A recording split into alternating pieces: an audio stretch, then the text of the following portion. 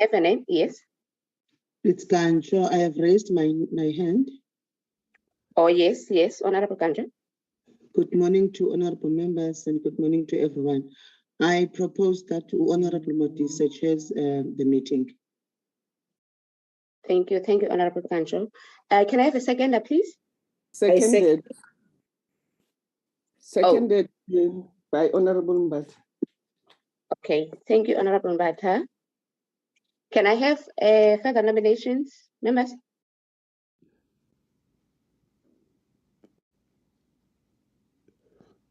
None? I propose we close nominations. Oh, thank you. Mr. Modise, do you accept the nomination as an acting chair for the meeting? Good morning, honorable members. Good morning, Chilis. Yes, I accept nomination. All right, thank you. I will now hand over to you.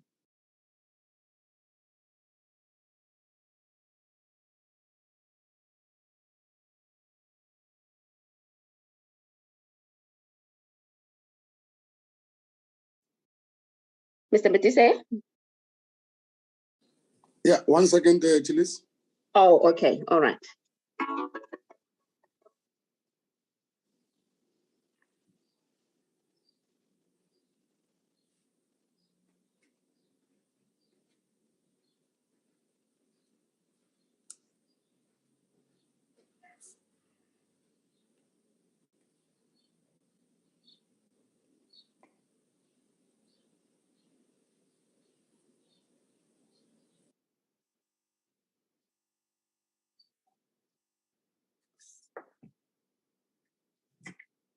Yeah, thank you very much. Good morning once again, honorable members. Thank you very much for this borrowed time.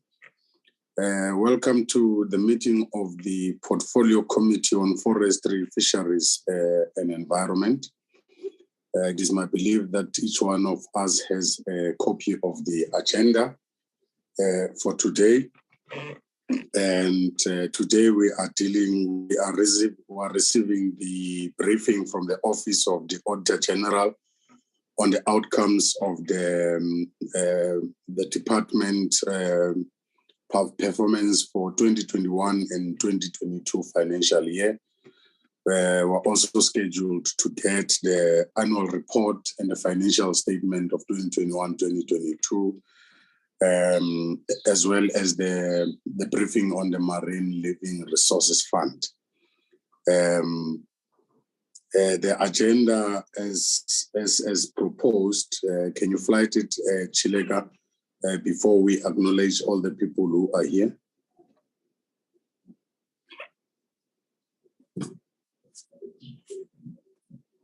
Thank you very much, honorable members. That is the agenda as proposed. I am told that the honorable chairperson of the committee is driving. As a result, her network is a bit unstable. But she has told me, she has sent me a text that she will join the meeting as soon as she settles. It is against that background that we proceed. We want to acknowledge all the participants here, members of the Portfolio Committee on Forestry, Fisheries and Environment, all the people who take keen interest on the work that we are doing, the leadership of the department led by the Minister Barbara Krisi and Deputy Minister Makgoto Sochu, the departmental staff led by the DG, I suspect she's also here, the parliamentary staff. I am told that we are streaming live on Parliament YouTube. We are also streaming live on Twitter and on Facebook. At a later stage, parliamentary TV is a bit late. At a later stage, we are going to be live there. Welcome to everyone. Can I check if there are apologies or perhaps that you have received, Chilega, on your side? I received one, Chair, from Honorable Singh. The apology of Honorable Sim is recorded. Any other apologies? And of chair who's driving, Mr. Matisse. Yeah, we'll just put it on record, but we realize that the chair is here. Yes. Any other apologies, honorable members?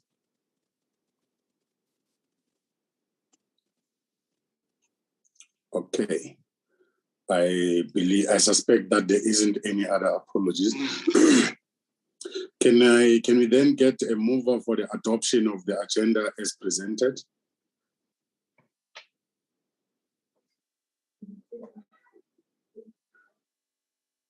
I move, Chair, for the adoption of the agenda. It's Gancho. Thank you very much, Honorable Gancho. Can we get a seconder? I second, Chair. Thank you very much, Honorable Paulsen. Honorable members, that is the agenda as proposed and adopted. We are then going straight to the consideration and the adoption of the fourth term committee program. It is being flighted. Today is the 11th of October. That is the first item. It is that meeting that we are currently on. The second one is the consideration of this proposed fourth term committee program. The briefing by the Auditor-General of South Africa on the Environmental Portfolio Committee on the Environmental Portfolio Audit outcomes for 2021-2022 financial year. The briefing by the Department of Forestry, that is the meeting that we are currently on. Agreed on that first column.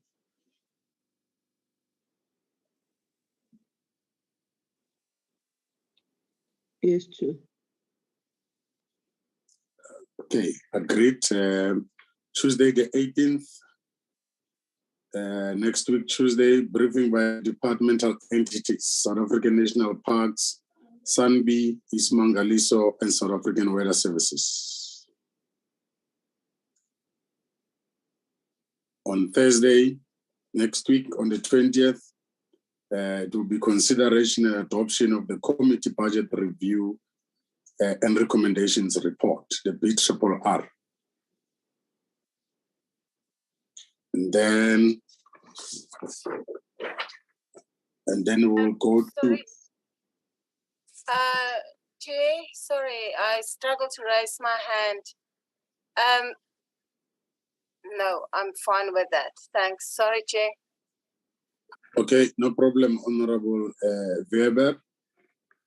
The next item, we are scheduled to go for public hearings from the 21st next week in the last province. Perhaps just to take people who take keen interest here on our work that we have done last week, the 8th province. The last province that we are left with is the Western Cape.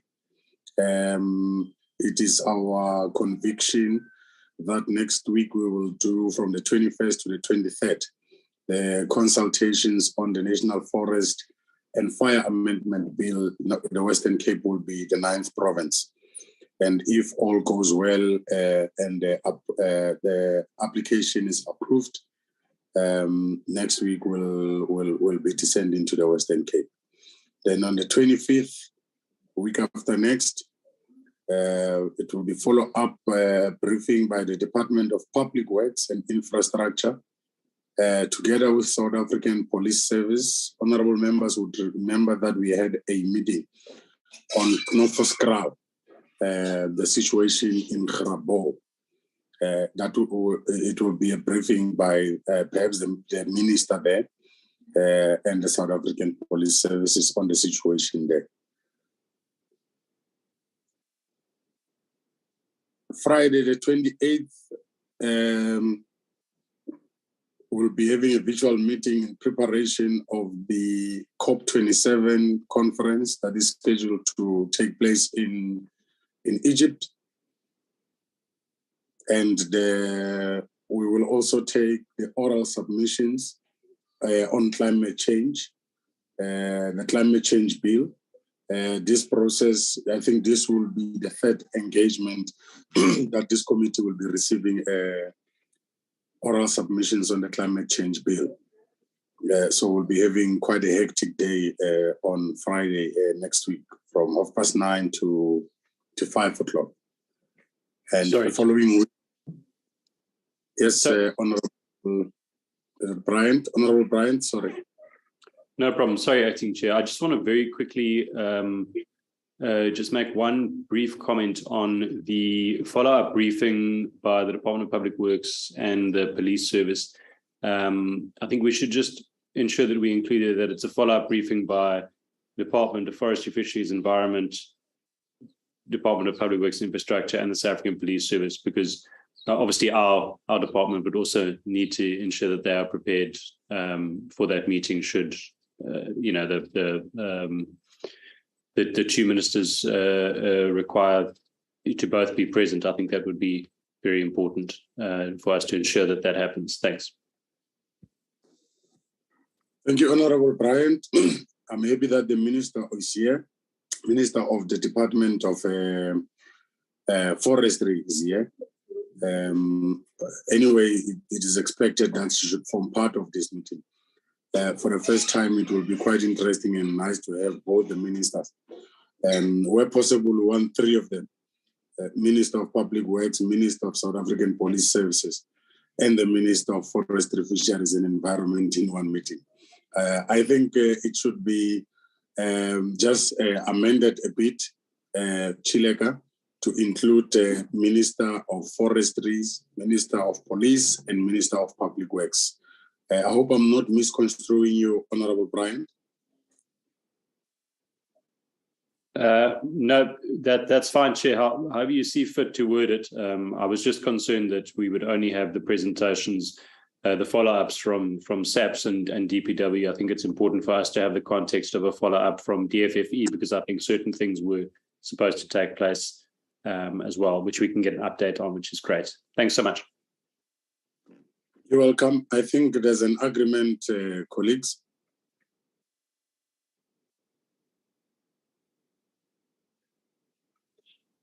Yes, Chairperson. Wonderful. And then on the 28th, okay, we had passed all the preparations of COP27 and the oral submission on climate change bill. And then we go to Tuesday the 1st. We will have a portfolio committee meeting to get the presentation on the summaries of the national submissions on the National Forest and Felt Fire Amendment Bill, meaning we'll be getting the summary of the work that we have undertaken over the past in all the provinces. I suspect this is going to be led by our parliamentary staff. And then it will be consideration and adoption of a consolidated report on the provincial public hearings that we have undertaken on the National Felt and Fire Amendment Bill. And then we'll get the responses from the department on the same issues. That would be between 9:30 and 1 o'clock on Tuesday the 1st. On Tuesday the 22nd, there's a space there because of the climate change conference.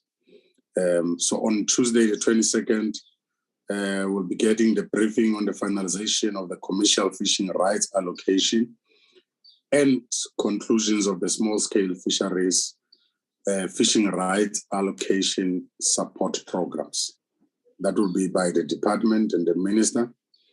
And then the briefing on the Fire Protection Association support strategies and roles of municipalities, provincial district disaster management centers. And then we'll have the consideration of the adoption of motions of desirability of the National Forest and Fire Amendment Bill. That will be immediately after plenary. And then the deliberations on the on the said bill. On the 25th, consideration of a list of the National Forest and Fire Amendment Bill, briefing on the medium achievements, revisions of targets, timelines, and timelines of the Operation Pakisa programs. That will be done by the department. 29th November, consideration and adoption of the A list of the National Forest and Fire Amendment Bill.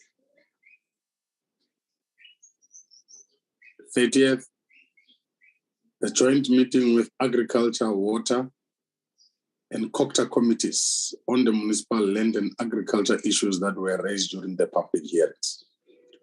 So honorable members would note that as we were traveling and crisscrossing the country, there were issues that were cutting across.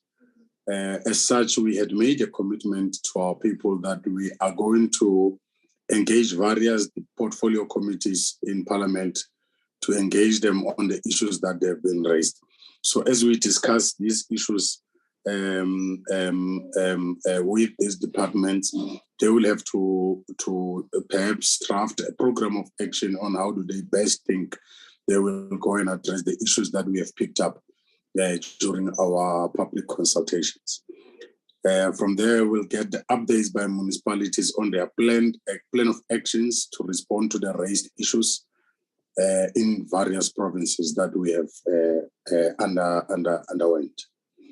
On Friday the 2nd, it will be consideration of the B list of the National Forest and Fire Amendment Bill, consideration of and adoption of the committee report on the National Forest and Fire Amendment Bill. This will be on the 2nd of December.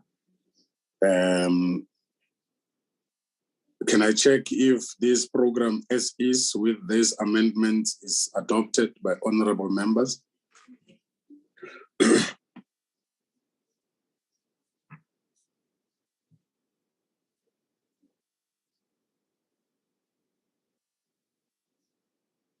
No objections, Chairperson. No objections. Agreed to. Thank you very much, Honorable Bryant. Chilis, it will then go to the chair for a signature. This is the work that will be undertaken by the Portfolio Committee for the 4th term, expected to end on Friday, the 2nd of December.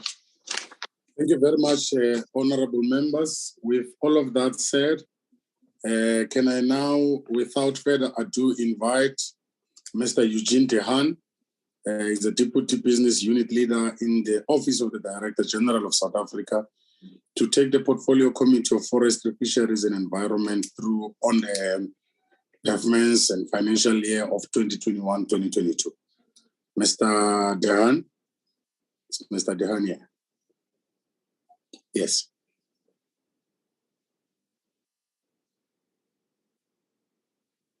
There we are. Mr. Eugene Dehan, I think that's a wrong presentation.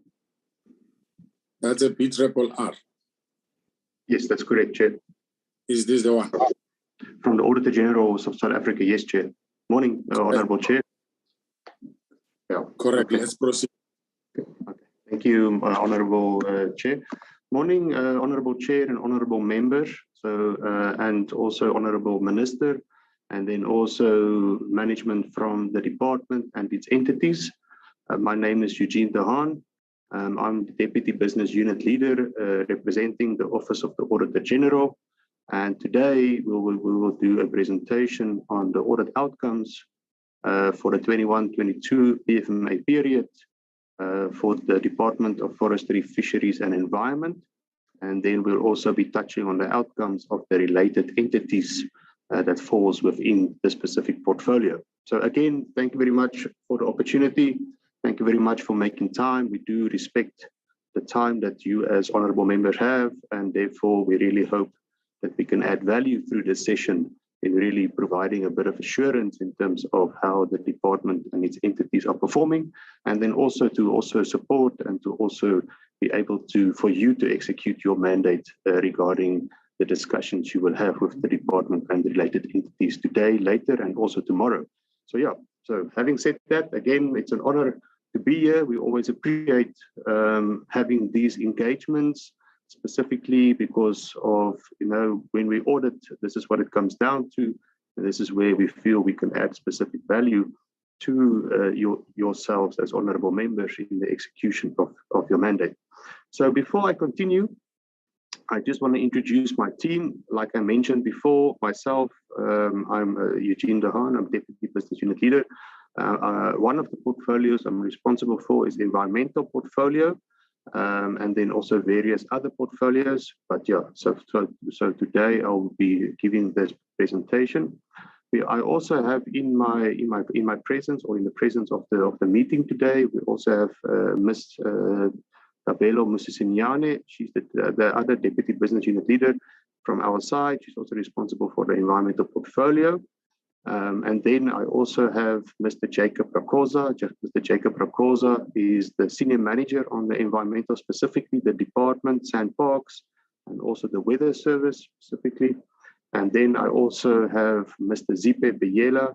He's the Senior Manager responsible for Sandby. So yeah, so having said that, we are really excited to be able to present you the outcomes.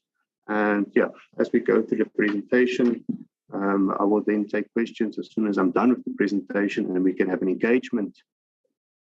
And we'll be able to then also see how we can be able to provide more clarity where needed to the members and the honorable members. So thank you very much, Chair. So I just want to get confirmation if my presentation is presenting. Yes, it is shown. It is shown, Mr. Dehaan. We're not too sure when you move. Are you able to move perhaps to the slide? Yes, I will do that, Honorable Chair. So currently I am moving. Yes, it is moving. Okay, perfect. Thank you, Honorable Chair. Appreciate the confirmation. So having said that, I'm going to then start with the presentation.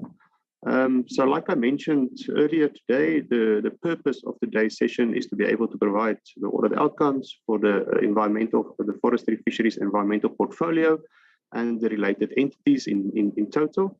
And then we'll take some questions at the end. So one of our new audit strategies, so within the Office of the Auditor-General, we got a new audit strategy for the 2030 visionary year. And as part of this specific audit strategy, one of our key focus areas is for us to actually shift public sector accountability.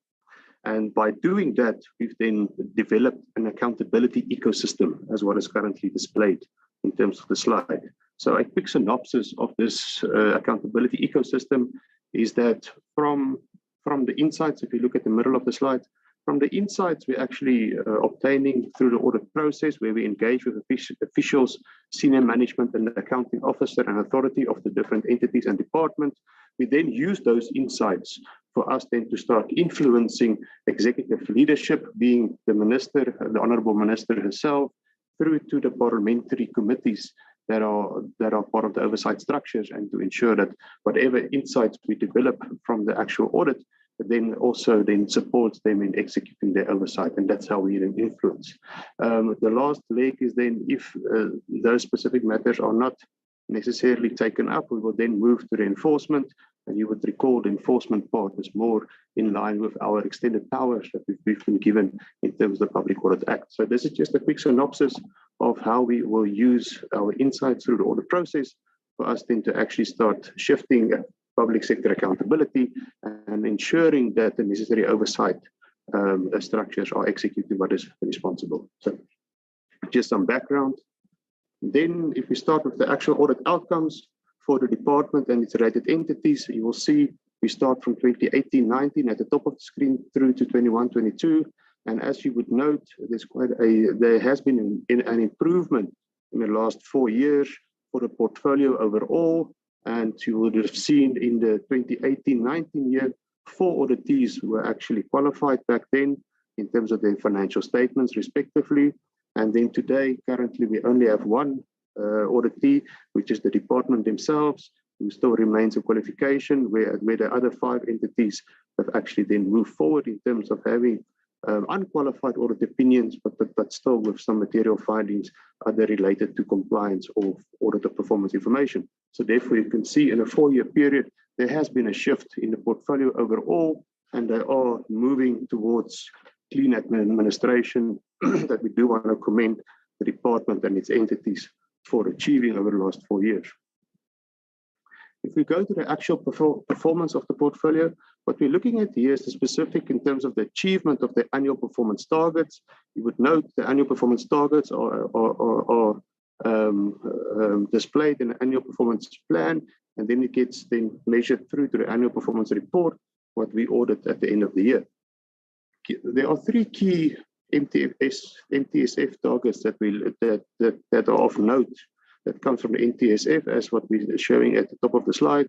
The first one is the percentage decrease of HCFC consumption. The second one is the percentage waste diverted from landfill sites. And then the last one is the national parks and NPAs assessed. Of the 3 MTSF targets, we scoped in one specific target for auditing, and that was percentage waste diverted from landfill sites. And that also relates to program 7 within the department, where we looked at the chemical and waste management in general. Then if we take it one step further, on the left-hand side of the slide, you would have seen we've actually displayed as to what was the percentage achievement of the annual targets that they set for themselves in the beginning of the financial year and what they've actually achieved in the annual performance report for the department and its top 4 entities. As you can see there, the department is actually 61% of their targets achieved and 39% not achieved. And MLRF 56% achieved and 44%. So those 2 entities, or the department and 1 entity, is in the lowest achievement out of the 5 entities we are indicating there, with SANBI and SANParks having the highest achievement in terms of their set performance targets. So we do commend SANParks and SANBI for having that high achievement. One thing we noticed then further on, if you go to the middle of the slide, in terms of program 7, to go in a bit more detail, program 7 of the department, which relates to the chemical and waste management, you'll see that only 57% of their targets were actually achieved. So there's still some room for improvement regarding program 7. And then for program 8, we do note that there was a bit higher achievement, but it should also be taken into consideration with the reliability matters we identified regarding some of the specific targets that we tested. So it's just something for the committee just to take note. Then if we go to the actual performance planning and reporting on the service delivery of the department, you would have noted then in terms of the submission of the annual performance reports. So on the left top-hand side of the actual slide, you will note that out of the 6 performance reports we received, only 1 was not subject to any material misstatements, and that was the Weather Service specifically. And we do commend the Weather Service for submitting an annual performance report that was free from material misstatements. As you would have noted, then the remaining 5 entities, or the 4 entities plus the department, were then subject to material corrections, of which Isi Mangalizu and also MLRF was able to actually correct their material misstatements, and they ended up not having any material corrections, errors in their annual performance report. But unfortunately, DFFE, SANParks and SANBI, there are still some work to be done, as there were either misstatements related to reliability or misstatements related to the actual usefulness of the indicators. With the usefulness specifically relating to SANBI and SANParks, we identified that some of the specific indicators were not specific in terms of the way they were actually crafted. And then with the reliability matter, if I talk about the reliability, what I'm actually mentioning is that supporting information that makes up the specific achievement for that specific indicator, we could not verify reliably. So therefore, there was some supporting information that was not sufficient for us to confirm the actual achievement. And that was specifically related to DFFE and SANParks. So again, coming back to say that there are still some work to be done within the portfolio overall for those 4 entities and in the department. Some of the findings we noted specifically is then the method of calculation was not clearly defined, specifically SANParks.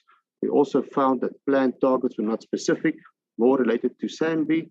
And then we also, again, as what I just mentioned now earlier, there's some specific evidence in terms of the supporting the reported achievement within the DFFE's annual performance report that still requires specific attention. We specifically scoped in, although we didn't test the full annual performance report of DFFE, we scoped in specifically Program 7 and specifically Program 8. Program 7 relating to the chemical and waste management program, and Program 8 relating to the forestry and fishery, the forestry program overall.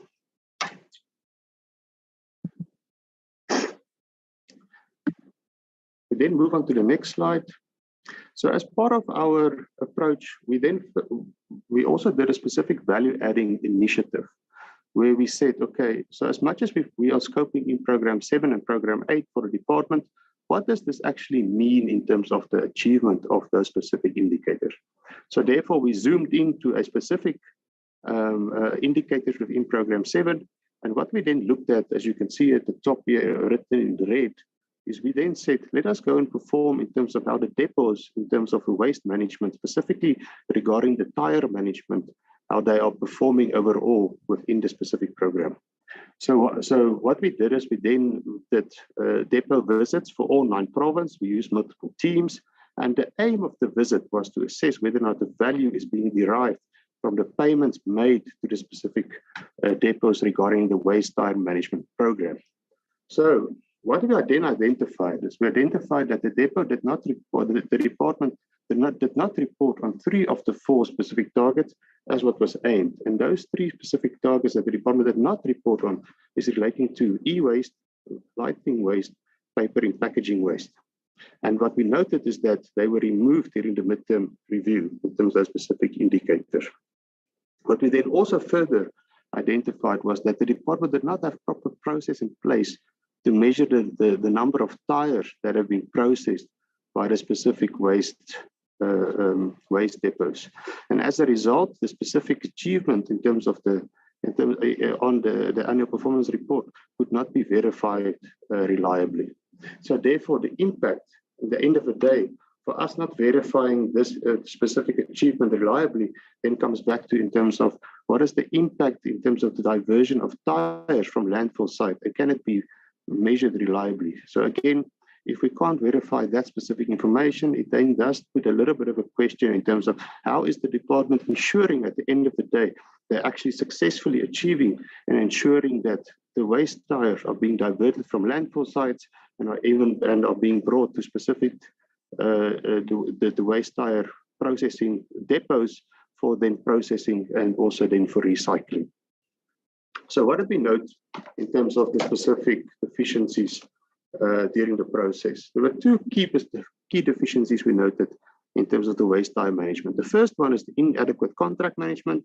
So that's specifically from the department side. We noted there was a lack of proper controls and how the contracts are being managed for the different depots. And then what we also identified is also the delays in paying the depot owners. Again, this having an impact in terms of operations of the depots. If they are specifically reliant on some of the payments being made by the department, it then also impacts how they actually process the specific tires or how they pre-process the tires for recycling. One thing we then recommended to the accounting officer is to say that there seems to be a need for the accounting officer to go and revisit the effectiveness of the internal controls within the Waste Bureau specifically. Obviously, we looked at the tires specifically, but we think what from our audit, we just identified specifically the Waste Bureau in general. There seems to be a lack of controls, and therefore just for the accounting officer just to revisit the internal controls in terms of the Waste Bureau and to see what changes needs to be made to tighten up the controls within the Waste Bureau specifically. So our key message at the bottom of the slide. So our key message comes then down to what I've mentioned a bit earlier, where I'm saying that we could not confirm that the department is effectively implementing the waste management initiatives and facilities of the socio-economic growth and development opportunities and strategies in the environmental sector. So that's a mouthful, but I think what we're actually just saying is that in essence, we're saying is that we could not confirm that the department is actually meeting its intended objective regarding the waste management as to what they set out to do versus what is actually happening. And again, this comes back down to the ultimate, the lack and inadequate reporting on such key information, therefore also does not assist in ensuring that interventions put in place to control pollution and reducing the impact of waste on the environment and ordinary citizens have been implemented accordingly. Again, coming back to what we're saying is that all we're seeing is just that at this point in time, the initiatives the department have set in place is at this point in time not necessarily meeting the objectives as to what they want to achieve regarding the waste management in general. If I then come through to the material irregularities, so to give a bit of perspective, so the department and weather service was scoped in. You would recall we used a phased-in approach since 2018-19, since the amended Public Audit Act legislation came through, and we then used a phased-in approach. So the department and the weather service was scoped in for the 21-22 financial year, and then 22-23 financial year, we will be scoping in Sandpark, Sandby, Isimangalizu, and also MLRF. So you would note the full portfolio is then going to get scoped in going forward. At this point in time, we have not identified, we have not issued any material irregularities, although there is a couple of matters we are following up, and we've also communicated to the department that we are busy just reviewing with a more finer lens to see if it meets the definition of a material irregularity. So just to give some perspective to the honourable members, is that we are busy reviewing the processes within the department, and we are looking at specific areas, specifically in terms of irregular expenditure and specifically in terms of fruitless and wasteful expenditure, to see whether or not those instances of irregular and fruitless and wasteful expenditure do meet the definition of material irregularity. And once it has, we will then have to go through the process of notification, give the department opportunity to come back and give us the implemented controls, how they want to rectify the material irregularity, and then review it and then continue with the process. So it's just to give the portfolio committee and honourable members a bit of assurance that we are busy reviewing the specific instances. If we go then in terms of the steps for the material irregularity, again, what we're trying to indicate here is just the different steps in dealing with material irregularity once it's been identified. So again, on step number one, once it's been identified, we will then have to inform the accounting officer or authority about the material irregularity and how they need to deal with it. Once the material irregularity has been identified, we can either then have an option to have it referred to another public body. If we find that we don't have the necessary skills or expertise within the Office of the Auditor-General, we can also move forward. If we find that the accounting officer or authority is not dealing with it appropriately, we can then include specific recommendations in the audit report that would suggest as to how the accounting officer or authority needs to deal with it. And then the last step, number 4, is where we find that there was no action from the accounting officer or authority, and we then take remedial action, which is legal binding action with specific dates for the accounting officer and accounting authority to comply with. So that's just in terms of just reiterating the process again, in terms of the material irregularity process. Then in terms of the financial management and compliance, so if I get to the specific more details in terms of the audit outcomes, so this specifically focuses on the financial reporting, which being the financial statements. And as you can see from 2018-19 through to 21-22, there has been a reduction in the portfolio in general. You would have noted that MLRF used to be disclaimed. They're currently unqualified with findings. The same with Sandby and the Weather Service and MLRF. They all used to be qualified, and they've also moved to the unqualified with findings.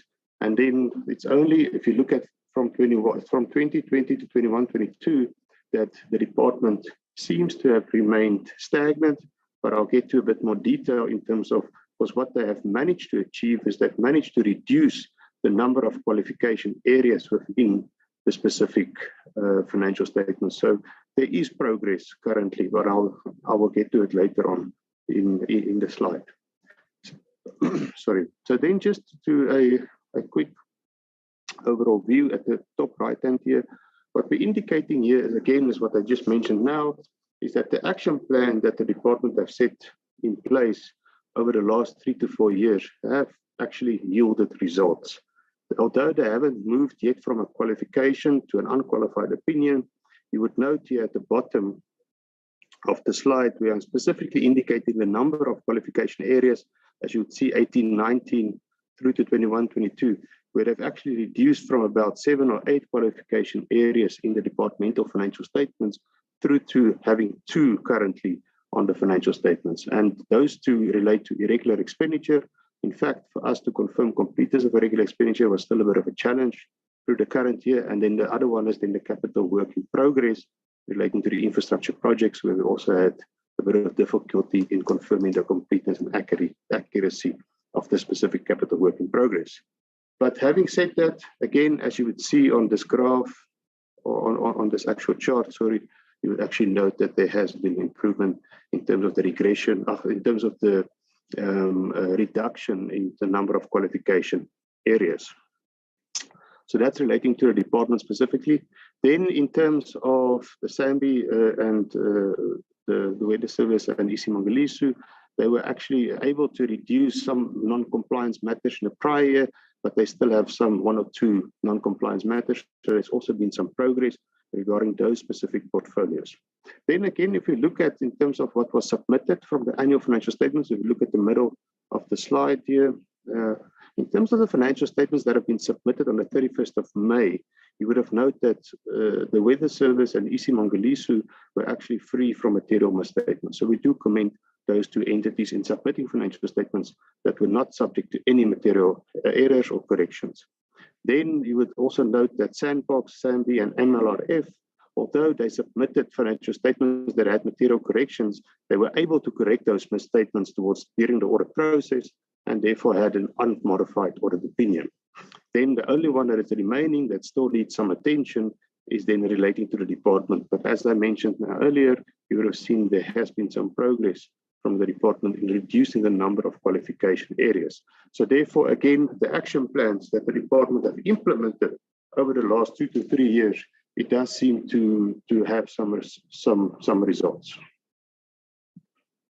If we go through to the financial health of the portfolio, you would have noted that in general it looks okay, with the average debtor period being 48 days, and then also in terms of the expenditure, or maybe also something to allude to is then the average creditor payment period being 29 days, which is actually quite commendable for the portfolio in general, since you are expected to pay at least your creditors within 30 days. Then if we look at the compliance with key legislation, one of the key things we noted with the compliance of key legislation, and specifically where it is repeat matters, is regarding the procurement and contract management. So regarding the procurement and contract management, we will find this relates mainly to, let's say, your irregular expenditure, which is mainly to the non-compliance, which will then constitute irregular expenditure.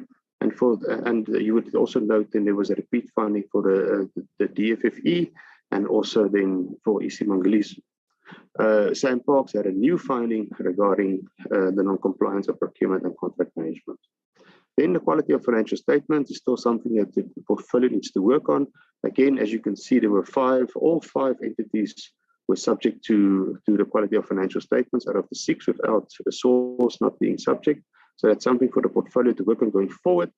And then the prevention of irregular, unauthorized, and fruitless wasteful expenditure. Again, as you would see that it's repeat findings for the department, SANParks, and then also the Weather Service. So it's something just for them just to look at as to how they continue to try and prevent irregular expenditure and fruitless, instead of just disclosing what has already occurred.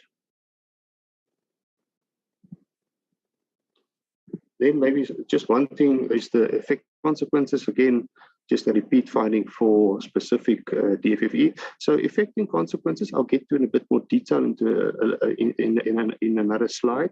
But what we're actually mentioning here is the fact that you would note once irregular or fruitless or unauthorized expenditure has been identified, there is a requirement from the accounting officer or accounting authority to actually go and investigate the specific irregular, fruitless, and unauthorized expenditure, and to make sure necessary consequences should be affected. Meaning that so if there's a potential official that needs to be held accountable, should prevail, or if there's a recovery that should be done, then the recovery of the funds process should be initiated, and it should be then be followed through. Then regarding, if we look into one further detail in terms of procurement and payments, you would note then in terms of unfair, uncompetitive and unfair procurement processes, all 5 entities were actually subject to those repeat findings. So it's something just to look at going forward. And what we specifically mention here is specifically in terms of the way you do your processes and ensure the supply management process is actually fair and it is competitive. Some of those are 2 of the key cornerstones. Constitution 217 specifically highlighting as to how supply chain processes should be done.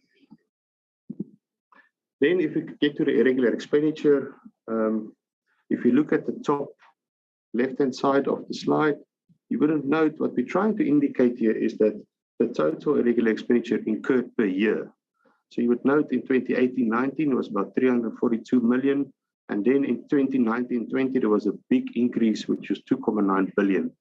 And then in 2020-21 was 2.3 billion, and this year it's 975. So as you can see, there is a trend of decreasing irregular expenditure being incurred year on year, and we do commend the portfolio regarding that. Although we really want this to be zero at the end of the day, because that will be the ideal picture.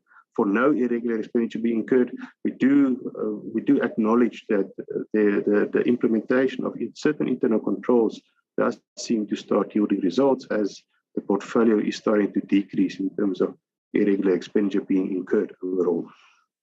Then, so out of the 975 million for the current year, the top contributor, if you can see at the right-hand side, top right-hand side of the slide, is the department with 888 million. And then the second one is then Sandparks with 37 million. And then also Isimang leaving with 41 million. Coming back to the department, sorry, what we noted was that 98% of the irregular expenditure incurred for the department actually related to a matter that was identified in 2018-19 year. And due to the department not yet finalizing the condonement process, any subsequent expenditure on those specific contracts are then still seen as irregular expenditure during the years of that specific contract. So once the department has finalized the condonation process, and once they've actually got an approval from National Treasury to condone, or what also another word for condone is to regularize the process, that expenditure should then technically start reducing significantly. So I think what we're trying to indicate is to say that there wasn't a lot of new instances of irregular expenditure identified from our audit process. Obviously, we have to take this into consideration with the fact that we did qualify a regular expenditure on the financial statements based on the fact that it's not yet complete. We could not confirm completeness, but what we can confirm is that the irregular expenditure that the department did disclose in the annual financial statements was mainly related to prior matters, and therefore did not identify a lot of new irregular expenditure. So what does this tell us? This actually tells us that there seems to be an improvement in terms of the internal controls for irregular expenditure going forward. And once we then go back into the next financial year, we do hope that the department could have resolved the completeness matter going forward. If we go into a bit of more detail in terms of what is the highest contributors in terms of the parts of the legislation that was not complied with for irregular expenditure, if you look at the if you look at the bottom left-hand side of the actual slide, you would note there are three key contributors to irregular expenditure. The one being the objective criteria not applied and prescribed by the preferential procurement framework. So this is one of the main contributors, and this is the one that also contributes to 98% of the department's irregular expenditure at this point in time, carried forward from 2018-19. So this is the one that they are busy reviewing, and they're busy with the condonation process, investigation process, and also to see if they can regularize this going forward. The second one we also identified was the procurement of services not in line with the SLA or service level agreement that was specifically relating to the project working on fire. And then the last one is procurement without following competitive bids or quotation process, and that was specifically for Sandparks. So that's just something for the committee to note in terms of irregular expenditure. Then regarding the consequence management. So what we're indicating with the consequence management, if you look at the top of the slide, you would note this is the irregular expenditure balance that are being carried forward year on year. So the balance gets carried forward year on year until it gets condoned. Once it gets condoned, it can then be removed from the balance. If it's not condoned, it will be carried on forward until the investigation or consequences or condemnation has successfully been completed. So if you look at the specific details in the middle of the slide, you would note that from the 5.6 billion, 615 have been condoned, meaning that they've been regularized, they've been approved by Treasury, and then there's still 5.6 odd million, or 89% that balance that are currently still under investigation at this point in time. But you would also note on the right-hand side here, in terms of why they haven't dealt with all the regular expenditure at this point in time, is that the majority of the matters are still in the investigation process case. So what we noted from the department and from our engagements is the department have started the specific investigations, they have started the consequence management process for irregular expenditure identified, but their strategy that they are doing is they're looking at the oldest irregular expenditure first and trying to finalize those specific investigations to the latest one. One of our recommendations we made to the department was to say that maybe from trying to still recover some of the money or trying to do proper consequence management, maybe they must then look at investigating the most recent cases where there is still consequence management to be done or still specific recovery of money to be done. But it was just a suggestion we've given through to the department, and also what I'm trying to also then communicate to the honourable members and the honourable committee is to say that the department is currently busy doing the investigations. Their strategy is just for them to move from the oldest irregular expenditure, then to try and catch up on the backlogs, and then go to the most recent ones. Then in terms of conclusions, so in terms of the overall root causes we identified, again, I think from our side, we have noted inadequate review in terms of the annual performance reports. And what we mean with this is specifically in terms of the achievements and the reported information that makes up the achievements in the annual performance report. So it's something just to look at as to how that internal control process works in terms of how the supported information that supports the annual achievements in the annual performance report are actually being collated in terms of how does it inform the validity, accuracy, and completeness of the reported information.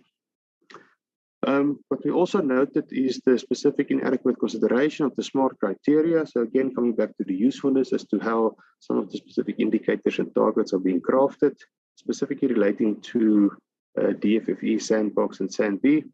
And then also one thing that we again also identified is that there are still some inadequate controls as to how management are actually preventing material non-compliance. So as much as the reporting process has improved in terms of how they report on irregular, fruitless, or wasteful expenditure, the ultimate goal is to actually be in a position where you can prevent it and not necessarily be reactive, but more proactive.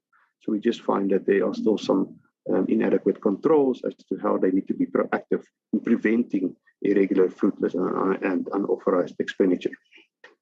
Then some of the key recommendations to accounting officers is just to continue with the regular monitoring of the progress made in terms of audit action plans. Again, like I mentioned earlier, go and refine the process of compliance monitoring, ensure that there are more implemented controls for the department entities comply with the compliance. Again, also then look at how the financial statements and annual performance reports are timeously being submitted to the different assurance providers, being they can submit to internal audit before the time for them to do some reviews before it gets submitted through to the auditor or to the Office of the Auditor-General for audit purposes.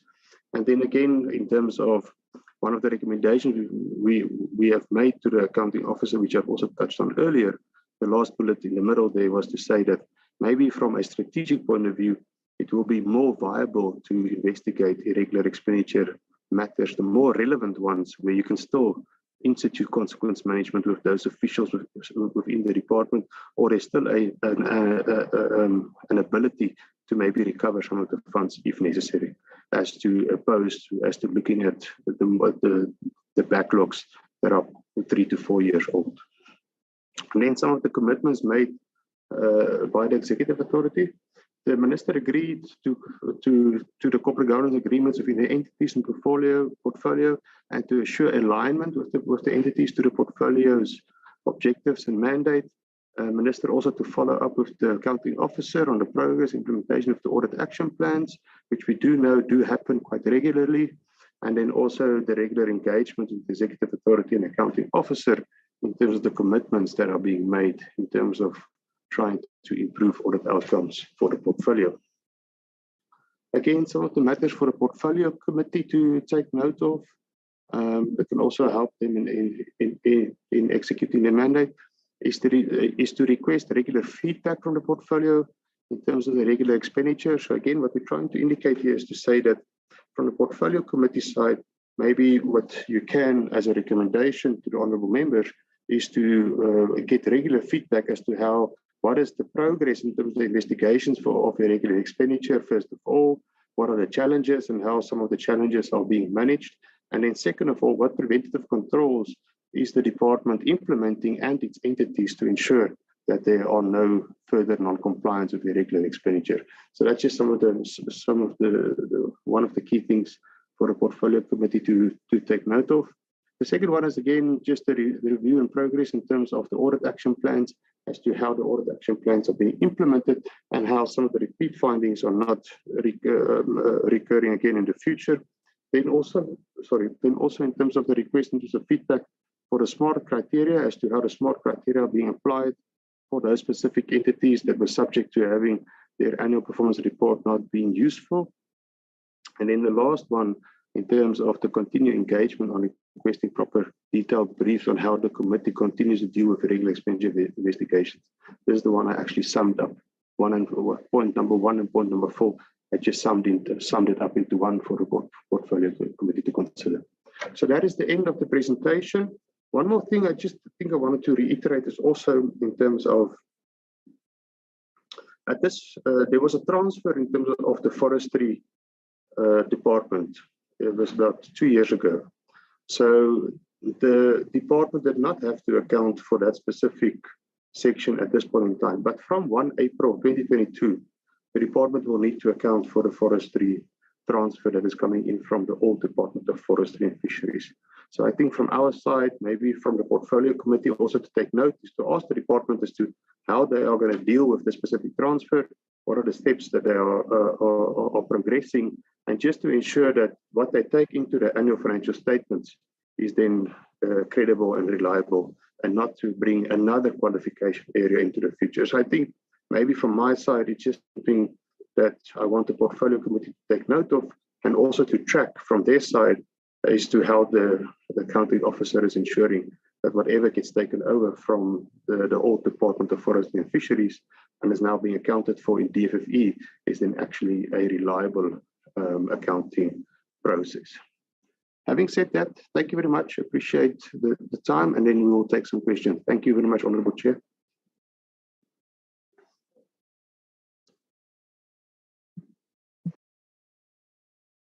Thank you very much, Mr. Eugene Dehan.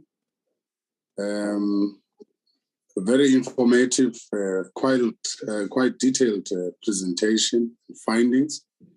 Honorable members, it is my special privilege to invite you to engage Mr. Dehan on the presentations on the findings of the Auditor-General on the outcomes of the 2021-2022 financial year. By sign of hands, please let's engage.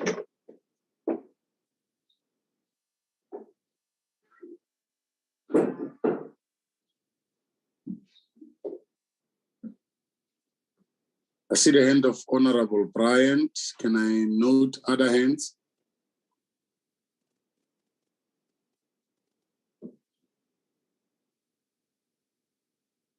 Okay, Honorable Bryant, please proceed in the meantime. Thanks very much, Chairperson, and thank you to Mr. De Haan for that presentation.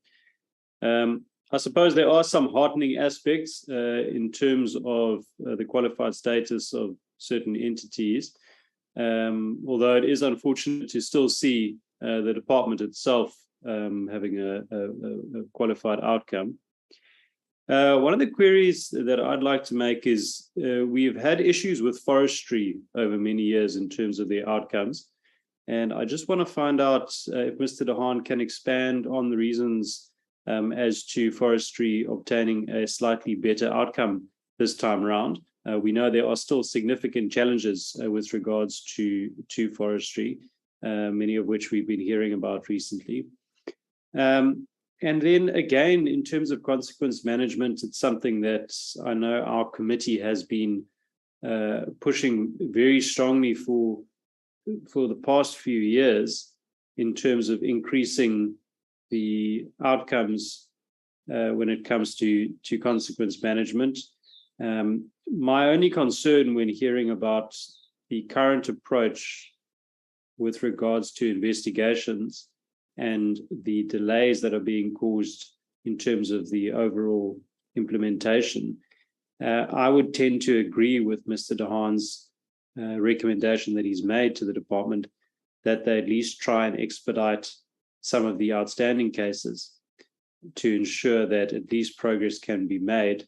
I think one has to be cognizant of the fact that whilst officials continue to operate over a prolonged period of time, in many instances, we do tend to have limited political terms, and it is important for us to ensure that we conduct proper oversight during that time, and where we can assist in ensuring that the consequence management processes are carried out, we need to do so and need to do so without delay. But that's it for now. I'll wait for the answers and for the other inputs. Thanks, Chair. Thank you, Honorable Bryant. Honorable Mbata, please proceed.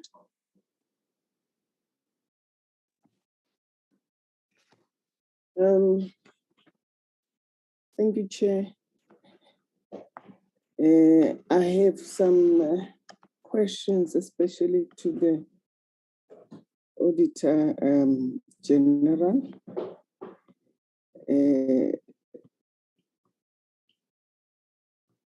On the auditing.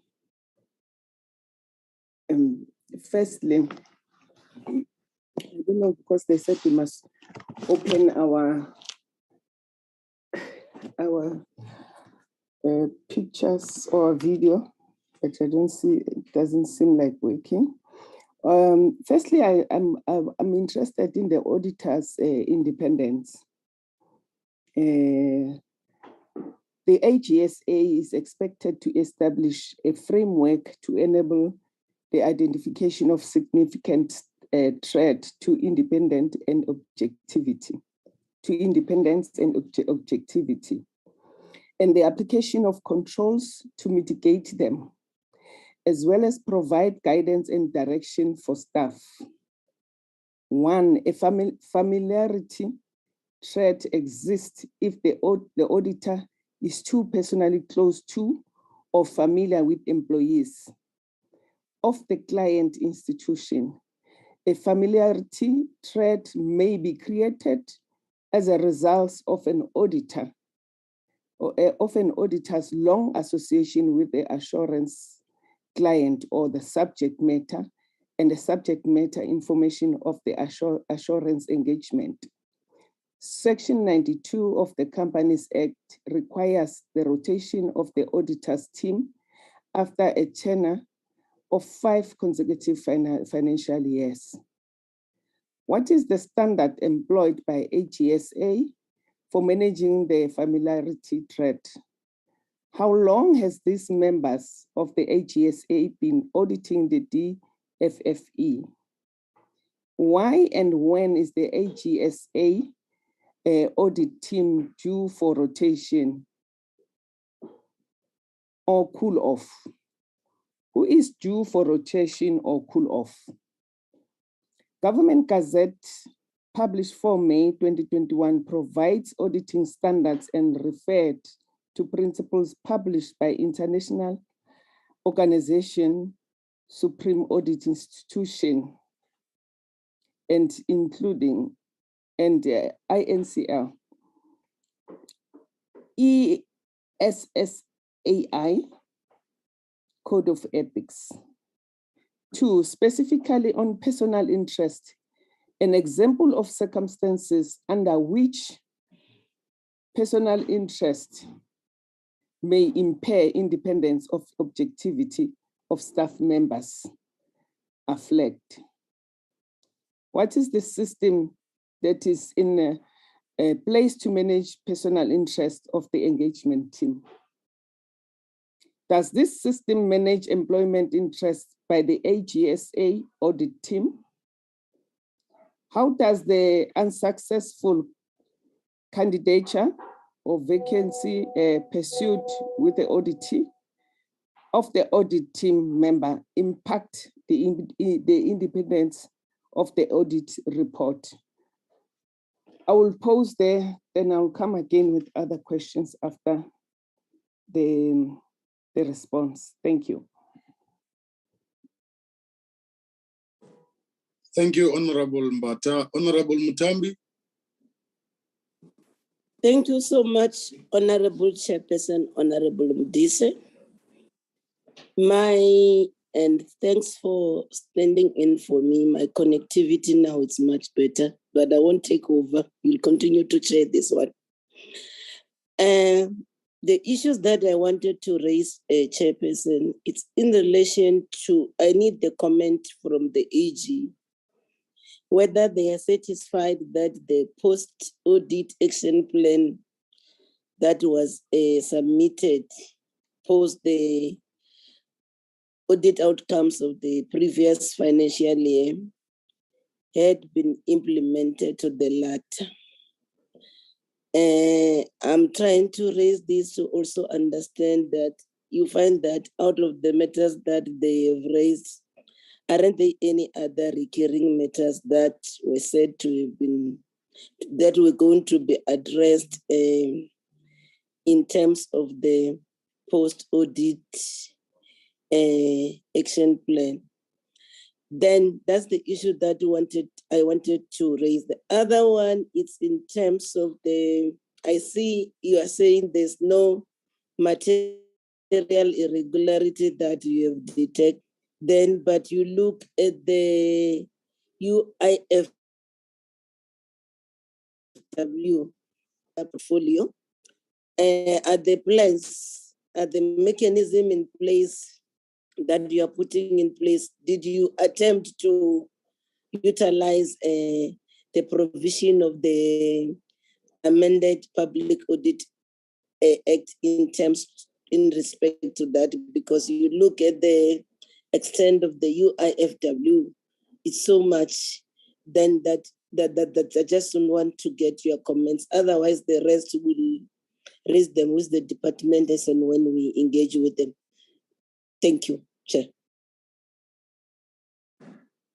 Thank you, Honorable Mutambi.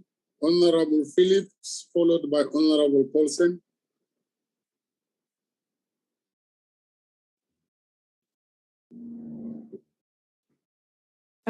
Good morning, and thank you so much for that report. I really do appreciate it.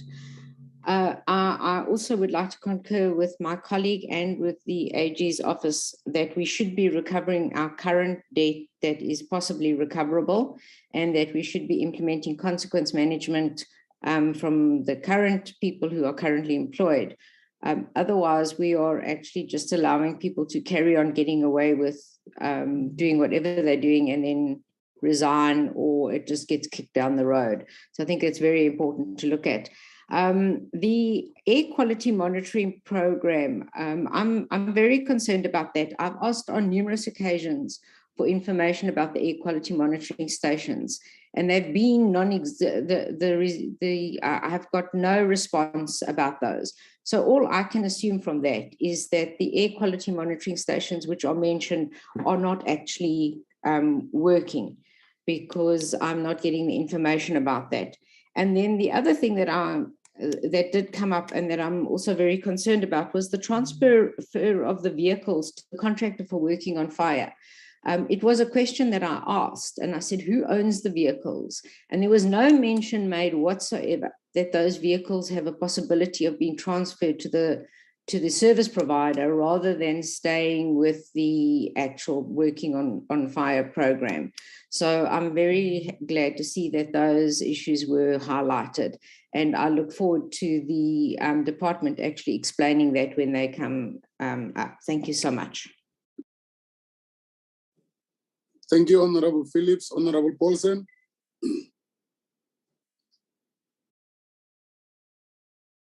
Thank you very much, Chair, and thank you for the presentation. Yeah, I think it's a big concern is that the applying consequence management is still not very strong in the department, and there are people that are getting away with some serious illegality. But I think over and above, let's say we get a good audit report, and yet how does that translate into benefit? And where does that get measured? And I know I always have this issue. There are departments that can produce clean reports, but yet the performance of those departments in terms of what they need to accomplish, like let's say, for example, forestry, fisheries and environment, are we creating the kind of opportunities that we want in forestry, fisheries and environment? For example, in fisheries, this is an area that's responsible for so many job losses, for the depletion of our coastal fishing towns that were vibrant once upon a time. But due to the performance of the fisheries department alone, there are people that are unemployed. There are towns that have become ghost towns. Our harbors have been decimated because there's no longer any activity there. So what can we do about ensuring that there are different imperatives other than just ticking boxes and making sure that people are doing their work? How does that translate into benefit for the broader society? How do we revive those coastal fishing communities? I think we need to have an additional measurement in terms of audit reports, because not just spending money, but also in terms of achieving the targets and setting targets that are going to be challenging the departments as well. Thank you very much. Thank you, Honorable Paulsen.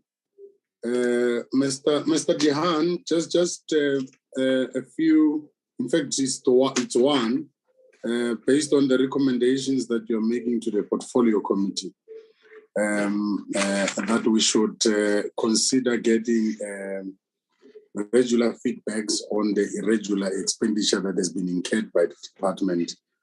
As part of our, I guess you're doing that recommendation as part of our oversight responsibility. And you're also making a recommendation that we should consistently follow up on the audit action plans. I think to a larger extent, Honorable Mutambi has touched a bit on this question as to whether the audit action plans that you had made as a recommendation in the previous financial year, were they sufficiently followed to the latter, and all the recommendations that you had made were sufficiently implemented by the department. Otherwise, it would just be a futile exercise to consistently make audit action plans and perpetually review them if they are not being implemented to the latter. Don't you think it would have been prudent or proper for you to perhaps, as you make this recommendation, give us timeframes to say this audit action plan that relates to 5.6 6 billion irregular expenditure that is under investigation should perhaps be implemented by this particular time frame, and so on. So if there is a particular irregular expenditure that we have identified that amounts to 1 million or 2 billion or whatever, this money, because there is, in terms of the audit action plan review, it is meant to be recovered. By when should it be recovered? So I'm asking on top of the recommendations, because we don't want to say we wait for you to do another audit and only to find that the audit action plans that you have recommended in the previous years were not they themselves implemented. It would not help us much. Don't you think it would have been proper to give us such recommendations, probably with timeframes? Yeah, that would be my take. Let me check if there are other names. Well, in the absence of other hands, let me invite you, Mr. Dehan, to take responses, or perhaps from your colleagues. I'm not too sure who's responding. Okay, thank you very much, Honourable Chair, and thank you very much, Honourable Members. Yeah, so I will answer the questions that I can, and then I'm also joined on my right-hand side. We're using the same laptop. Is also Mr. Jacob Rakosa, so he will just also fill in where I'm missing something. But I think maybe to start from the top and then work my way through to the bottom. First, to Honourable Bryant. I think the forestry issues, what we identified with the forestry is that for the financial statement purposes at this point in time, they are only supposed to account for it from 1 April going forward. So at this point in time, they did get an expert in to come and do some of the valuations. We also got an expert in from our side to look at the stuff proactively before they take it on into the financial statement. So we did issue the department with some recommendations as to what to consider going forward, and also to try and also equip the department in terms of how they will actually be recognizing the specific forestry into financial statements. So that's just related to financial statements. Regarding the Program 8 and the forestry annual performance report, what we noted there is that they achieved more of the indicators as Program 7, but this should be taken into context in terms of the reliability of the achievements in terms of our audit report. For some of the indicators in Program 8, we could not verify reliably. So just to give you an indication, we would have indicated on the audit report which specific indicators we could not verify as being reliable. So maybe the question that you need to pose from your side, Honourable Member, to department is then to say that what systems are they implementing to ensure that there's at least reliable reporting in terms of those specific two programs. From the General's approach, what we do is we, unfortunately, or not unfortunately, we don't audit all the programs. We will then go and scope in 1 or 2 programs. We will focus for this specific year on 1 or 2 programs. And for this year that we're presenting the audit outcomes on, we focused on Program 7 and 8. We do note from experience that if we tend to focus on one program continuously, you will find that the internal controls for that specific program gets improved. But then as soon as you change your scope to other programs, you might find significant deficiencies in those specific other programs. So what happened this year is that we used to audit Program 4 in the past, and then we changed the scope this year to Program 7 and 8. So again, just then identifying matters that they might not have been aware of, as that they are not doing correctly in terms of the framework as prescribed by National Treasury. So just to give some indication, there are specific, although the forestry program performed better in terms of achievement, it should be taken in light with the material deficiencies we noted in terms of the reporting on some of those programs. So just you can refer to the audit report specifically as to which indicators we could not verify reliably. Then in terms of consequence management, yeah, I think from our side, it was a recommendation from us in terms of how to implement consequence management. And I think one of the key reasons why we are we recommended the different strategy is exactly as soon as your officials leave the department. So if you have irregular expenditure matters dating back 3, 4, 5 years, those officials might not be in the employment of the department anymore, and then it might be difficult for you to actually go and execute the consequence management as well as required. So therefore, hence we felt that just as a recommendation to the accounting officer is to say that maybe you should look at the more recent cases, because those ones you can still be successful in implementing consequence management, either through recovery or through holding specific staff accountable. Then Honorable Mabata, regarding the auditor's independence. So maybe just to explain the process. So we are required in terms of the auditing standards to ensure objectivity, independence, and the ethical requirements for the whole audit team. So the way it works within the Office of the Auditor-General, we also comply with the same process. You have a 5-year period in terms of rotation, and that rotation is applicable on key audit members. So a key audit member will be an executive like myself.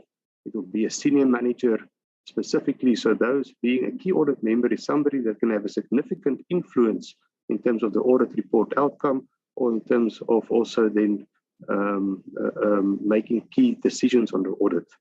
So maybe just to explain then, so we do have the 5-year period. The team currently that we have on the audit, the key audit members have not been there for 5 years at this point in time. The senior manager, Jacob Rakosa, he's been newly appointed. He's been there as a manager, but in the past, there used to be a different senior manager on the audit. He has since left. He went to another business unit in the Auditor-General. So Jacob Rakosa has then moved into the senior management position, and he is the new key audit member from a senior management point of view. Then the same with me. It was my 3rd year now with DFFE, signing off the specific audit. And then from next year on, we'll have Ms. Tabelo Musisinyane.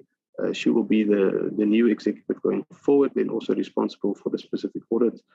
So we do the rotation in terms of a member-specific approach. Then in terms of, there are also different layers of how the review take place, and also different quality assurance processes within the audit process built in to ensure independence, objectivity, and also to make sure that the team has got the necessary skills and competence to actually execute their mandate. So one of these things is also then, as much as a key member, one key member will prepare the working papers, another member will review, and then another member will come back and actually look at specific key sections. So give an indication, if some of the sections are high risk, let's say, for instance, irregular expenditure is a more high risk area, and then let's say cash and bank, for instance, in the way we rate it in terms of the audit process, I will be required to go and also review irregular expenditure myself, but I can ask the manager just to look at cash and bank, because the amount might not be material in terms of the total material, the materiality figure in total. So there are different processes. Then in addition, we also got independent review process within the office.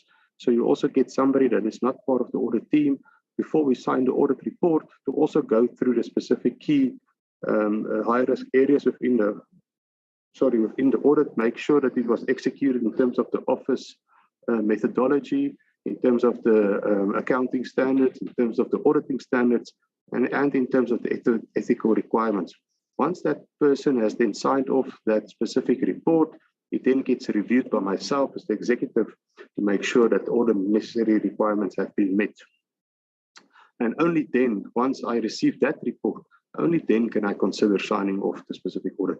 So just to give you some comfort in terms of the way the independence is evaluated and objectivity is evaluated, there are various layers in the audit process to ensure that one person cannot necessarily influence the outcome of a specific audit process. So just in terms of the audit independence.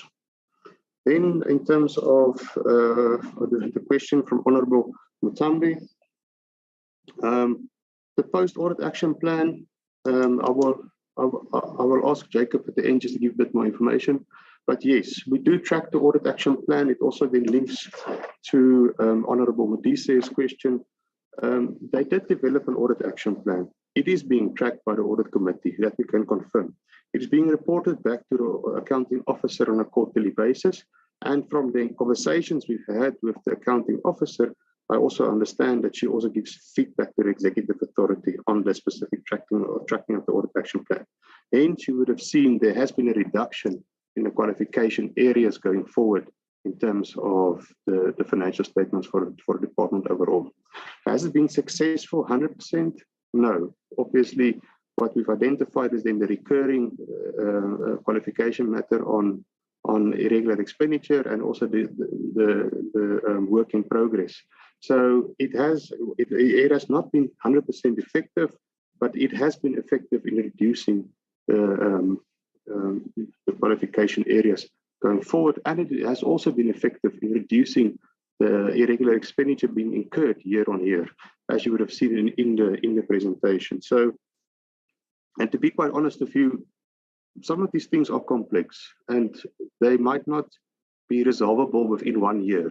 They might take a bit longer. And I think when I started auditing the department, one thing I also always cautioned the accounting officer back then regarding the regular expenditure was to say that I don't think you have fully comprehended or identified the total regular expenditure at that point in time. And then hence you would also see in the slide as in the 2018 year, 18-19 year, as to how it escalated quite rapidly, and then it started decreasing as to you first have to go and identify the full extent of the non-compliance once you can actually start rectifying it. So you can see at this point in time, the last 3 years, they have started decreasing on irregular expenditure. This year, what we've also noted is that the irregular expenditure that are coming through the system at this point in time is all contracts. So there doesn't seem to be a lot of new contracts, although we have qualified because the irregular expenditure we have identified that is not disclosed on the financial statements is still more than our materiality figure. So it's still something for them to work on. But overall, I think they're on the right track. I think they're moving in the right direction. And in a nutshell, the audit action plans do yield results. It just needs to make sure that your root cause you're identifying is the correct root cause, and it's not just a symptom of the non-compliance.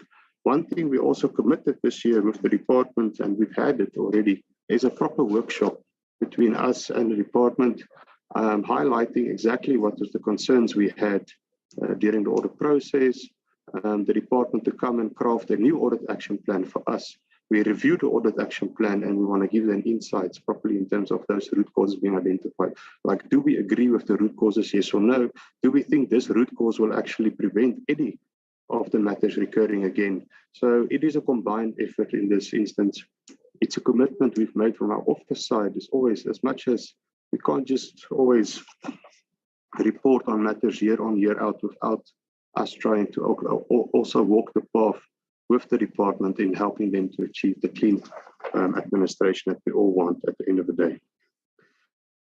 Regarding the material irregularity implementation, yes. So we have scrutinized the large, irregular and fruitless and wasteful balance. What I've mentioned earlier in the presentation is also to say there are matters we are busy looking at this point in time. There's a couple of matters we are engaging the department on. We have noted there are some non-compliance matters, and then in terms of the definition of material irregularity, what we now need to link is to say whether or not that non-compliance resulted in an actual loss.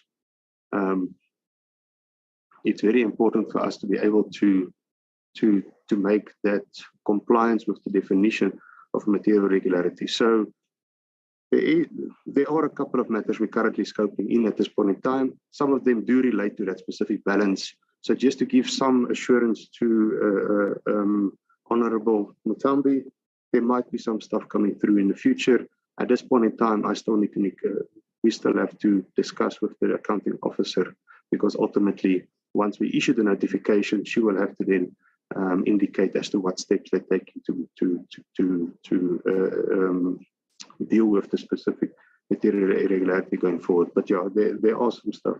And we have communicated some of these matters with the accounting officer. It just hasn't gone through the formal process as yet. Then regarding Honorable Phillips, the air quality measuring program, we have not audited that specific program this year. So maybe it's a question more to be posed to the department to find out how they are ensuring they are complying with the specific program and the specific target that they put in place. Like I mentioned, we only looked at program 7 and 8 for the current year. It's something we can maybe consider going forward in terms of scoping it in for next year, but we'll have to maybe just obviously based on the agreement with the department. Then the working on fire, yes, we are aware of that. It's one of the things we're busy looking at this point in time, specifically the matter that the Honourable Phillips is referring to in terms of the transfer of assets and the vehicles. We have been made aware of it, and it's part of our scope currently that we're looking at now. Yeah, so at this point in time, because it's still ongoing, there's not much more information I can give to the committee. I will have to engage the accounting officer and the executive authority on the specific matter, but it is definitely something we have noted and we have picked up and we are busy reviewing. Then Honourable Paulson, in terms of what does it mean for the clean audit? Yeah, so I think maybe from my side, what it means with the clean audit, at the end of the day, a clean audit does not confirm service delivery. A clean audit does not confirm that the department is executing the mandate of the entities. The only thing a clean audit refers to is to say that whatever you are presenting to the portfolio committee is true, fair, and accurate and complete. So whatever decisions you as a portfolio committee want to make on the information being received, if you have a clean audit, meaning that you have an unqualified opinion on financial statements, which means there's no material misstatements on financial statements, meaning you've got no material matters on your audit of performance information, meaning on your annual performance report, there are no material matters, and meaning that you've got no material non-compliances. It only means then that you as a portfolio committee can rely on the reports being submitted to the department, from the department to you, and you can make informed decisions. That's all it means. At the end of the day, the department can still report, they can still give the annual report through to you in terms of the annual performance report. They can still give the annual performance report through to you where they might have set targets of 100% and they've achieved nothing. And then it could just be true in terms of what they're reporting. So I think it should always be taken in that context that a clean audit only confirms that whatever you see, you can rely on, and you have informed information to make and to also make informed decisions. So then maybe moving one step forward, we note this. And what we have been doing from our side, and you would have also seen, we then went one step further, and it's one of the initiatives of the Auditor-General herself, where she said, so what does this mean at the end of the day, and how can we add more value to the department and to the portfolio committees and those oversight structures? And then hence we started then scoping in specific areas within the annual performance report. And for us this year, it was one of the key messages which I highlighted in the slide presentation, being regarding the waste management and specifically regarding the depots on tires. So one of the things we looked at this year is what are some of the key areas we can scope in. Therefore, we went and we said, okay, so let's see how the department is effectively managing the tire depots and how are they actually ensuring whatever they've scoped, whatever they've planned in terms of the annual performance report is actually meeting the intended objective, what they wanted. And therefore, we then scoped in that specific area, being the tire waste management. So we do know the department has got a very large annual performance report and plan, which makes it difficult for us to scope in all the areas and to audit everything, as it will just not be viable for us to, from a financial point of view or even from a specific time point of view. We can't audit everything, but we do audit what is important, and therefore we scope in the specific waste tire management. So maybe that helps a bit more in terms of Honourable Paulson, in terms of how can we add a bit more value. So for next year, we'll definitely be focusing on something else. If there's something specific that the Honourable Committee feels we need to look at, we can see how we can maybe scope in specific areas next year for us to zoom in and to see as to what they are planning in the annual performance plan and what they're reporting in the performance report is actually achieving and yielding results as to what they want to achieve in terms of their mandate. Then just the last question from Honourable Modise on when should audit action plans be implemented? Yeah, I think maybe to give some context, this year is the first year we've signed off the department on the 13 days after the legislative date. So it's not that far, that late. The preceding 2 years, we only signed off the department in October, if I remember correctly, 2021, and that previous year, we only signed off on the 24th of December, because I remember that quite significantly because it was just before Christmas, and me and my team were still working, finalizing that specific audit. So the problem is if you sign off late, it really gives the department a limited time to actually go and implement any audit action plans. So we do note that if we only, you would recall, last year we only signed off end of October, therefore it was already 6 months into the new financial year that we are reporting on now, of which matters would have already occurred. So it makes it difficult then to go and implement controls to amend and to correct whatever we've identified. So this year is the first year in the last 3 years that we've actually signed off on time. So ideally, what should happen now is that they should have now already have drafted the audit action plans. We have already reviewed it. I'm looking at my senior manager. He will give some context just now, and then it should now already be starting to be implemented to be able to make a difference. So the ideal time for me will be within 2 months after signing the audit. You should already have implemented you should already drafted your audit action plan. You should already started implementing it. So I think from my side, considering the preceding 2 years where the department really had limited time, they also had quite a number of different CFOs and the acting DG, etc. So it did give some challenges. So we do hope this year that they can make big strides going forward in terms of the audit action plan that they have currently. And we really hope that they can come back next year and we can have a better audit outcome. But yeah, so I hope I've touched on everybody's question. I think the one question I would just leave over to Mr. Jacob Rakosa is regarding your audit action plan. I'm not going to add anything there. Thank you.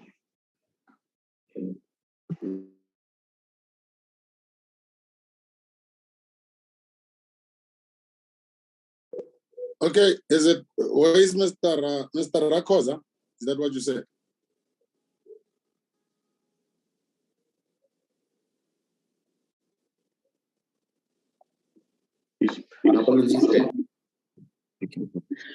I think what must give comfort is that when it comes to the action plans, like Eugene has just mentioned, is that what is it as the Auditor General, we are also assisting the department in this regard. So in our engagement with the accounting officer, somewhere in September, we have agreed that instances of disagreements, we will have workshops, proper workshops with the department, and we have set up those engagements. Most of them will be from next week. And in the previous, what we also used to do was to look at the action plan and look at what is it in terms of the implementations up until a particular point that they've made, and what was the impact of those of implementing the plan before we can even start with the interim audit. And then we use the status of records review to give a proper feedback to the department on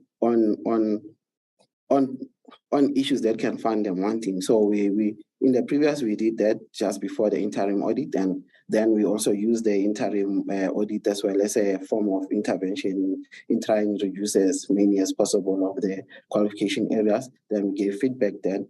Then when we came for the final audit, there were less issues that would have otherwise found the department wanting. The ones that the department could not resolve, obviously, had to do with your capital work in progress, where the department would require a specialist to assist in that regard. So, and the other one is on irregular expenditure, which if you can look at the amounts, before 2018-19, there was absolutely no irregular expenditure that the department was disclosing. So the department in that regard was able to resolve issues that have to be linked with accuracy and limitation of the irregular expenditure. The one that they are yet to clear is on the issues of completeness. So there is quite a lot of engagements and interactions that resulted in less and less issues that have been otherwise reflecting on our audit report. So I think it's part of our culture shift as well. The engagements are meant to make sure that we reduce the repeat findings, and so that we can follow up on issues of consequence management like the portfolio committee is interested in, so that we can move now from a place of stagnancy in terms of the audit outcomes to a place where action can be taken to those that allow the issues of irregular and fruitless expenditure to be incurred by the department. Thank you.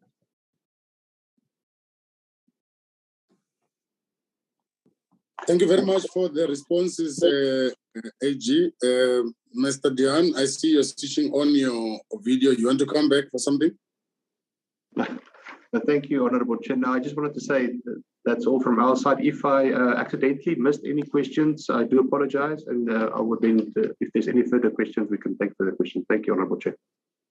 Well, we're happy to see your face. Quite frankly, you are well within your time. You still have about 15 minutes according to my schedule. Let me check with honourable members if they would like to do some follow-ups.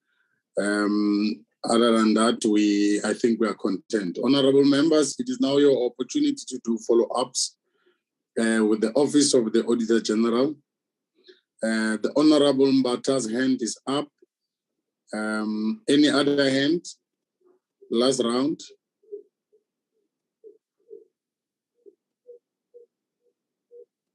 Perhaps Honourable Mbata might provoke the sleeping lions. Honourable Mbata, take it through.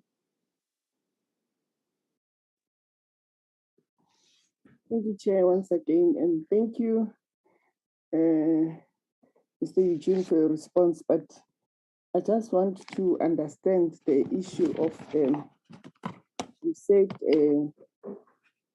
Mr. Jacob Rakocho has been promoted to management, but it seems as if he's been with the department for more than 5 years.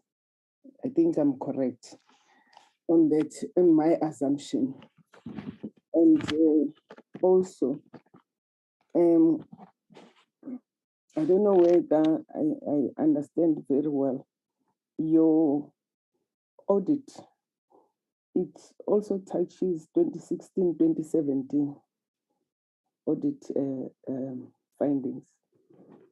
And I want to know why on irregular dealings, why is it going backwards? Because we are on the current year. Just educate me on that, because we're supposed to go according to the financial years. And if I am correct, who were the auditors in 2016, 2017? Why was there no proper audit done in 2016, 2017? And also, why are they continuous finding the new issues, if I am correct? My worry is that if we don't correct the issue of how you audit the department, it will confuse all of us as the PC, and we will look at the department as if they are failing. And the issues I'm raising is because you find that if a person is there for a long time, you'll get that there's also a friction between the employees and the auditor. And it might also cause that the managers feel terrified and might not even perform correctly, because they are very afraid that if they overspend, they'll be charged. If they underspend also, there'll be some charges. We need to correct the relationship between your office and our staff so that we don't take sides, but we become neutral in order to resolve those problems.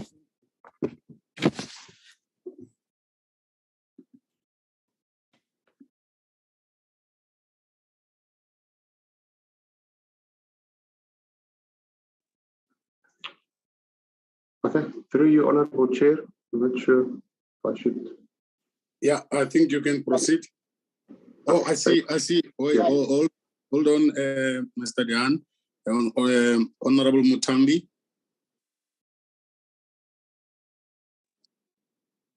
Thank you so much, Chairperson. I just also want to get the comment of Eugene or either Jacob. I'm glad that you addressed the issue of the audit action plan. And then I think we need to also commend the department, because you're on record saying that they've successfully implemented what they submitted as an action plan, especially the FFE. But then the issue is only that then, though they managed to do that, it was not sufficient to achieve an unqualified audit outcome. Mainly also because when you open your presentation there, you also indicated that most of the irregular expenditure, they're backdating from previous year of contracts that were not properly procured, that then continue to recur to cause that expenditure, irregular expenditure. But then the issue that it's here that cut across all the entities, I've seen some of the entity CEOs in the meeting, is the issue around material misstatements.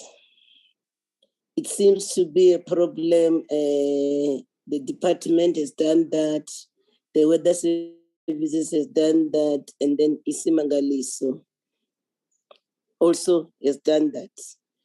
Then maybe I want to just get clarity from you, Eugene, to say, is it because we don't have a capacity in the department and the entity in terms of the skills of the chief and the finance officers, such that then you have such huge amount of material misstatements? What is the root cause mainly of these material misstatements that you pick up from all these financial statements?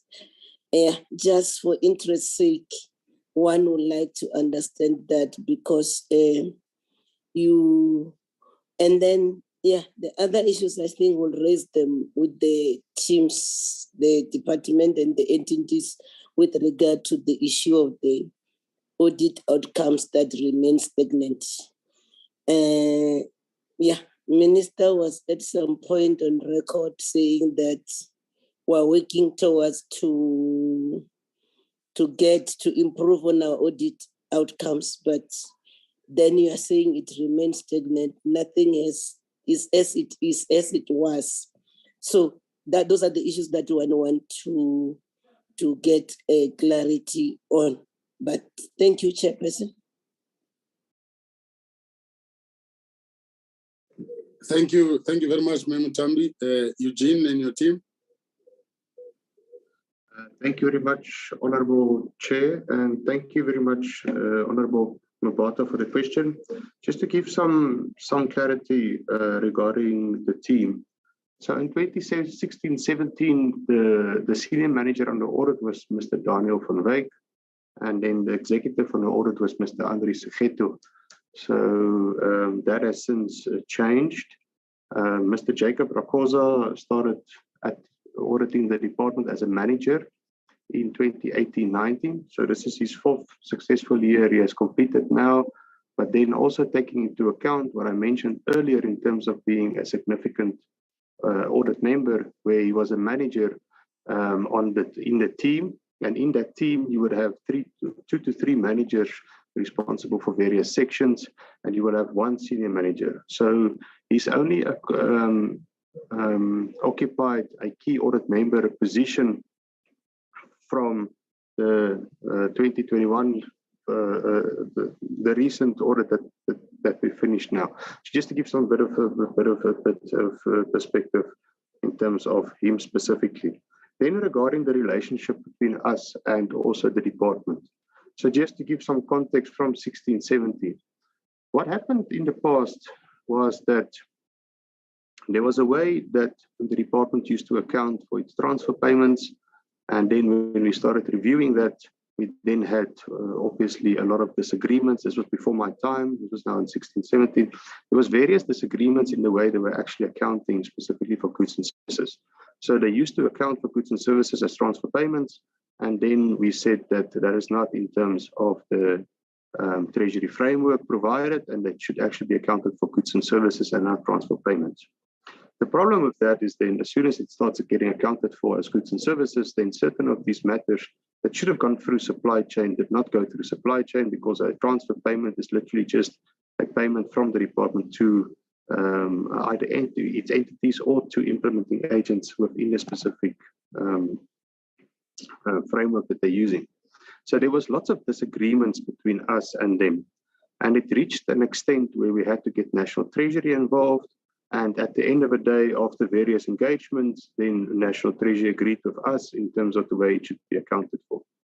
So as you would then conclude is that from that point on, the relationship between the office and the previous DG and CFO was then not of the same view. So hence, it then resulted in the change in terms of CFOs and DGs over the last couple of years.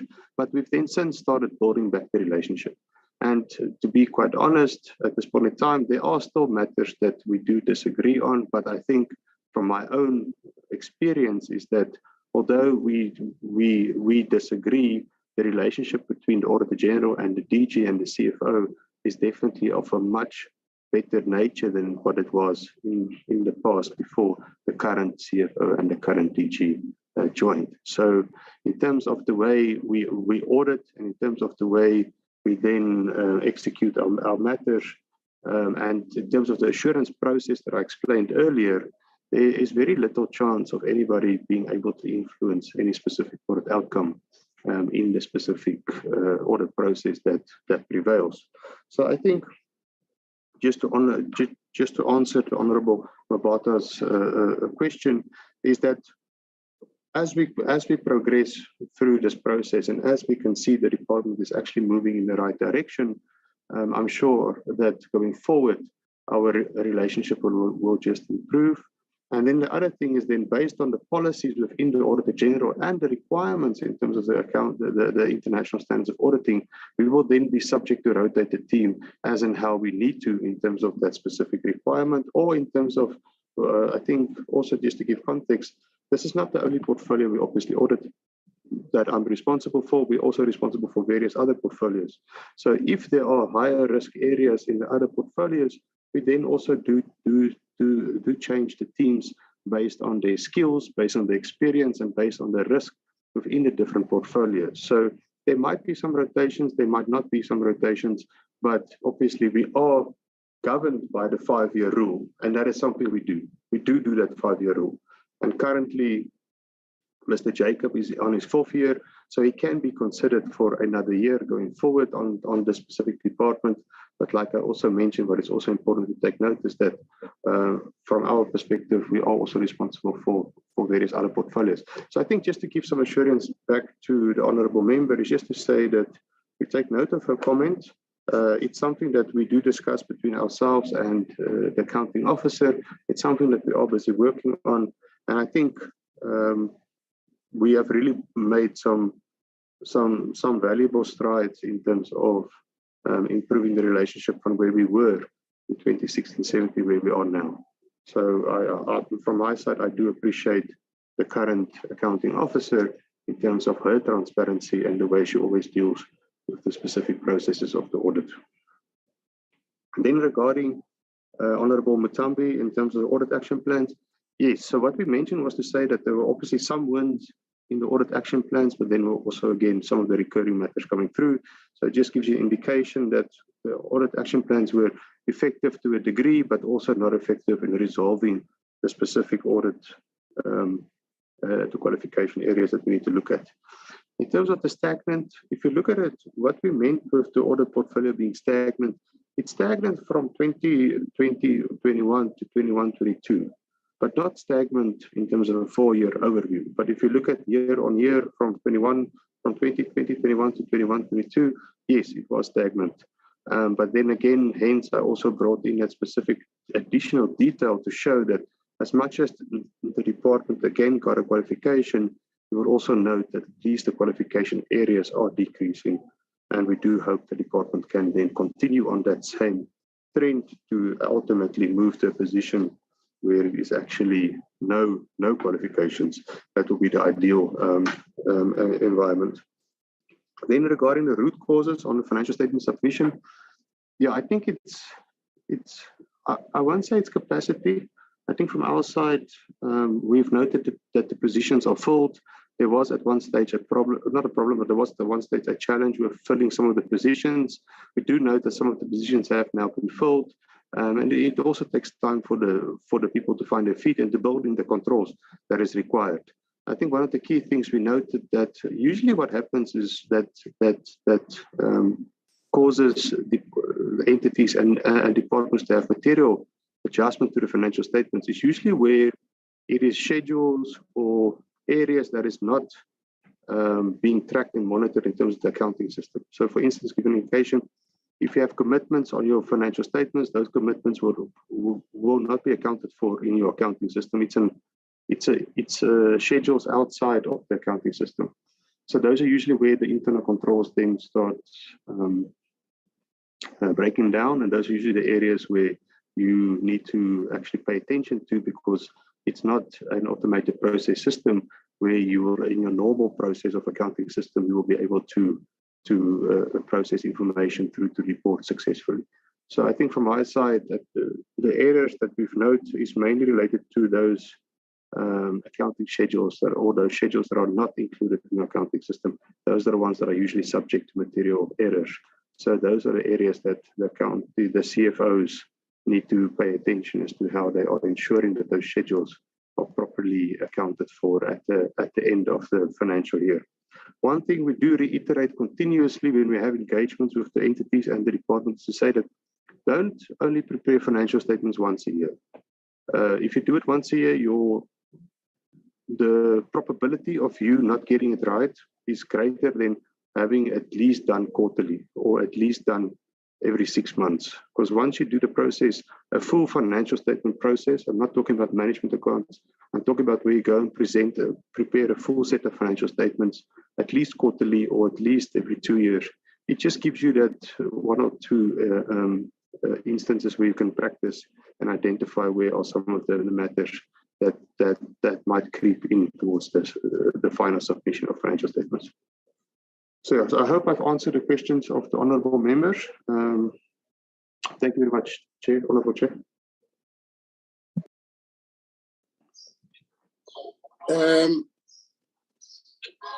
Thank you very much. Thank you very much, Mr. Eugene. You are right on time. You did extremely well. I'm not too sure if you'd like to be released or you will like to follow these discussions as we proceed.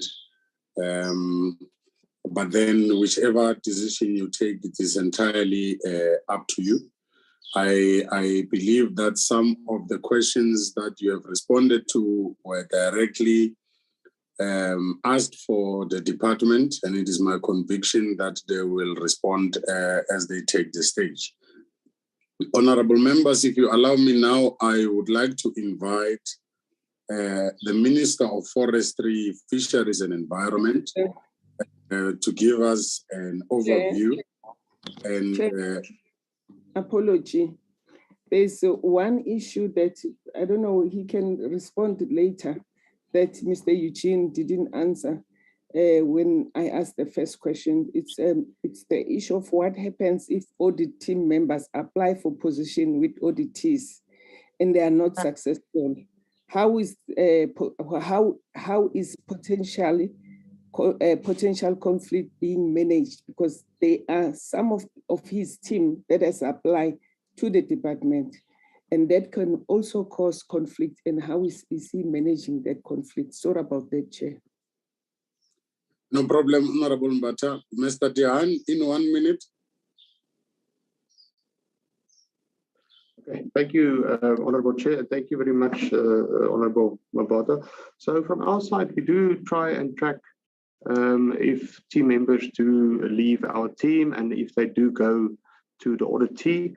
There is a specific requirement for a 6-month cool-off period that is within our policy, where a key audit member, again being the definition of a key audit member, being somebody at a senior management level who make key decisions that can influence the audit report, or an executive where they leave specifically to go and join the auditee, and then specifically, let's say, form part of the auditee's audit process, where they then have to deal with the specific audit process. In that instances, there is a requirement for a 6-month cool-off period where somebody wants to join the auditee, then that is the requirement. It's an internal policy, so therefore there are some challenges with enforcing it from our side, but it is something that is being managed on that side.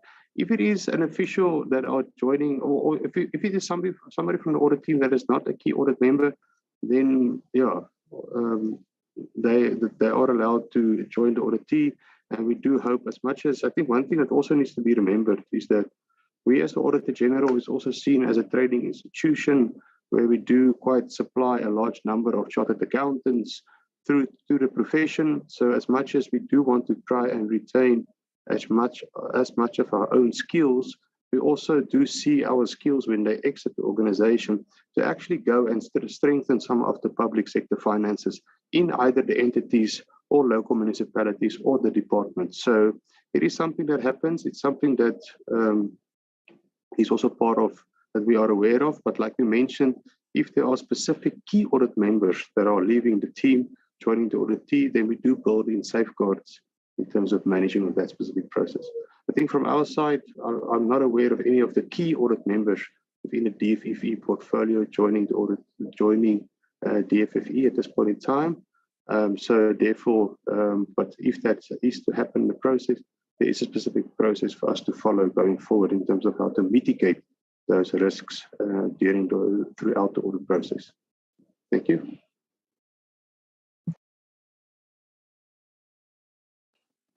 Thank you very much, Mr. Dehan. I suspect that captures a bit of the response expected from Honorable Mbata. Thank you very much for a comprehensive presentation from the Office of the Auditor General. We move right along. We're running a bit of time. Just 5 minutes later, you exceeded with 5 minutes. I would like now to take this opportunity to invite the Minister. You are welcome to stay on if you so insist. This is a public meeting. This is a meeting that South Africans take keen interest on.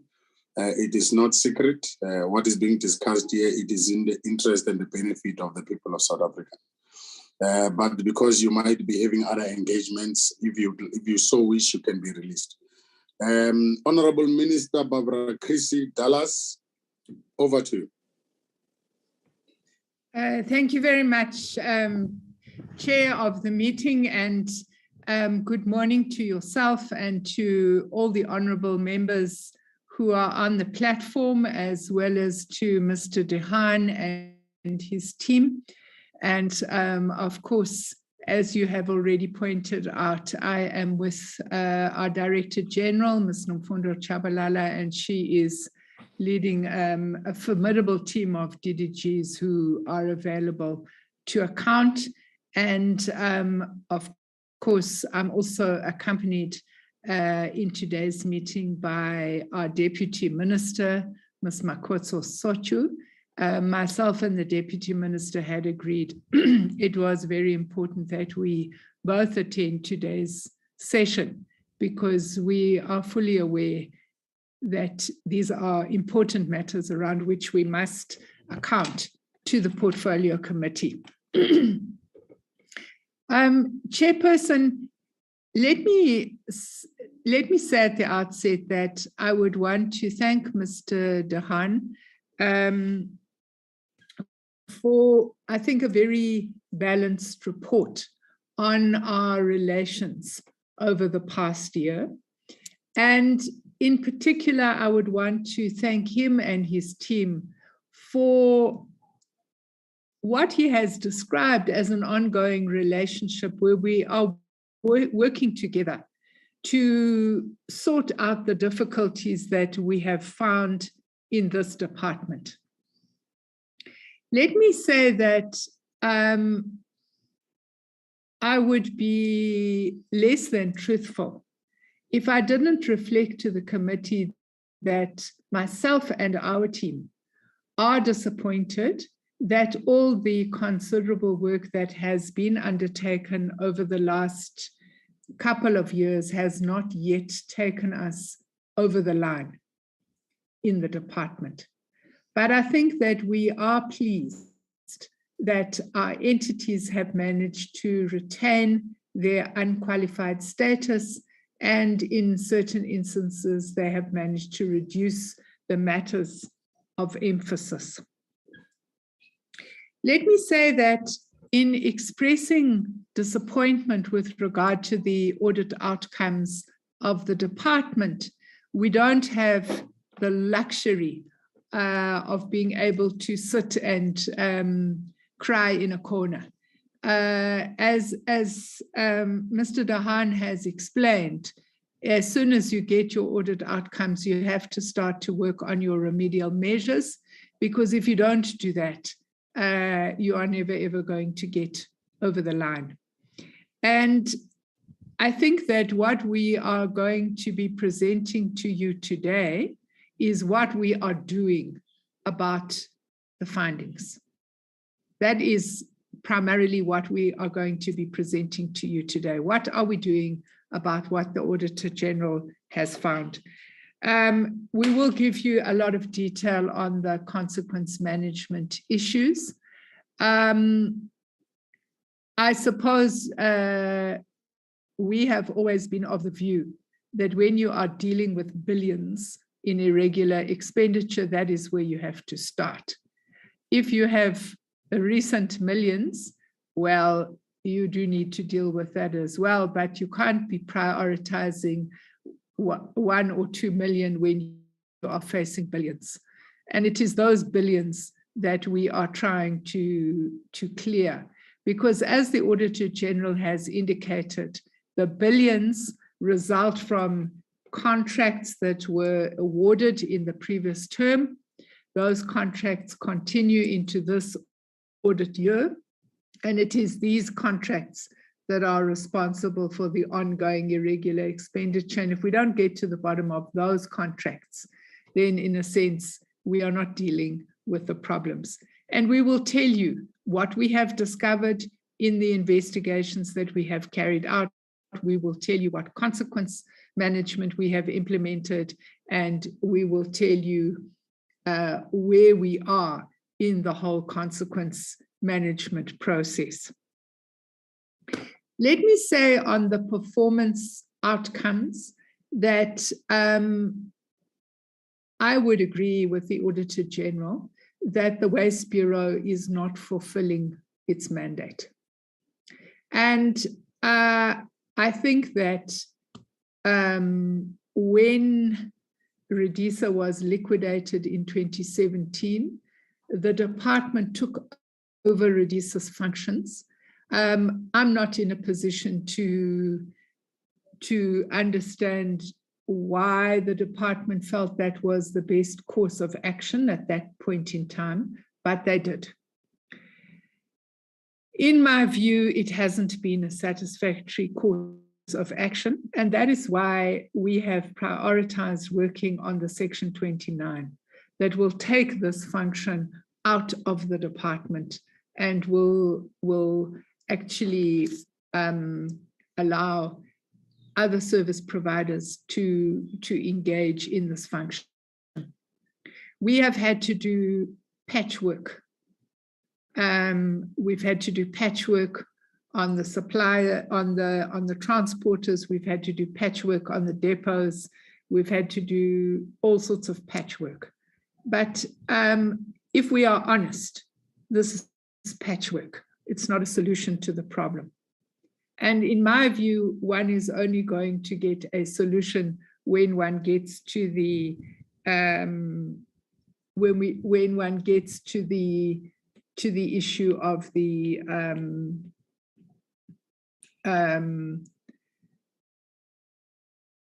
end of the Section 29 consultation process and the implementation of the Section 29.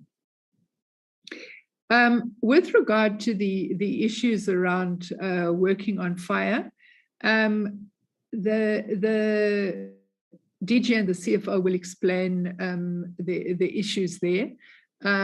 It's a difficult issue, and I think it's a matter which where the recovery process is probably going to land us in court. And I suppose this is why we would want to say less about it in this meeting. But I think that we will have to do a little bit more of an explanation for the portfolio committee. So having said this, Chairperson, I would want to hand over. DG is going to begin with the performance information.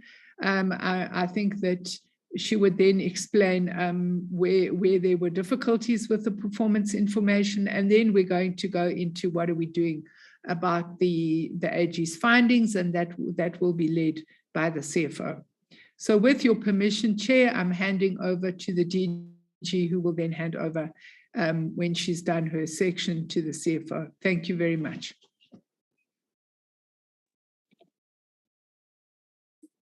Thank you very much, Minister. Good.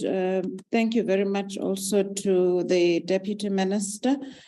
Good morning, Honorable Chair and Honorable Members. As already highlighted by the Minister, we are tabling before the committee our information in as far as the performance, our annual report. And I will go through the aspects that have changed, given that we have tabled the fourth quarter accumulated performance of the department to the portfolio committee.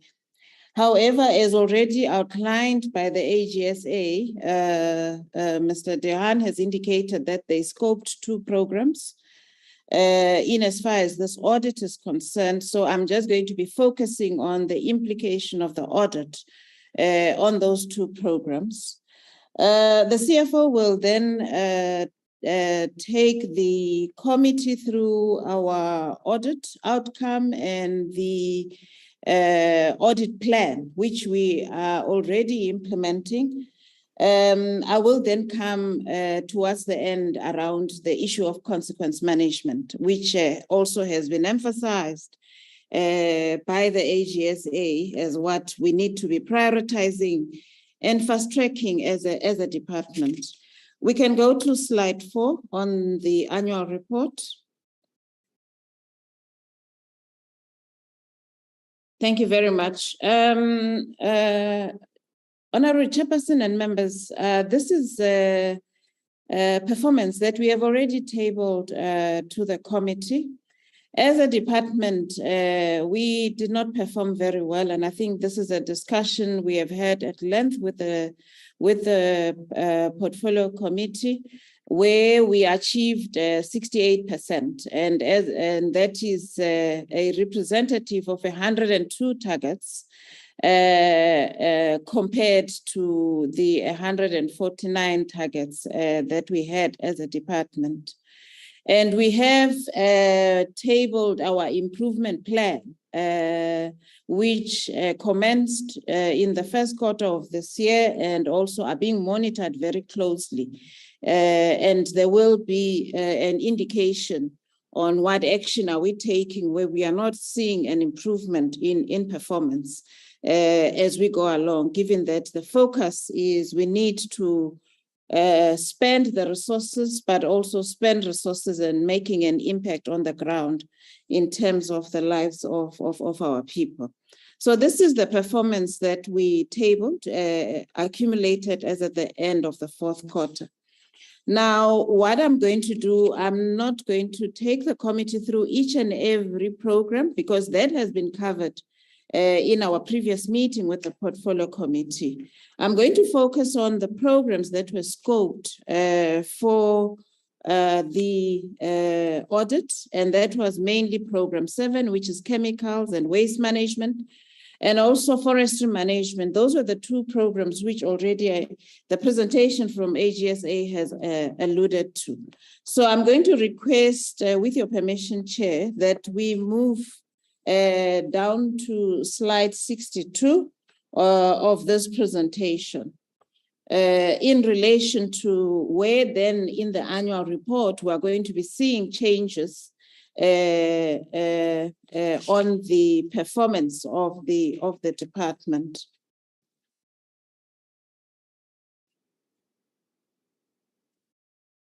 This slide 62.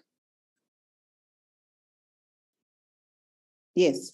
So in this slide, what we are highlighting here is that this program recorded an achievement of 82%, and the rest, the balance, was non-achieved, which was mainly a significant achievement of 12% and off target of 6%. We did record this in our discussion earlier. The next slide, I'm going through some of the issues that were highlighted by the Auditor-General and what is it that we are doing as a department in relation to these matters. The first is around the disclosure of progress in terms of annual targets that were removed from the annual performance plan media, which then those targets were then managed at an operational level. There was a finding that the AGSA communicated to the department, and mainly the indication was that management did not disclose progress in as far as these indicators are concerned. So there are about 6 indicators which affect both programs that were scoped, Program 7 and Program 8.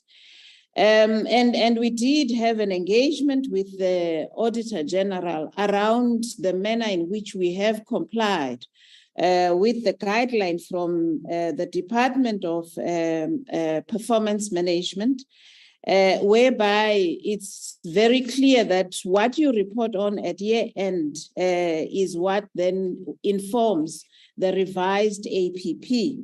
However, I think the clarity that came through in relation to this was only after the audit, where then the Department of Performance Management and Evaluation confirmed that the department had reported in line with the progress in accordance with the guideline that is actually applicable across the whole public service. So there was no way in which we could have then opened up the audit, but those are some of the areas that, as part of the ongoing discussion with the Office of the AGSA, we are going to be dealing with in as far as those matters are concerned. Now coming to the other indicators, and the DDGs concerned, when we respond to questions, are going to be in a position to elaborate in detail in terms of some of the issues that the AG has identified. There is the KPI on the percentage waste diverted from landfill site, whereby the auditors were not satisfied by the level of verification which was conducted by management. So what we did as a department, we did provide reports that justify our performance. However, there was an indication from AGSA that we need to go beyond the reports that we receive, and we need to go on the ground and do physical verification on all the information that is reported on by the industry. As management, we have accepted this finding, and we are looking into improving our monitoring mechanism. We are highlighting, Honorable Chair, that it might not be feasible for department officials to be going on the ground in large scale. So we can cover the physical verification, but not necessarily in a large scale. We also need to ensure that we look at other measures. For instance, here we can look at other measures where institutions gather information and they produce official statistics around these areas and see to what extent we can then partner with those institutions. So this is one of the areas that we are looking into, taking into account that the officials in the department may not necessarily go to all industry within a financial year and be in a position to verify physically. But we are making an effort in relation to that, members. The second one was around the number of waste management legislative and also regulatory instruments that were deployed. Here, in terms of then dealing with regulatory, as a department, we were drafting a green public procurement strategy. And this strategy is a strategy that we are working very closely with National Treasury as a way of bringing on board in the future years to try and stimulate demand in as far as construction and also demolition of waste, which is developed by various industries. And what then we had to do a situation analysis. And that report, we believe as a department, we had done sufficient groundwork in terms of scanning the environment and a situation analysis, which then informed then the further development of the strategy. This was, however, not an acceptable report by the AGSA. On our side, and I think AGSA has indicated that there are areas where we have disagreements. We then need to try and find each other in order to clean up these areas so that coming into the next audit period, we do not find ourselves in the same situation.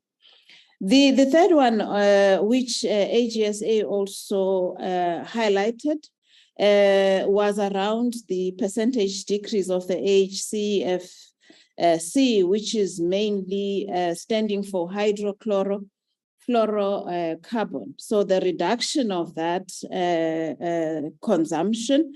There was a report that was provided by management. However, it was not as specific in terms of the issues of ensuring that we properly account for the tonnages that are exported. And we have accepted that as management, and we are looking into improvement our review mechanism so that we're able to then be in a position to fully account for all the tonnages that are actually contributing to the decrease of this diversion. In the next slide, we then are highlighting that with those issues being flagged by AGSA, whereby as a department, we need then to be looking into mainly our monitoring mechanism, but also ensure that as we move into the financial year, we are improving on our verification system. This therefore then brought the achievement of this program to 57%. The next one is forestry management, which was also scoped, and I would request that through you, Chair, we go to slide 69, which is giving the indication that was reported as at the end of the fourth quarter by the department, where forestry achieved 72%, and then the balance was none achieved. And I think one of the critical aspects that we are also enhancing moving forward is that we need then to take, even if it's partially achieved or off target, it is just non-achieved, and we need then to be in a position to put measures in place to then move all the non-achieved KPIs to achieved KPIs. So that's one of the improvements that we would need to implement as a department moving forward. The next slide then goes into the KPIs, which were discussed. And also where you will note almost all of them, the AGSA indicated that they were not satisfied with the supporting evidence that was provided. So in the first one on the hectares under silviculture, which is mainly around our plantations, pruning, weeding, management did provide the AGSA team with inspection reports that we do on an ongoing basis, and those are done mainly by the team leaders and the estate managers that are there in the various plantation. And also I think AGSA was indicating that these reports were not necessarily signed at the right level. They would have liked them to be signed at a senior management level, in order to ensure that at that level, control measures at site are indeed in place. So that's one of the areas that we have taken up as a department to look into how best we can improve. But we have highlighted that our directors are responsible for the region. So we would need to find a way on how we fast track the team leaders and estate managers in the various plantations in ensuring that then the directors are involved in enhancing the process of verification of the number of hectares on the ground. The other one is on job creation in forestry. I think here mainly it was in relation to the adverts that we actually did as a department in order to bring on board the EPWP individuals.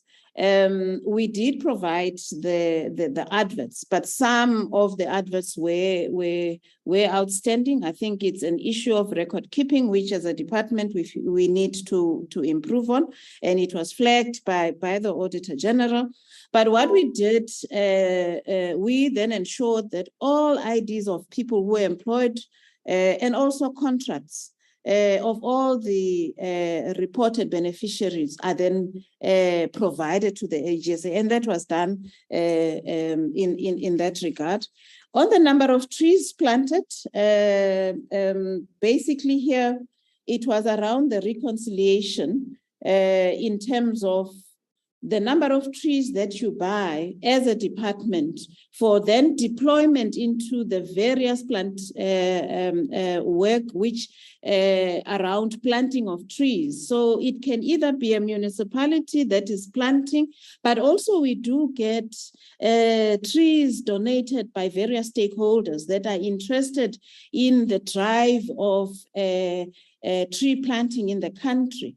And basically what then we are working on here is to ensure that we improve in terms of accounting for all those trees, those that we procure, but also those that are donated by various stakeholders, because I think the key element here is, as a department, you're supposed to be able to trace, once you procure this number of trees, Where exactly did they go? Who actually planted? Can you account for them when they are on the ground? Obviously, I think when then there are elements of some of the trees not surviving, we then need to ensure that we adjust. And it is a complex value chain which we need to improve on.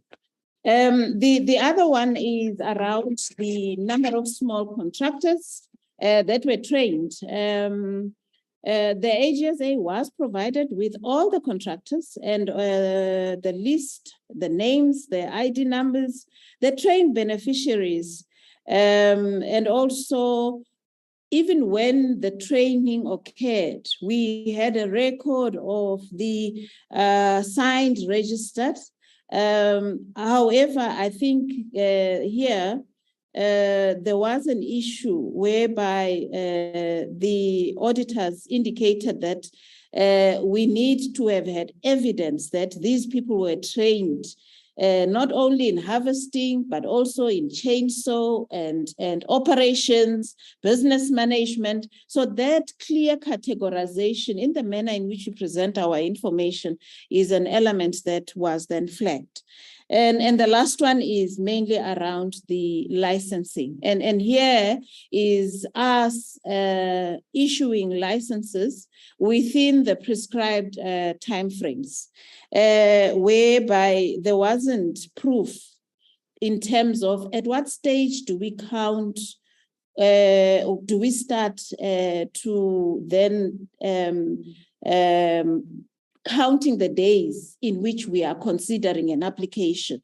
And why this was a concern is that as a department, when we receive an application for a license, if that application is not complete, we then take it upon ourselves to go back to the applicant to request for information.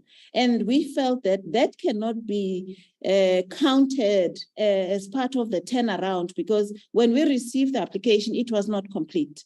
Once you've received all the information that are required for you to process an applicant, it's only then that you can say, how much then do the officials in forestry management take, and are they within the prescribed timeframes? So those are some of the issues that have been highlighted. And I thought, Chair, I must emphasize and indicate that, yes, there were those aspects where then the AGSA had communicated areas where we need to be improving our controls as a department, and we are working on those controls and also updating our SOPs to ensure that the processes are clear internally, but also to our stakeholders, raising awareness on what we are expecting from them, especially on aspects of licensing and a whole host of other elements.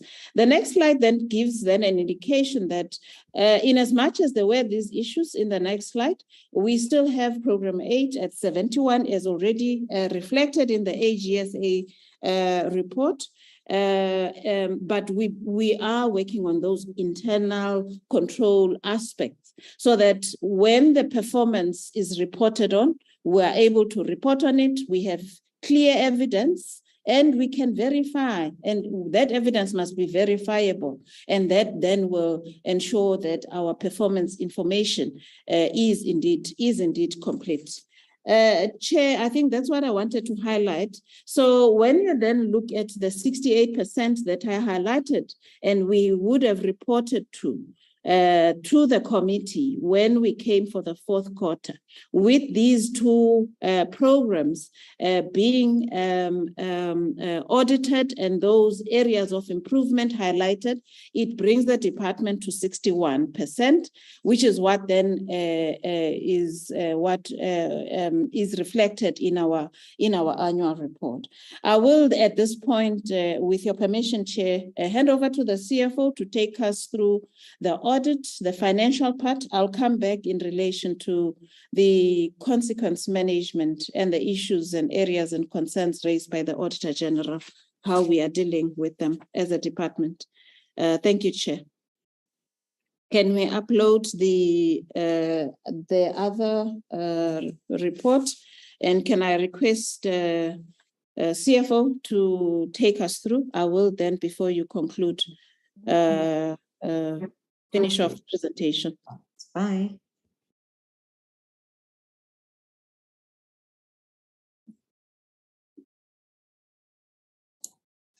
Thank you, Gigi. Good morning to the Honorable Chairperson and the members, and to the Honorable Minister and the DM and the colleagues. Chairperson, I will be taking you through the audit action plan and the audit outcome of the department as alluded by the DG. I'll be starting the presentation on slide number 3.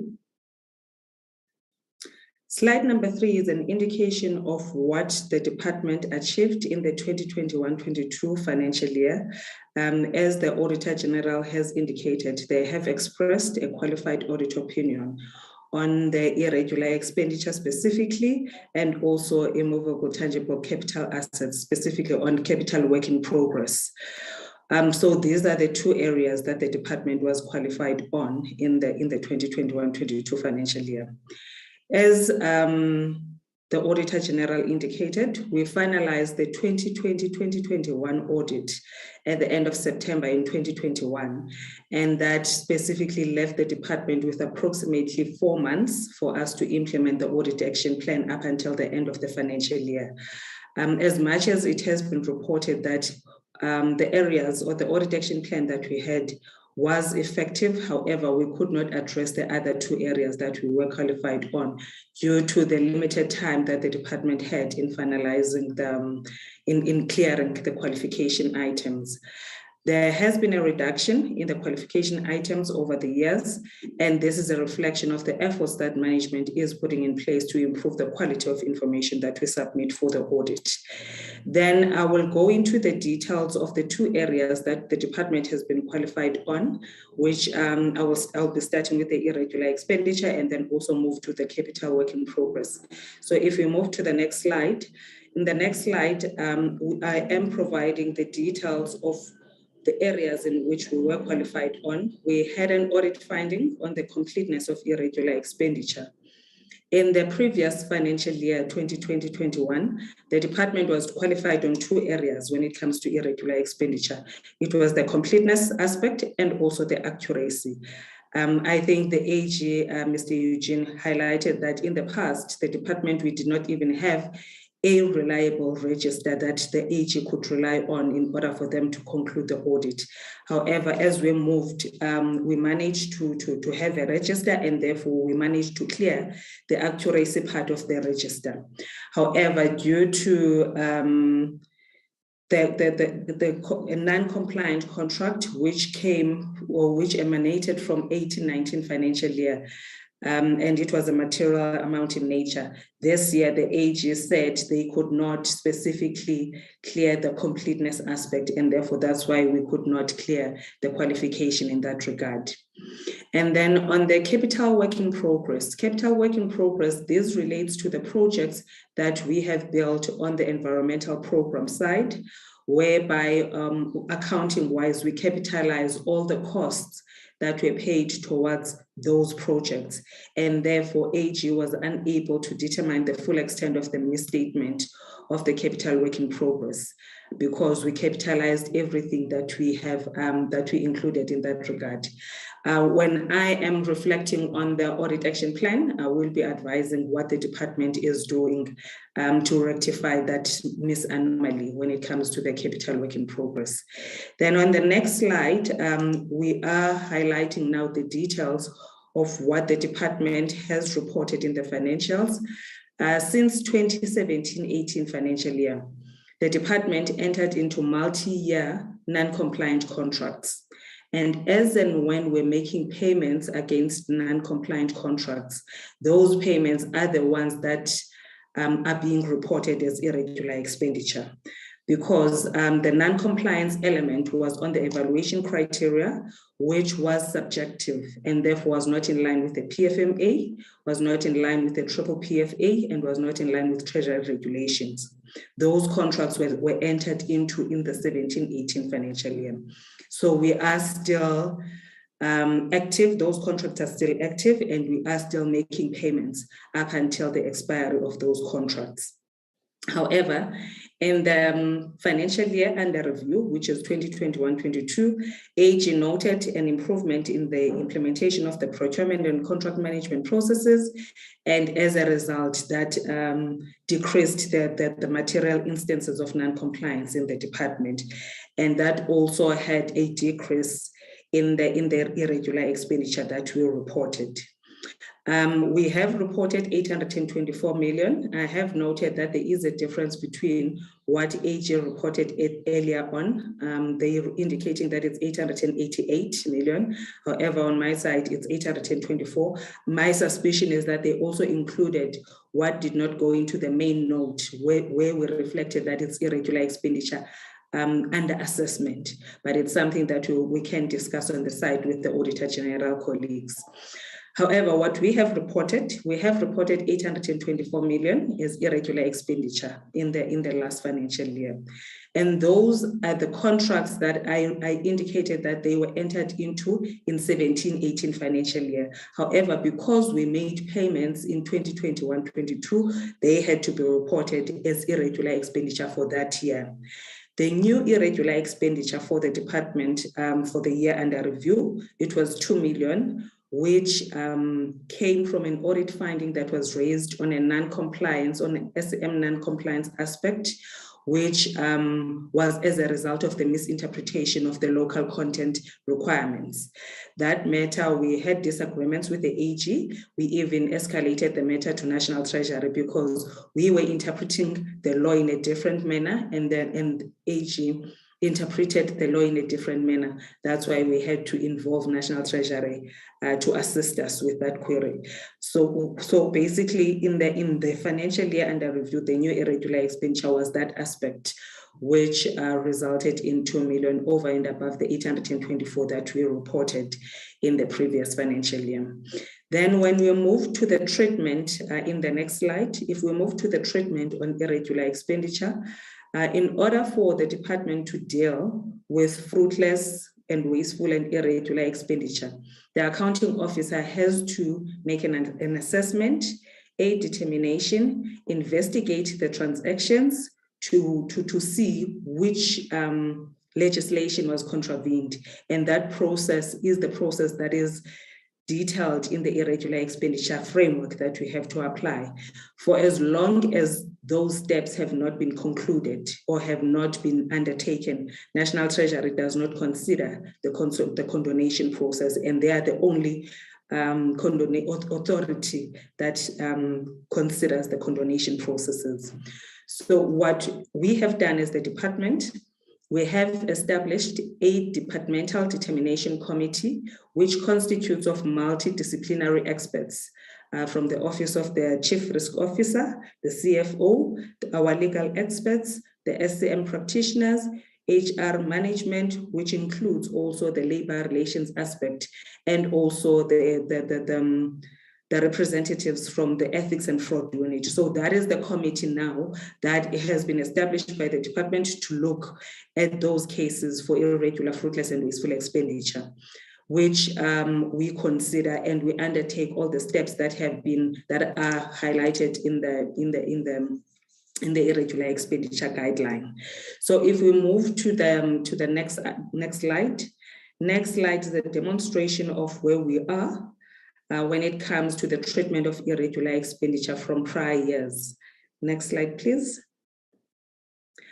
What we are highlighting there is that as the department, this is after the audit process now. We have finalized the consequence management processes for 13 cases, and we submitted to National Treasury 2 applications to the value of 1.2 billion and another one to the value of 208 million. So it's about 1.5 billion that we have submitted, in which the committee has undertaken all the processes that are required to be undertaken.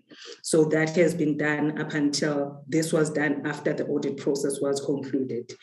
The department in this regard implemented consequence management in line with Resolution 1 of 2003 for the non-SMS members of the department. However, for the SMS members, we have implemented Chapter 7 of the SMS Handbook Principles, which specifically states that Any decision to discipline an employee is a corrective measure and not a punitive measure in nature, and must be applied in a fair, consistent, and progressive manner. So when the committee assessed those cases, Honorable Chair and members, we looked into the cases one by one, where we had an assessment that in this regard, the area in which the department was found to be non-compliant was as a result of the misinterpretation of the law, which was translated into a common template that was utilized by the department. And from the assessment and the investigation, it was clear that those did not have any malicious intent. So that's why we managed to conclude those cases and we submitted to National Treasury. The manner in which we implemented the corrective measure was in a form of training intervention, which was deemed as the most suitable form of consequence management to address the shortcomings in terms of the knowledge of the officials who were now participating in those bid committees. That is the bid specification committees, the bid evaluation committees, and also the bid adjudication committees. That is the exercise that we have done for the 13 cases, which amounted to about 1.5 billion, which we have submitted to National.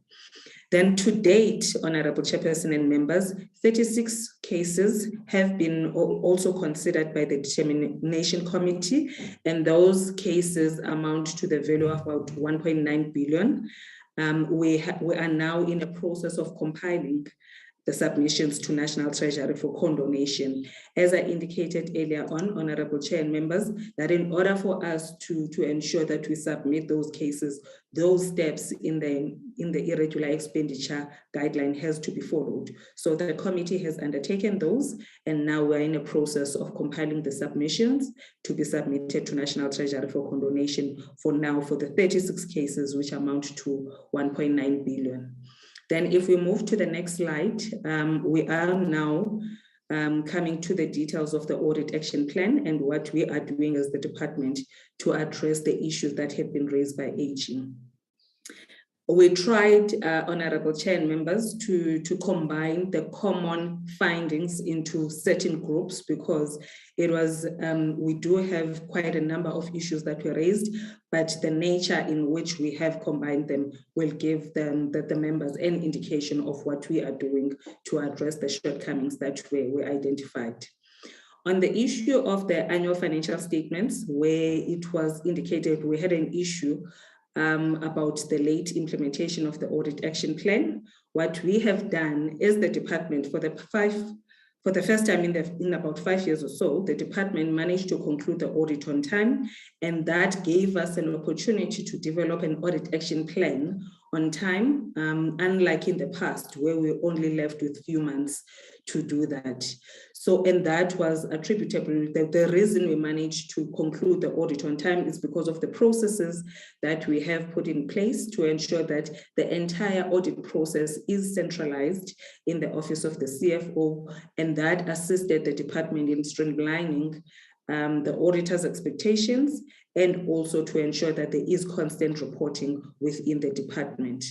So we have already implemented or put in place an audit action plan to address the areas of qualification and all the other findings so that when we move to next year, we don't experience repeat findings. That has been developed already, Honorable Chair and members, and we are monitoring the progress on a weekly basis from the office of the CFO, and then in the engagements that we are having with the branches, as and when they are reporting that the action plan has been implemented, we require sufficient portfolio of evidence to assess whether it is indeed addressing the root cause that was identified, and also the remedial action is the appropriate one that will assist in addressing the audit findings from the near future. Then on the second one, it relates to irregular expenditure, where we had a finding on incomplete disclosure.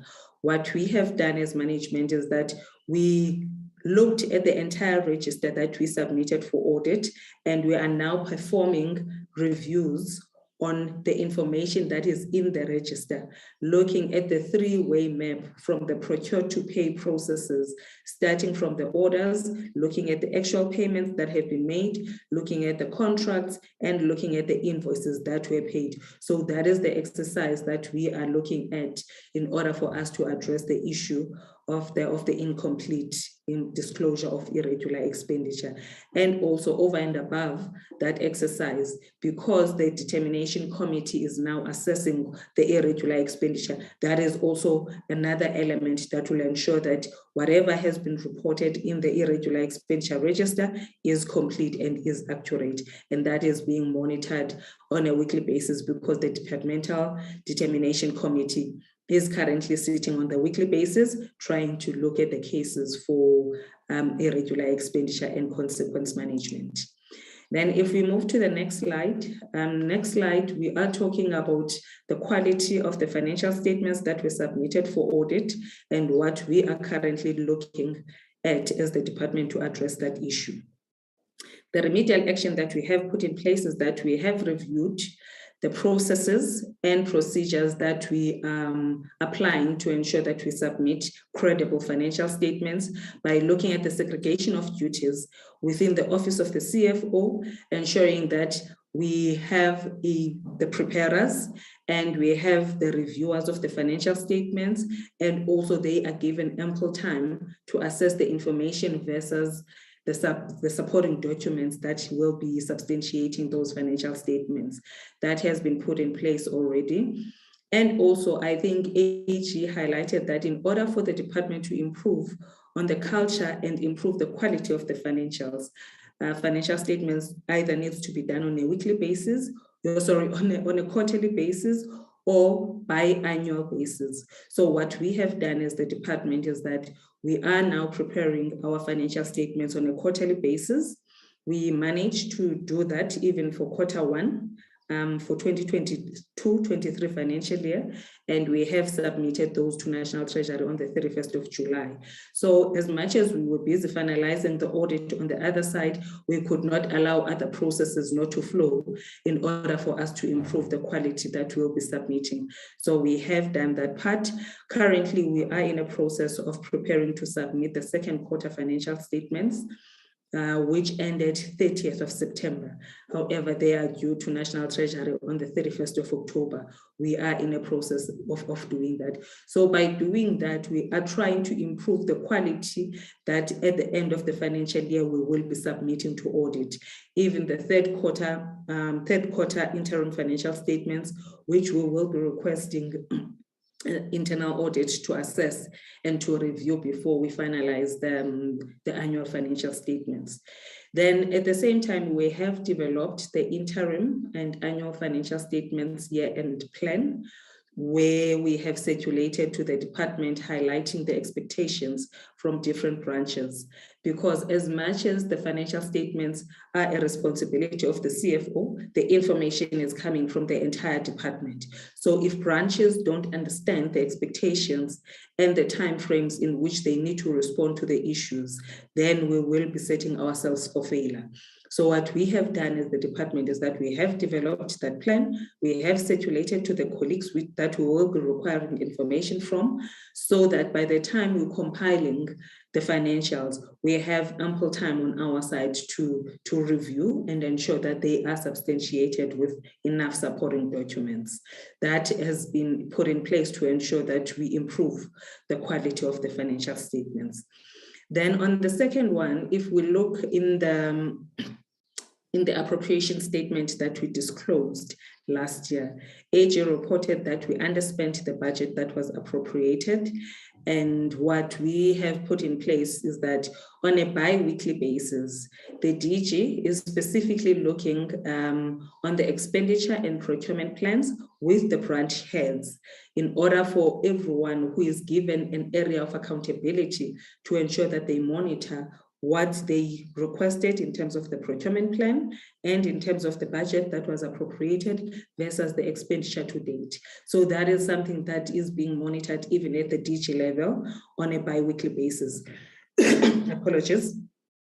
Then on an operational level, what we are doing as the Office of the CFO on a weekly basis, we track the progress at the operational level, engaging with the program managers that are at the director level to assess whether what they also requested from their side is being implemented on the ground, and when do we get those invoices after they've satisfied themselves that whatever was implemented on the ground is up to standard.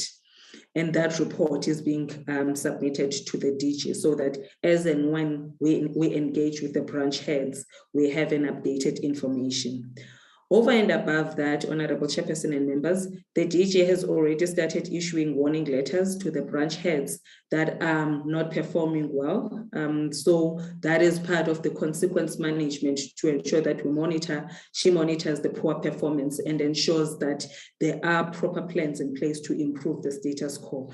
That has already happened and is part of the consequence management in trying to ensure that we manage the improvement plans and the status quo improves. So if we move to the next item, on this one, it's a continuation of the underspending. What we have done as the department is that we held an SCM workshop on the 30th of April 2022, whereby we're covering all the aspects on the SCM side, which relates to the challenges that have been experienced by line function, and also to come up with areas of improvement, and also looking at the legislative framework, because SCM is highly regulated. If we miss one area, those are the areas that end up leading to non-compliance.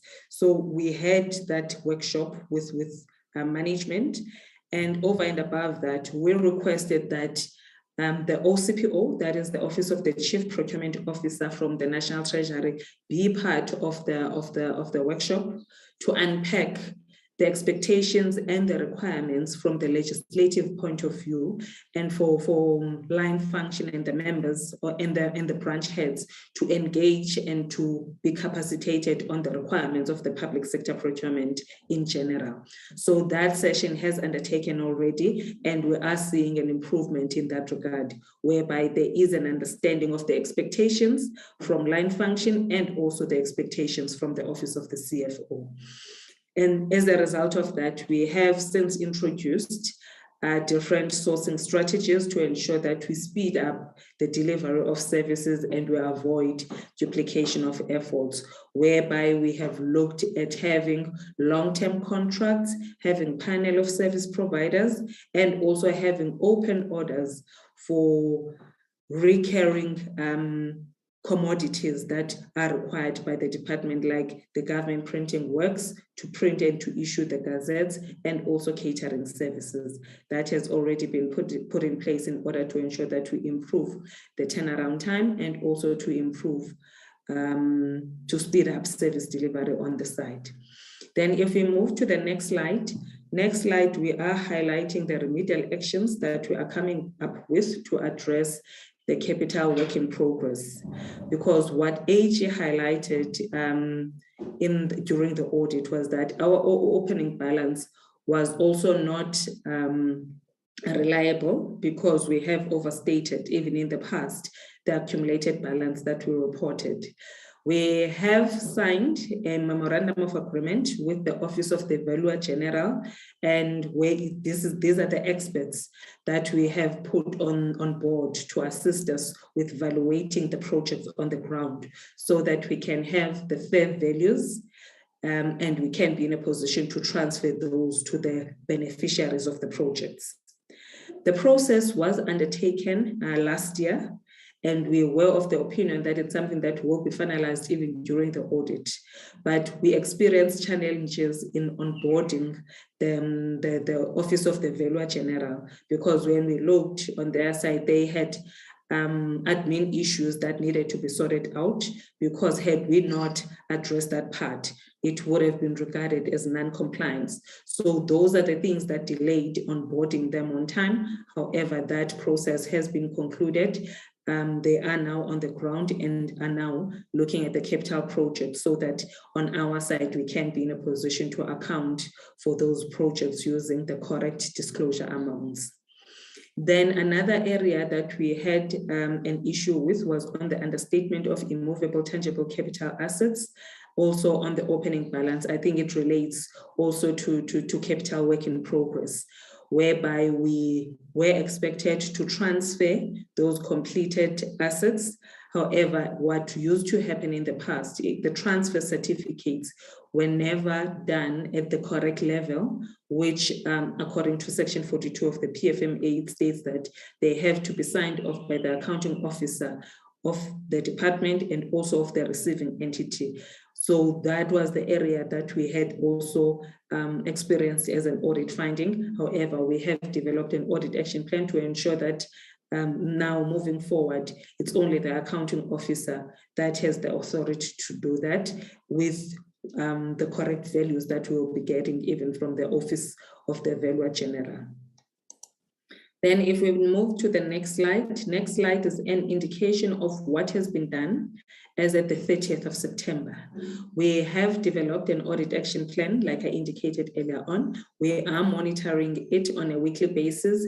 As at the 30th of September, we had 59% of the audit findings that are work in progress, 22% that were still outstanding, and 19%.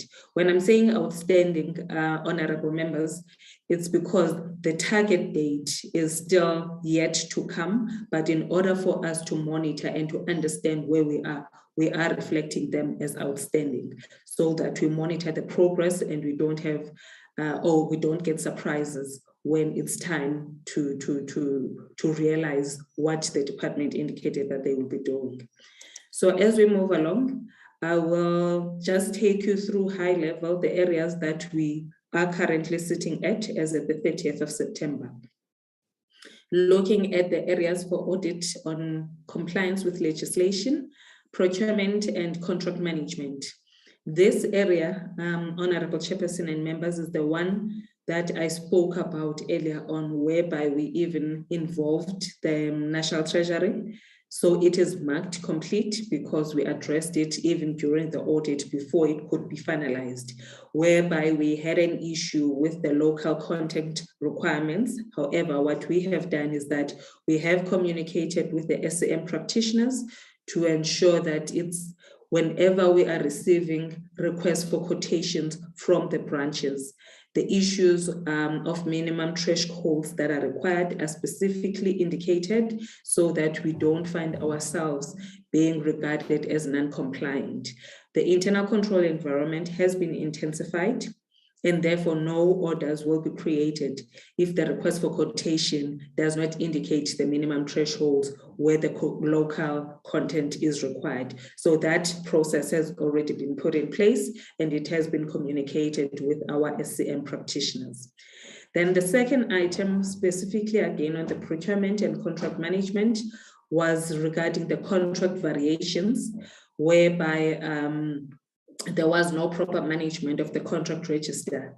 A contract management circular was reissued to all the employees as a reminder for contract management obligations, so that branches can understand their roles and responsibilities and what is the expectation from their side. Because what used to happen was that the program managers will just come in when it's only few weeks that are left for the project for the contract to expire, and therefore those required unnecessary extensions to the contracts and resulted in variations. So we have communicated that part via circular, and also we maintain the contract register so that we monitor those variations on a regular basis. The process of doing that was completed on the 30th of September, so we are marking that part as complete. Then if we move to the next slide. Next slide is the findings on the capital work in progress. I think I already spoke about this, where we are saying we have looked for an expert that will assist us with getting the correct values that will be disclosed in the financial statements. apologies for that.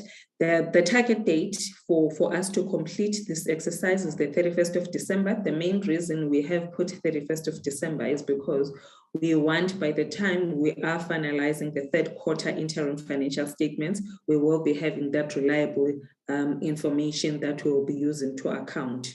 So that's why we are saying it's work in progress, because work is already being undertaken. However, we will be able to yield and see the results when we're looking at the Q3 interim financial statements.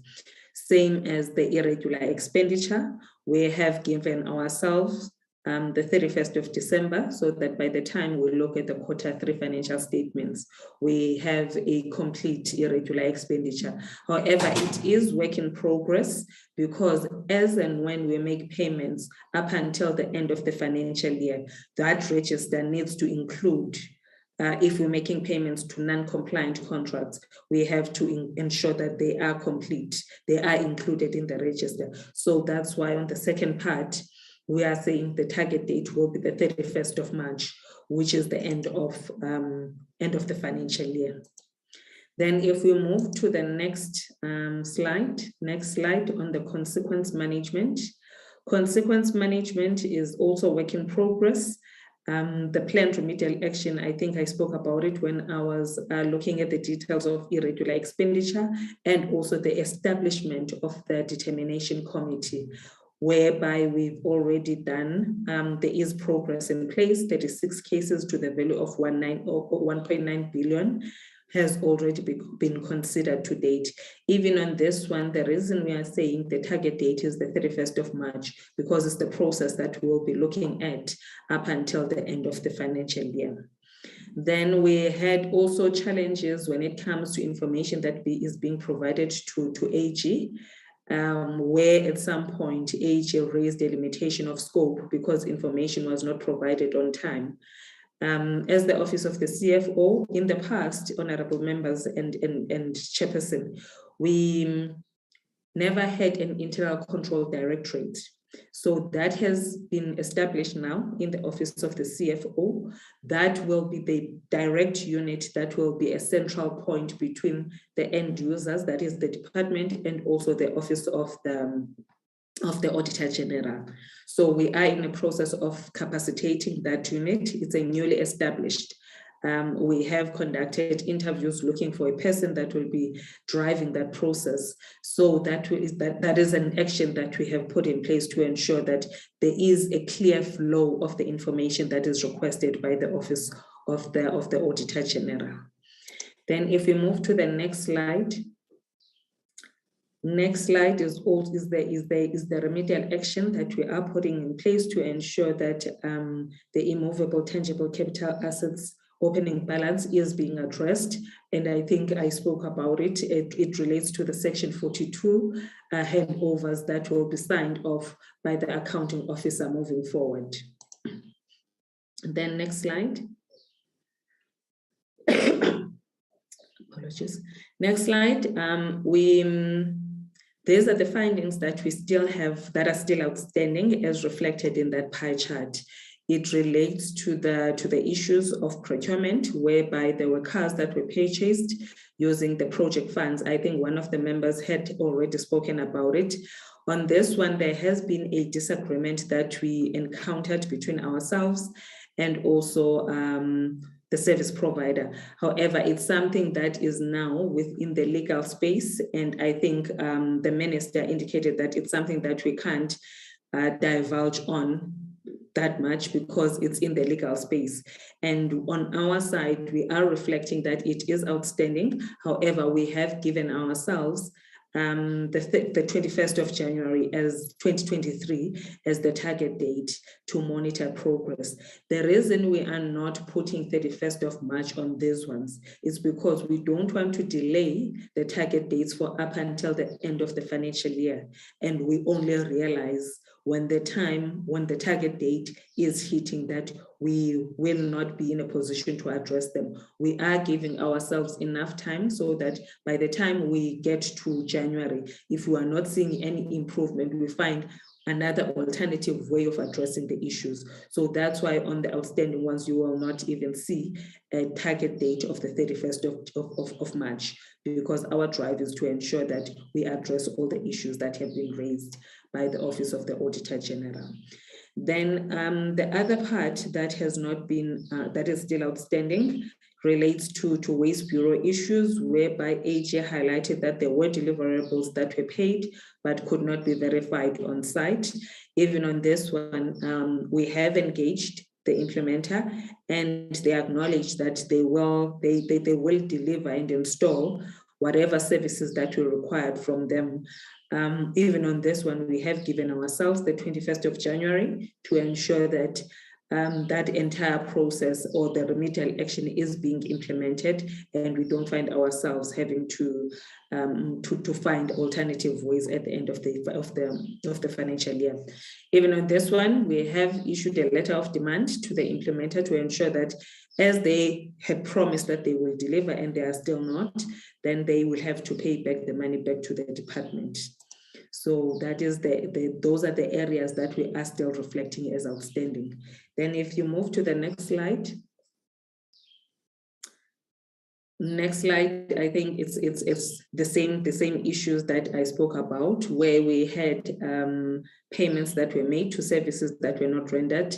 It's the department is currently in litigation trying to recoup the funds that were paid to the service provider. And even on this one, we have given ourselves up until the 21st of January to ensure that we implement that remedial action. Then if we move to the next slide, I think this area is the one that the DG said she will come in later on to look at the consequence management. Thank you so much, Honorable Chairperson and members, and thank you, DG. Thank you very much, Honorable Chairperson and members. This is the last part of our presentation, where we want to take the committee through the consequence management that the department has done so far. What we are highlighting in this slide is that, yes, investigations are still ongoing. It's a huge amount of irregular expenditure that we have. That is as way back as 2016, 17, 18 financial year. And we are pushing as a department, and I think the members have already raised concerns that this needs to be fast-tracked. Even the Auditor-General has highlighted that for us to then register a significant decrease, this process must be fast-tracked and concluded. Management approach was that we start with the backlog because it was huge amounts. We wanted to clear the history. And I think the Auditor General has indicated, even with their, informed by their methodology, there is an issue around us having to balance as a department. We need to look at all cases, but also look at new cases and ensure that we accelerate everything at a go.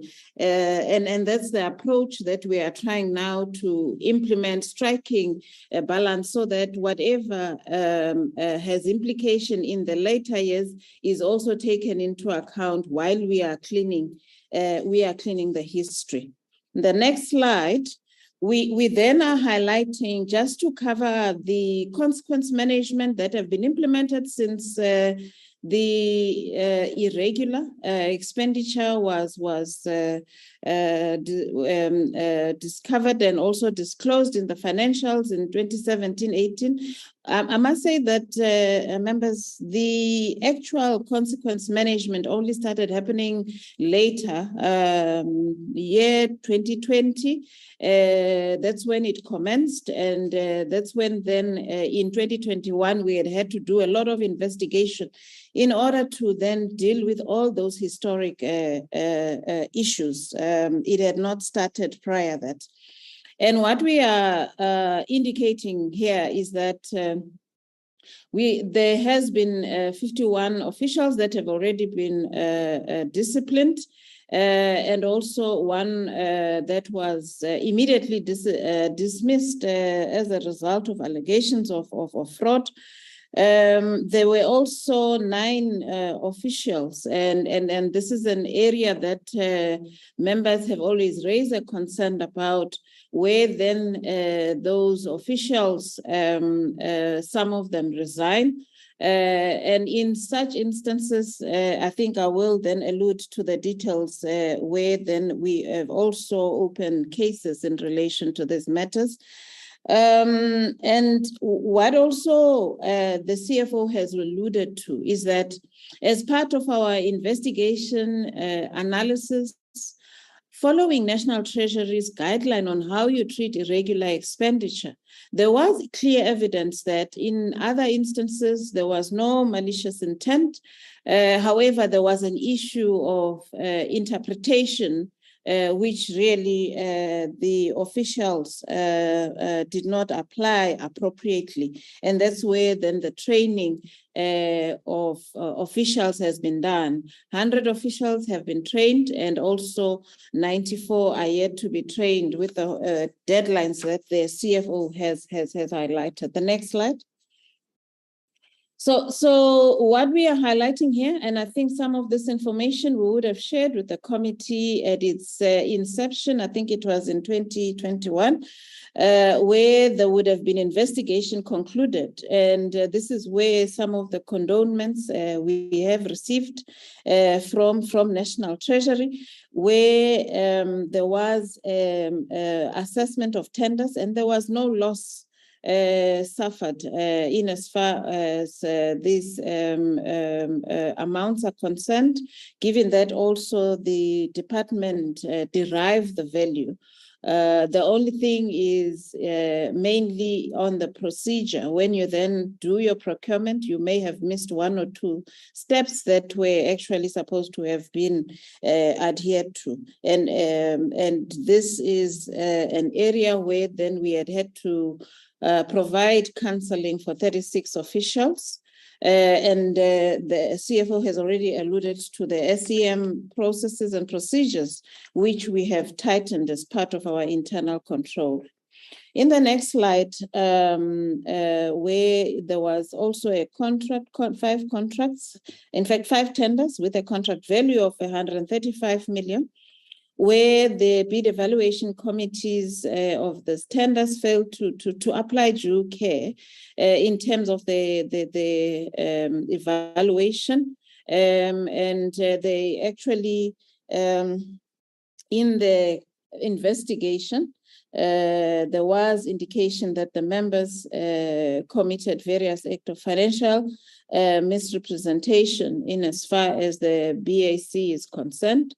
There we have various categories in as far as the analysis of those tenders are concerned. There are 5 officials who issued final written warning, and 3 were issued with written warning. There was one that was found guilty and was suspended for 3 months without pay. There were 2 officials that were dismissed. However, those 2 officials have raised a dispute.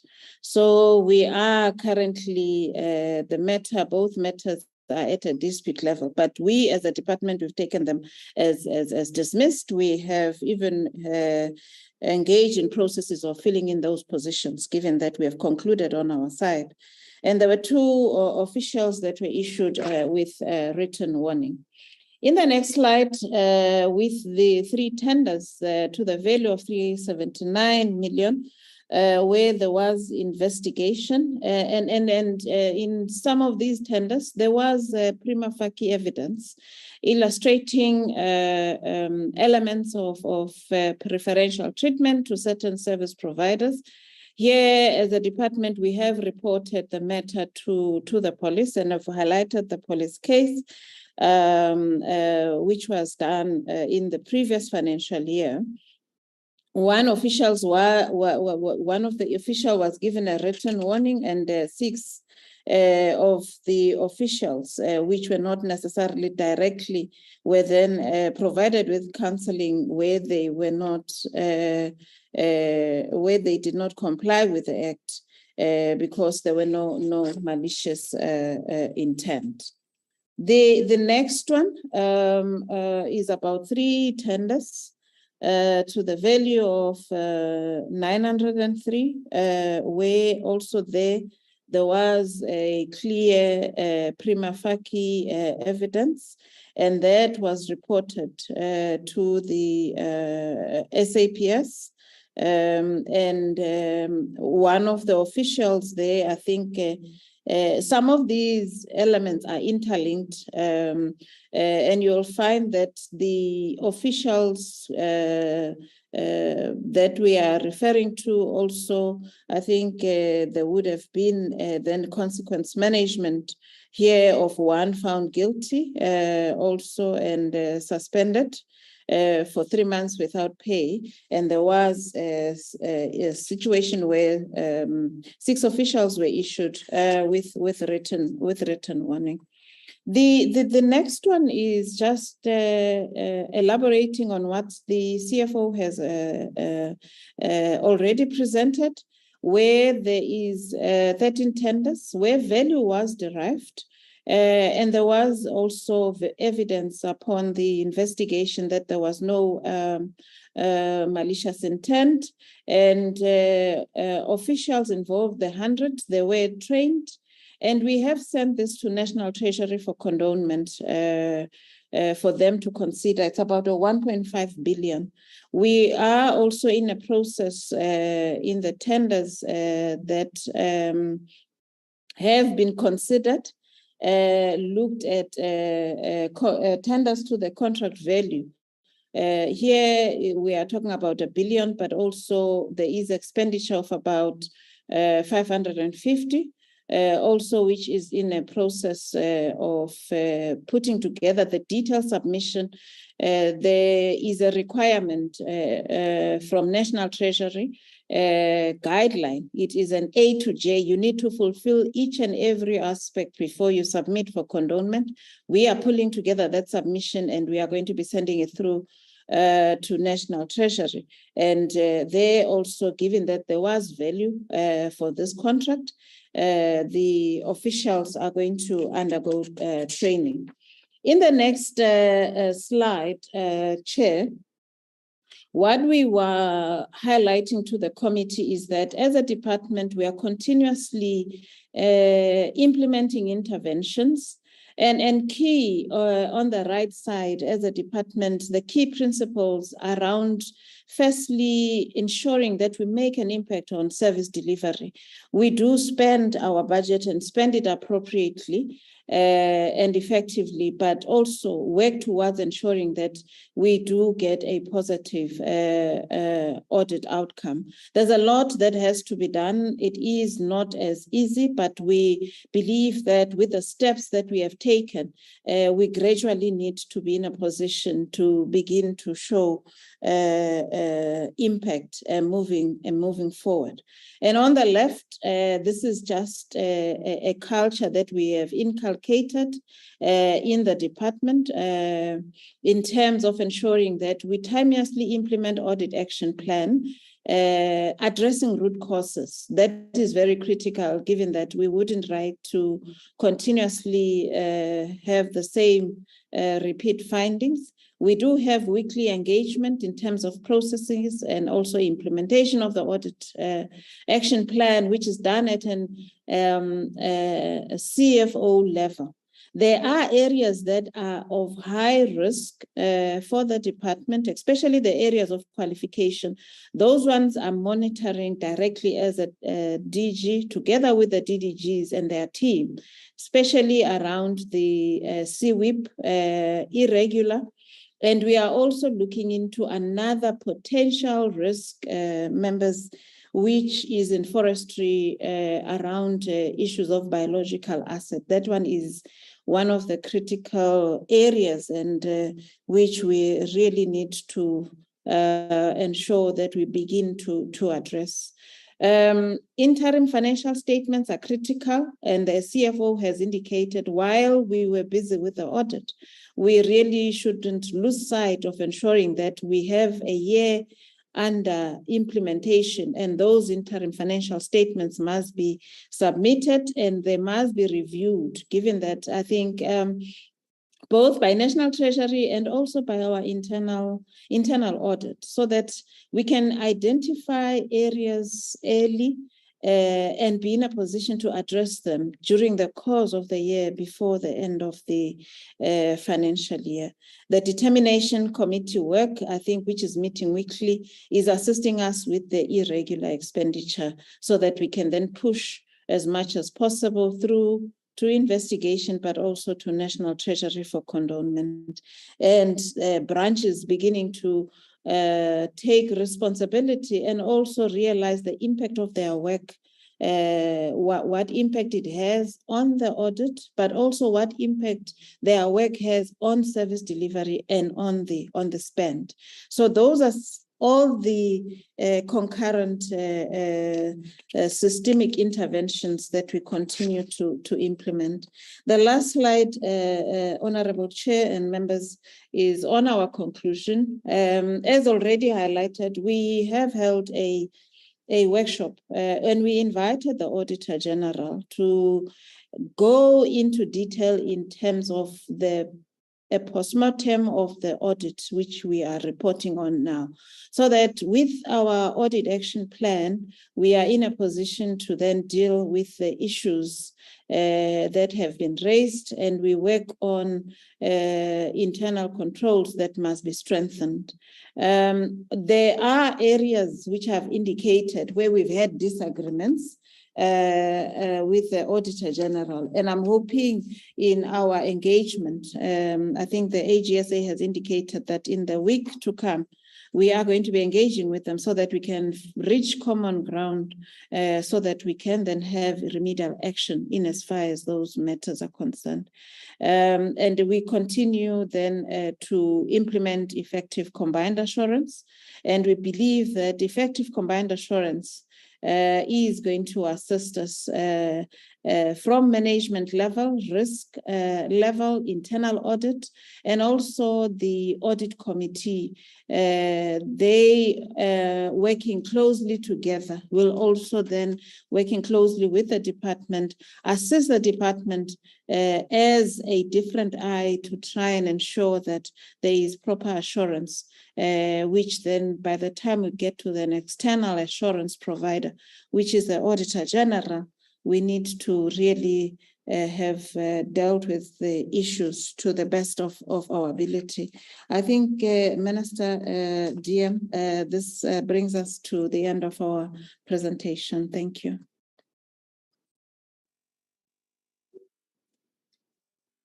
Thank you so much, DG, for the presentation. Colleagues, I need your guidance on these matters. Do we then take questions and answer, or should we allow the MLRF to present so that then we have questions and discussion at the end? I need to be guided. I see a hand of Honorable Mdise, followed by Honorable Paulson. Thank you, Chairperson. I wanted to propose firmly that we consecutively take the presentation of MLRF, and then we will ask questions on both presentations. Thanks. Honorable Paulson. Thank you, Chairperson. Chairperson, I'm in agreement that we take the MLRF, and hopefully some of the issues that I have will become clearer with that presentation. Thank you very much. Okay. The Honorable Phillips, is that a contrary view? It was, Chair, but I'm happy to go with the majority sentiment. Okay, thank you so much. DG, who's leading? Thank you, Chair. Ms. DDG Sue. Reading the presentation. It's DDG One of the Sue Marine Living Resource Middleton will take us through the MLRF part. Thank you. Okay.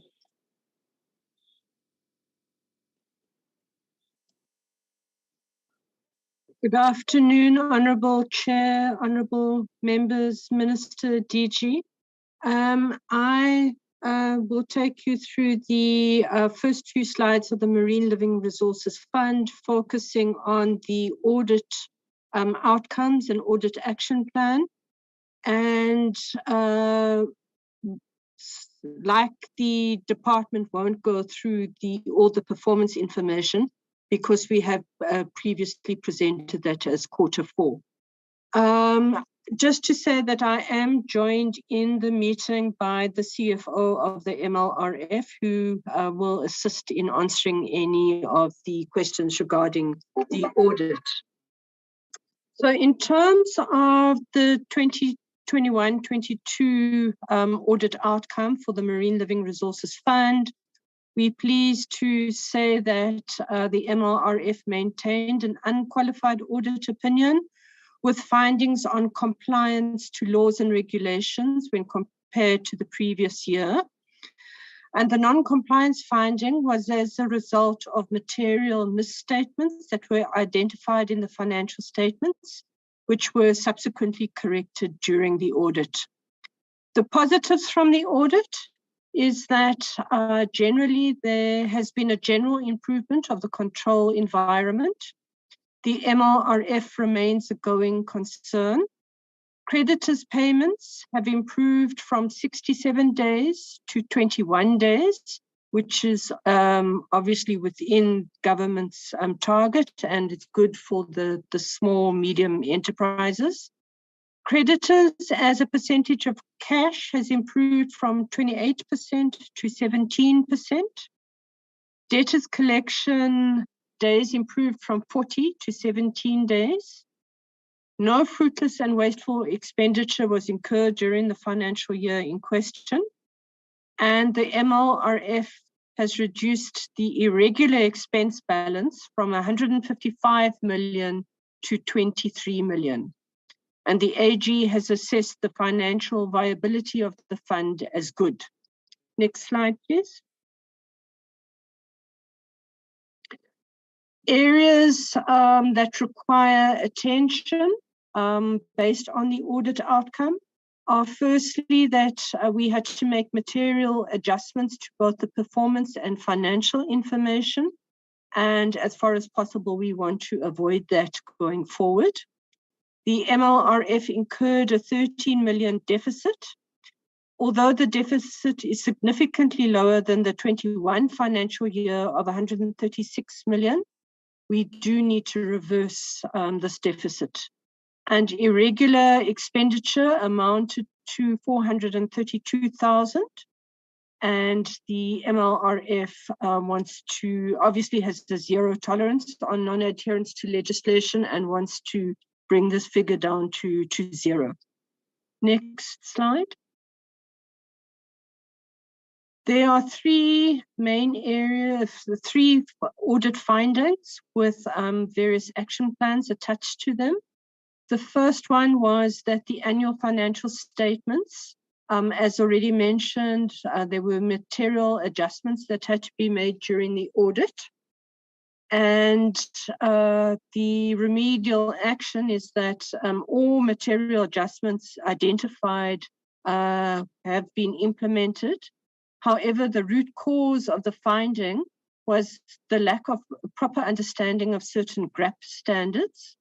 And so management has arranged GRAP training for all staff involved in the preparation of the financial statements. And follow-up training will take place by March in preparation for the preparation of the next financial statements. And management has implemented a monthly reporting system to ensure that the GRAP principles are correctly applied.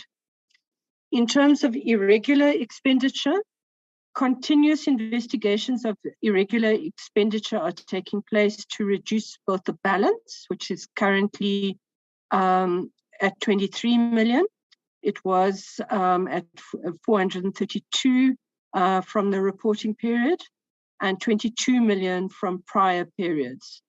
And we're also trying to reduce the number of incidents of irregular expenditure. And consequence management will be implemented where appropriate and where it is obvious that there was misintention or malicious intent. In terms of performance information, here the finding was that the technical indicator descriptions were not included in the APP. This was an oversight. The technical indicator descriptions were included in Program 9 of the department's APP, but not in the MLRF one. And this matter has been resolved in the sense that the technical indicator descriptions have been included in the 22-23 APP that has recently been tabled. Next slide. This is just a graphic representation of the audit findings and action plans. So there were 45 audit findings in total. 29 have been implemented and 5 are in progress, and 1 was not implemented during the period that we're talking about, and that is the technical indicator descriptions, but as already indicated, that has been dealt with in the new financial year. Next slide. Now, during question times, the CFO will take any questions in this regard. But in terms of the statement of comparison of budget versus actual for the 21-22 financial year under revenue, the variances, there were a couple of variances between what was projected and what actual expenditure. The first one was in terms of the grant of right fees. And here the Marine Living Resources Fund under-collected on the grant of right fees that were due to be paid on the completion of the FRAP process. And the reason for the under-collection is, as you all know, the FRAP process was extended to allow applicants more time to submit their applications. And so the decisions were only announced in February. And so the new grant of right fees will be payable in the new financial year. We also under-collected in terms of the sale of confiscated assets and fish products. And the reason for this is that the tender to appoint a marketing, processing and selling service provider for confiscated fish was only finalized in October. And then we also under-collected on application fees, licenses, permits, harbour fees and levies. And the reason for this is that as a result of COVID, the fishing industry in general had suffered economic hardship as a result of loss of export markets in particular. And as a result of COVID, we exempted rights holders from having to apply for permits because we were trying to move to an online permitting system. And as a result, we reneged on the payment of levies or permit fees.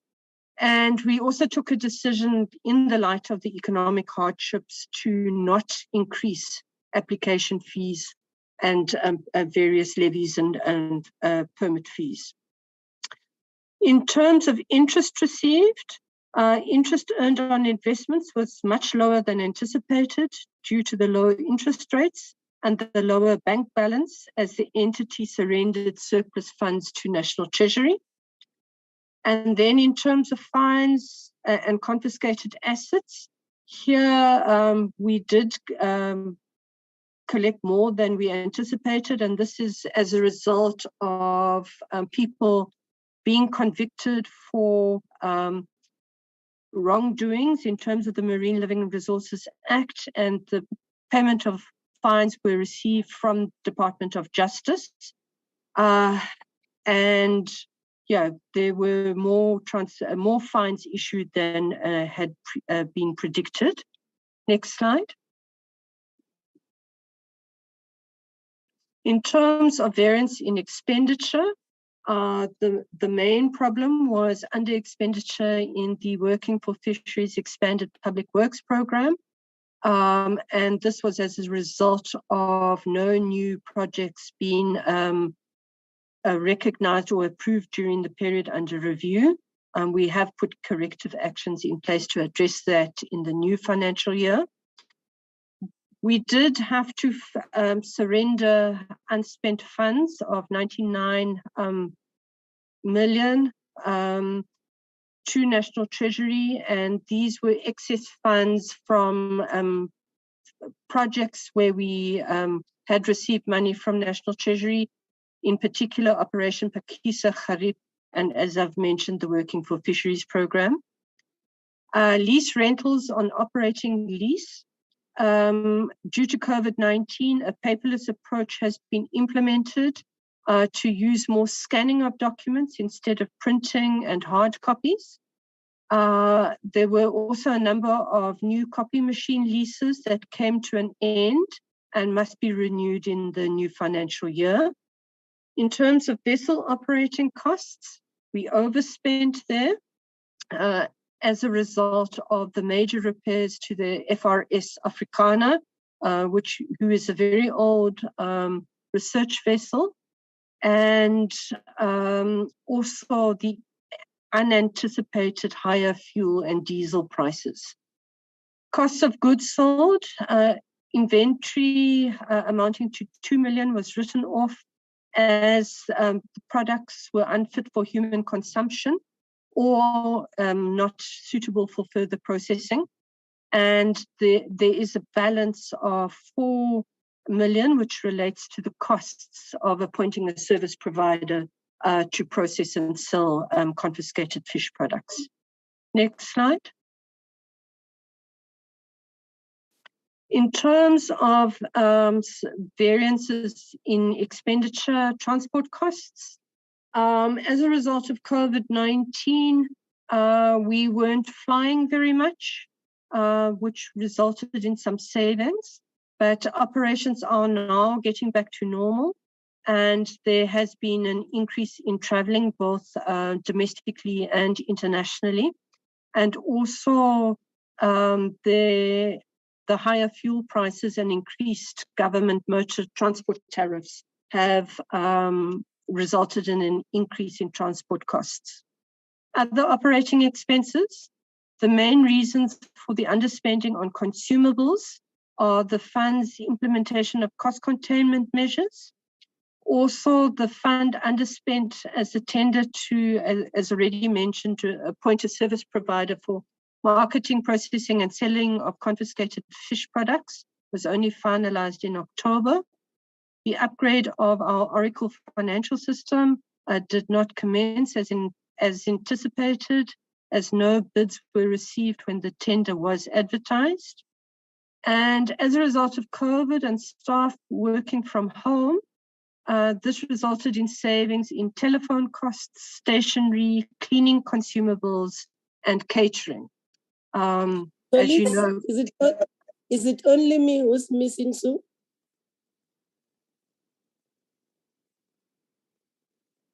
We can hear. We can hear her. Chairperson. We can hear her. Yes, we can hear. You can hear. Yes, Chair. John. Okay, I'll carry on. So as you know, we have, the whole world has reverted to online meetings, like we're doing today. Next slide. And if you can just go to the next slide. I won't go into detail here. This is the last slide that we'll talk to.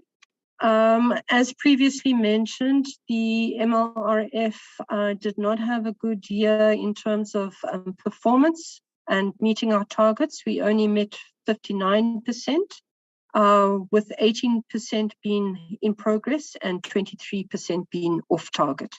And as DG has said, we have put in mitigation action plans to address this in the new financial year to make sure that we do meet our targets. Chair, thank you very much. We'll leave it there.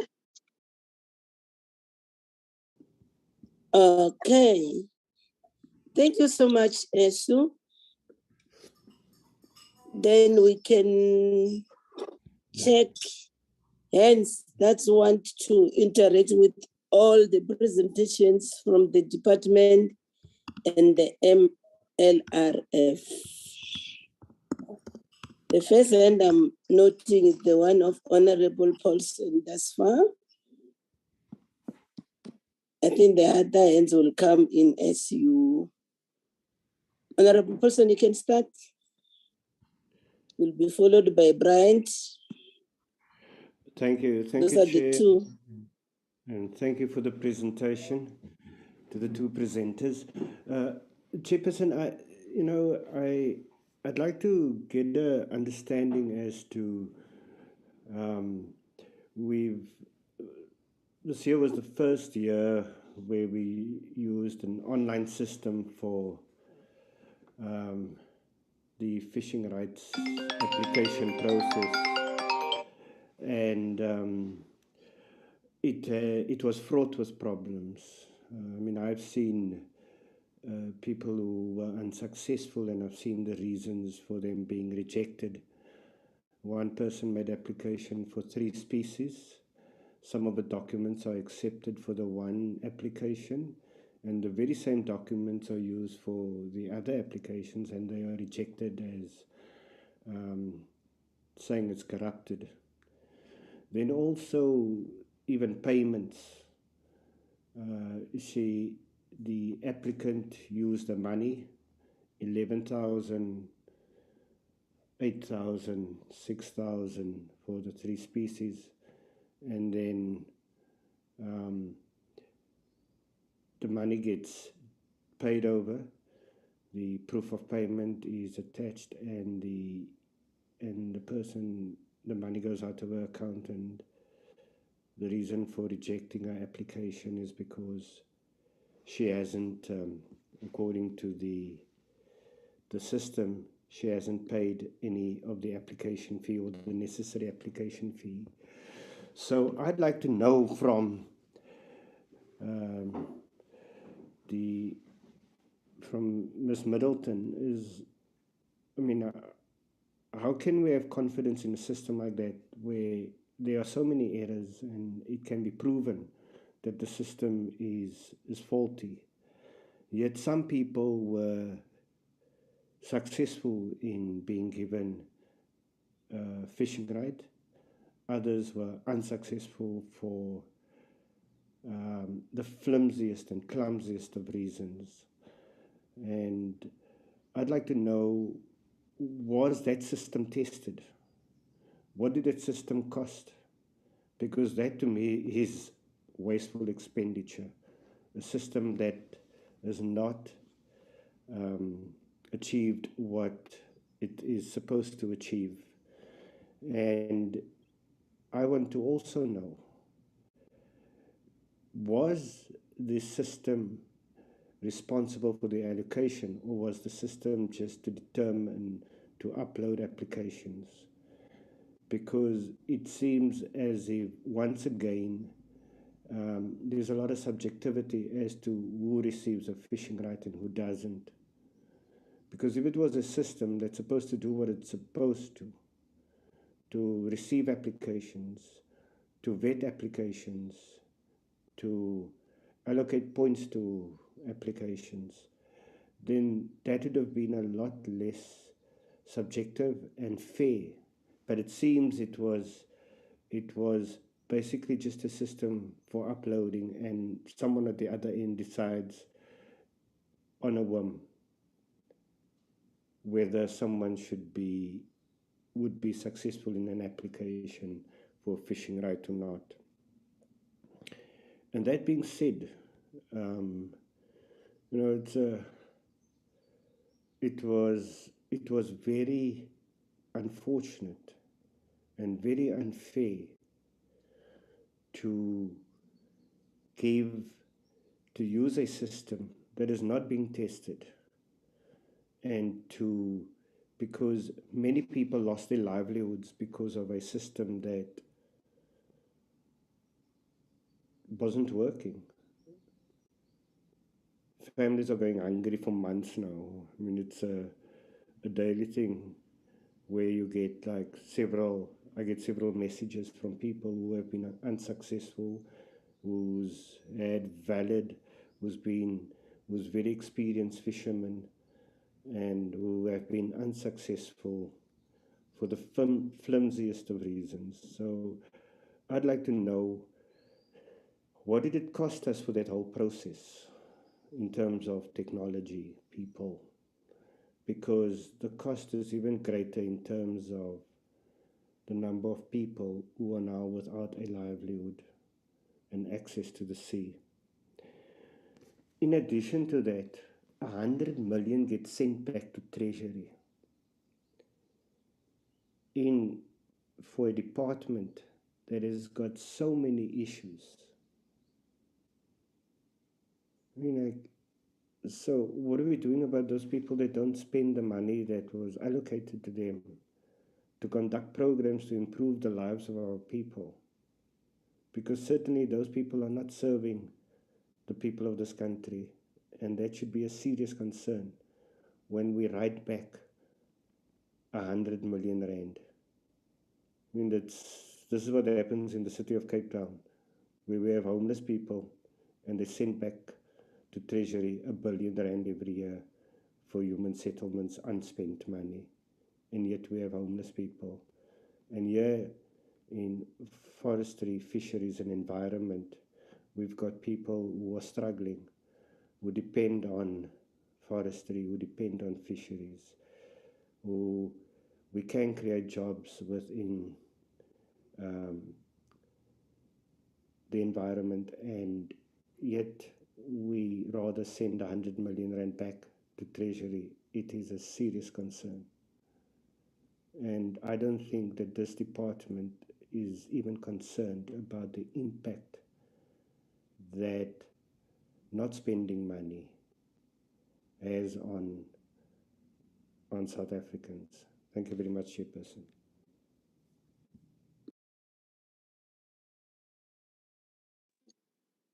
Thank you, Honorable Colson. Honorable Bryant. Over to you, colleague. Thanks. Thank you very much, Chairperson. Just a couple of points, and it goes back to the first presentation from Ms. Chabalala. And I must say, where she mentions this idea of doing away with the idea of measuring partially achieved categories, I certainly would agree with her. I think we have to move away from the idea of using sort of euphemistic descriptions and state upfront whether or not the target has been achieved or not achieved. Partially achieved still means that it hasn't been achieved. And I think we really want to get down to addressing the core issues and the challenges that exist in terms of the department. We have to be a lot firmer and ensure that items that are not achieved are not marked as yellow if there is partial achievement. I just want to ask, in terms of the stat around trees being planted, there was a mention that the number of trees bought versus the number of trees planted, that is sometimes dependent on municipalities and their ability or capacity to plant those trees. Is there a breakdown available as to which municipalities have been failing to comply and plant those trees as mentioned? And is there any intention to work via COGTA or any of the other available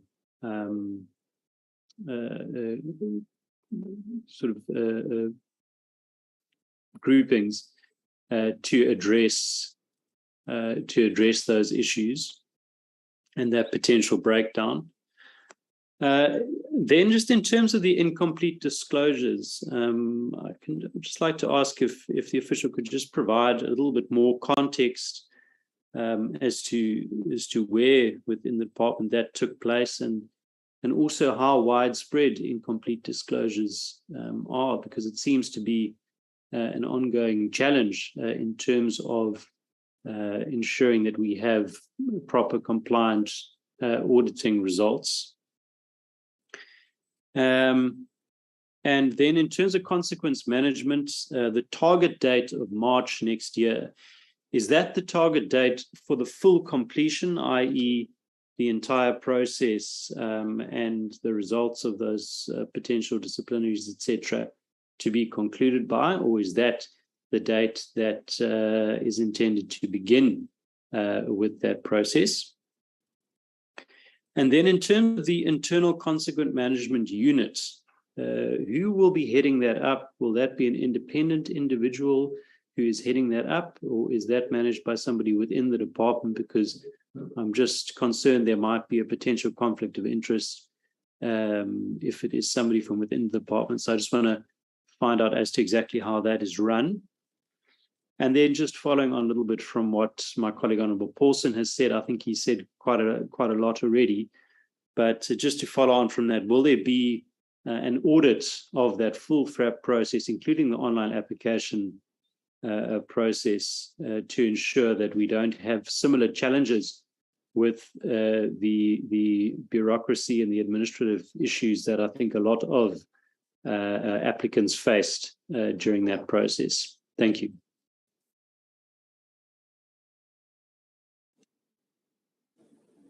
Thank you, Honorable Bryant. Honorable Phillips. Thank you so much for the presentations, and thank you, Chair. Yeah, I know that both the Minister and the presenters said that the working on fire is a court matter now, but I don't think that should necessitate us not getting answers to the questions we ask, especially considering that I actually asked these questions before it became a court matter. The first thing that I want to know is it just the current contract whose vehicles are going to the service provider, and what happened to the previous contract vehicles? Were they sold? Do they still belong to Working on Fire, or did those also go to the said service provider? Then again, also with the air quality monitoring program, perhaps instead of just asking for the air quality monitoring stats for Rustenburg, I can actually have all the stations that are being monitored and their results. That would be really great. And then the next thing I want to know is, I see there's been a lot of, or there were comments about the vandalism and theft at some of these air quality monitoring stations. Were criminal cases opened about this? And if so, can we please have the case numbers and any progress that has been made on those cases? Then when these officials resign, when there are investigations, is there any way to prevent them from just round-tripping and applying and getting a job at a different government department? It just doesn't seem right that they can just resign and move on, and there's actually, they just get re-employed. Then two of the targets that weren't met that concern me, where we're still waiting for reports or waiting for counts, is the one concerning the rhinos and the penguins. You know, while we're waiting for these reports or not doing anything because we're waiting for counts, we're actually losing these animals. So we actually need to really concentrate on doing this and actually taking action instead of sitting around just waiting for the reports. And then I'm very concerned. Slide 6 of the last presentation said that the tender for the sale of confiscated fish was, or confiscated seafood was only finalized in 2021. And my question is, what's been happening to the confiscated seafood before that? Thank you so much.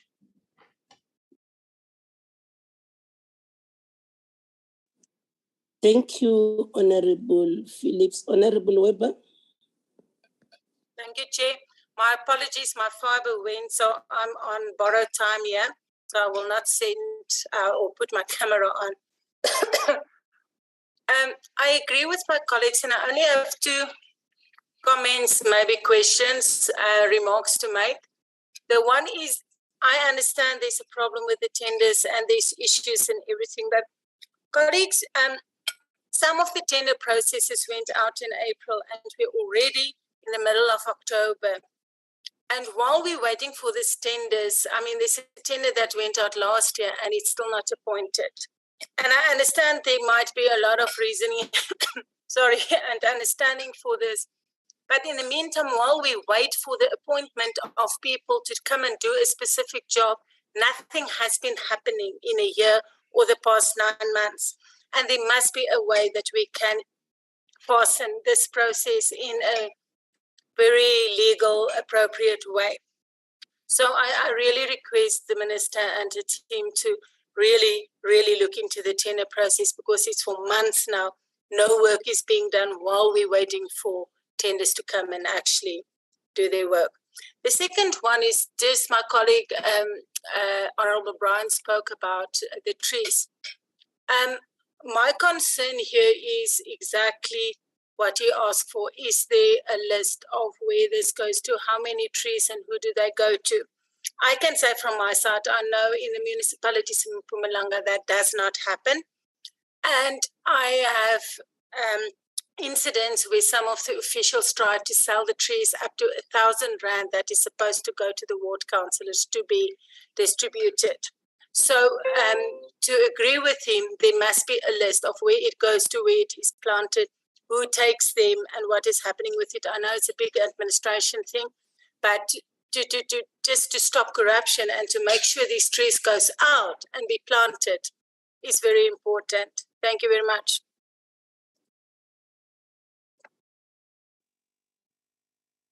Thank you, Honorable Weber. Honorable Mdise, over to you.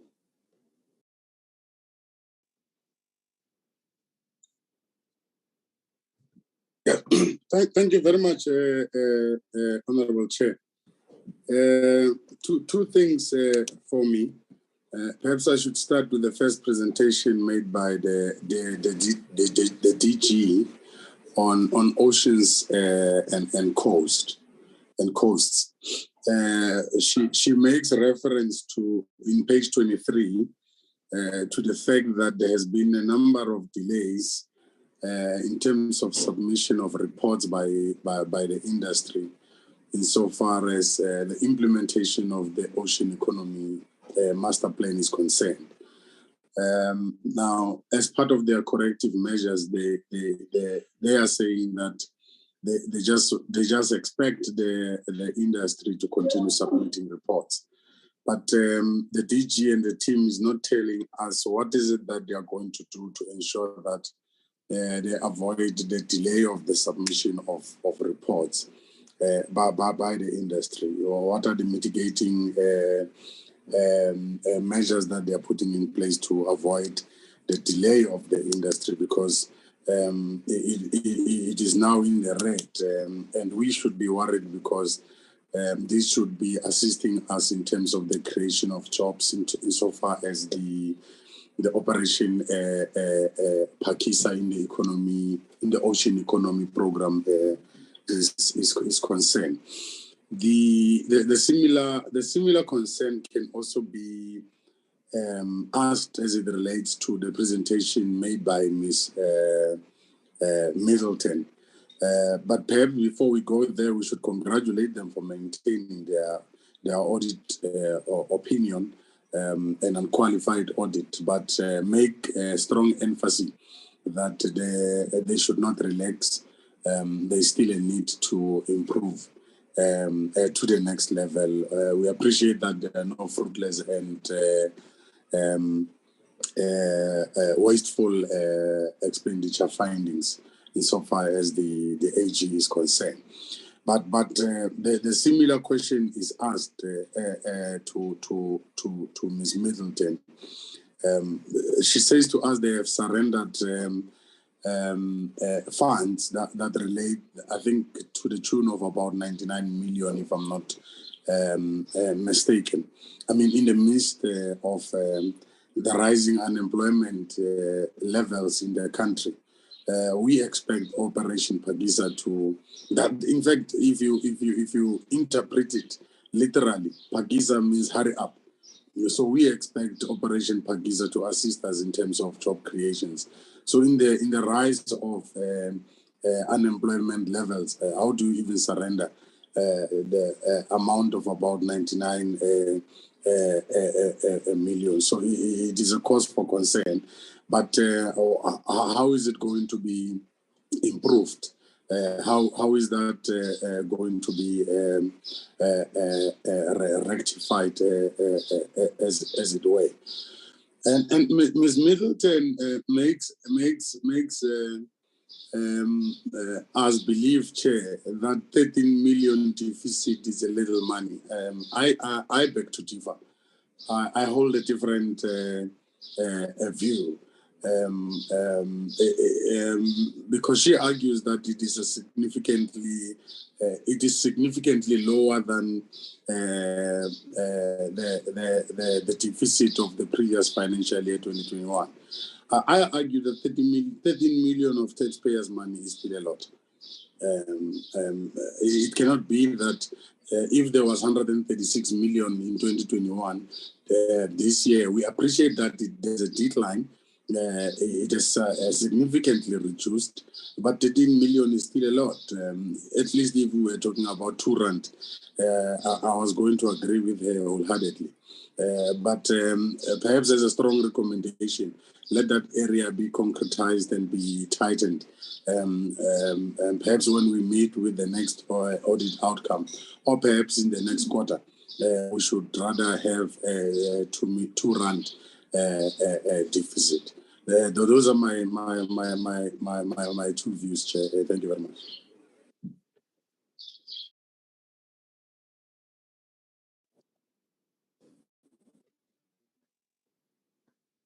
I think I've recognized all of you, unless if there's someone that I'm missing.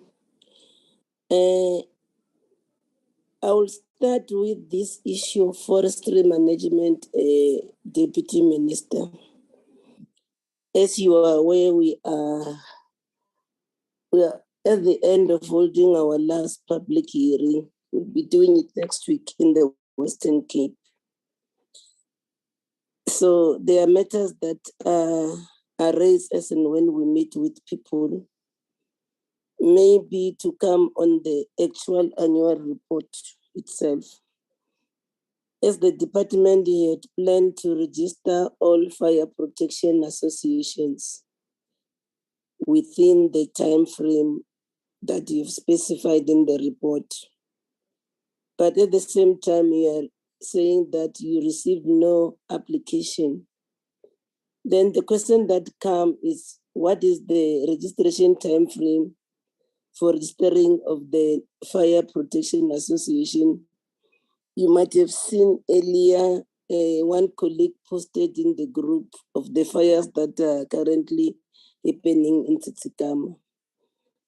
And then that's why I want to understand that, and then to also understand how many fire protection associations the department anticipating at the finalization of the National Field and Forest Fire Amendment Bill. Then the other issue that one feel we need to discuss, the issue around indigenous forests and the plantations. And then as you move around, like the area where I live, most of the plantation and the forests are in a bad state. At some point, people are starting to just destroy all those state-owned plantation. And then they are going to do that because it's a matter, and you will have heard the AG has raised it sharply, that when you will be doing that, are you going to do that in order to improve your books? And then the other issue, I should think,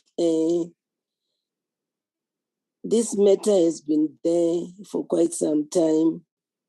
And then when we transfer them, maybe at some point you will have to come back and share with us that strategy, because the reality, you look at all these state plantations that are there that are not utilized, they are then under siege. And then the other issue that I wanted us to get clarity on, it's in relation to the human resources issues. On that one, colleagues, you will agree with me that in your report now, you have reported that you have achieved 8% of the vacancy rate. And then your gonogram is over 4,100 approved posts. And you have filled 3,441 posts. And then when you do that, the vacancy rate then becomes 16.1%, not 8%. And then maybe it should be clear, maybe if you were told why are you removing the frozen post when reporting the vacancy rate? And then for one to understand whether you still need those 310 frozen posts. And then if then you don't need them, why are you not then abolishing all those vacant positions? Colleagues, you also agree with me that when we're moving around, there's an outcry of the appointment of people with a disability.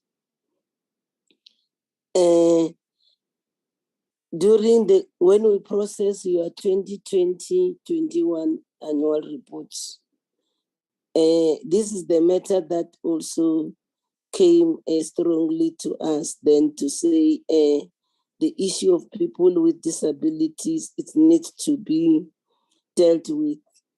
Now you have achieved 1.9% of the 2% target for employees with disability.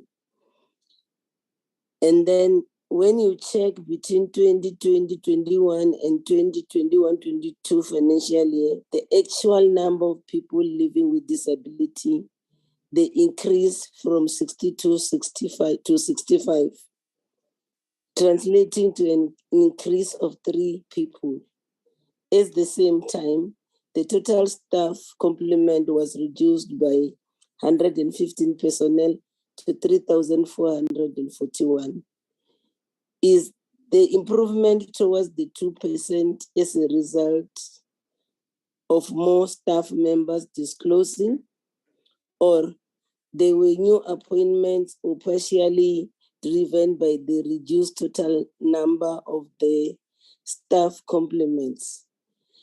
Then the other issue that one need to talk to, it's on biodiversity and conservation. The program missed the target of donating 5,000 heads of game to previously disadvantaged individuals and communities due to approval delays. And then once one of the corrective measures is then finalizing the memorandum of understanding with the Department of Defense and public entities to unlock donations of more numbers of games. And then the issue that one wants to understand is just that how does an MOU with the department of Defense unlock the game donation. This is the issue that we'll need to get a clarity on. On chemical and waste management, one thinks that moving forward, the department should send a copy of the status quo report of food waste and loss across the value chain. Then coming to the issue on fishery management, looking at the financials.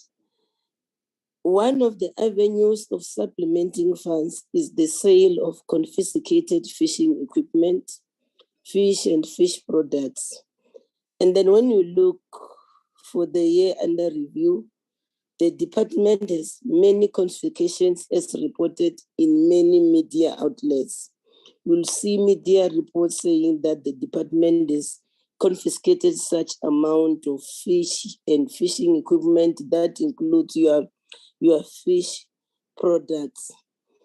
I think it's in the best interest of all of us as the committee to know the volumes of the confiscated fisheries resources and the amount auctioned and their current market value and the volume in storage and the condition. In the recent past, we read of some of the stories of the stored abalone that was decomposed during the storage. So that's the issue that one needs to deal with. And then there was a slide where in the DG you were referring to consequence management. And then there are matters that you said you have referred to the police in terms of PRICA. Can you then, as and when maybe you respond to the question, share with us the status of the progress that is made in those cases? From my side, those are the issues that one would like to raise. Unless if there were any further hands, but I don't see any other one. Honorable Phillips, is it a new hand or is the historical hand that you addressed earlier? Just one of your questions reminded me I should have paged over. I did also have a comment about the working on fire comment where they said they had extinguished 100% of the fires. I have information that is contrary to that, including a fire that actually from Potch on the Frederick area that was started either on the railway or Sanrail, and it actually burned right into the base. And it was not extinguished by working on fire, but that the fire protection associations have had to go out on a number of occasions to actually help extinguish the fires. So I think they also need to state there who was actually responsible for the final extinguishing of the fires. Thank you. Okay. Over to you, Team DFFE.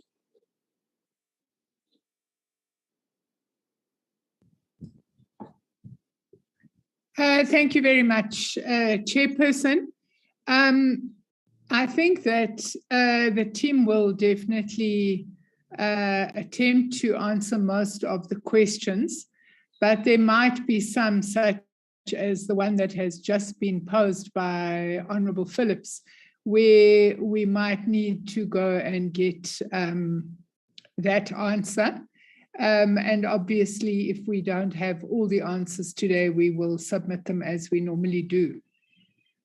Let me just say 3 things.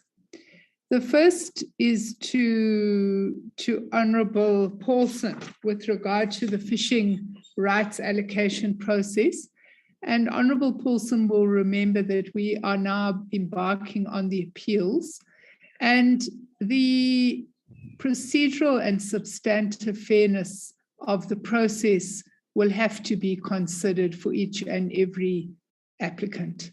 So it may not be possible to answer the questions that you have posed today, because those questions are the subject of the appeals process, whether people were fairly allocated or unfairly allocated rights, and whether people were fairly or unfairly not allocated rights.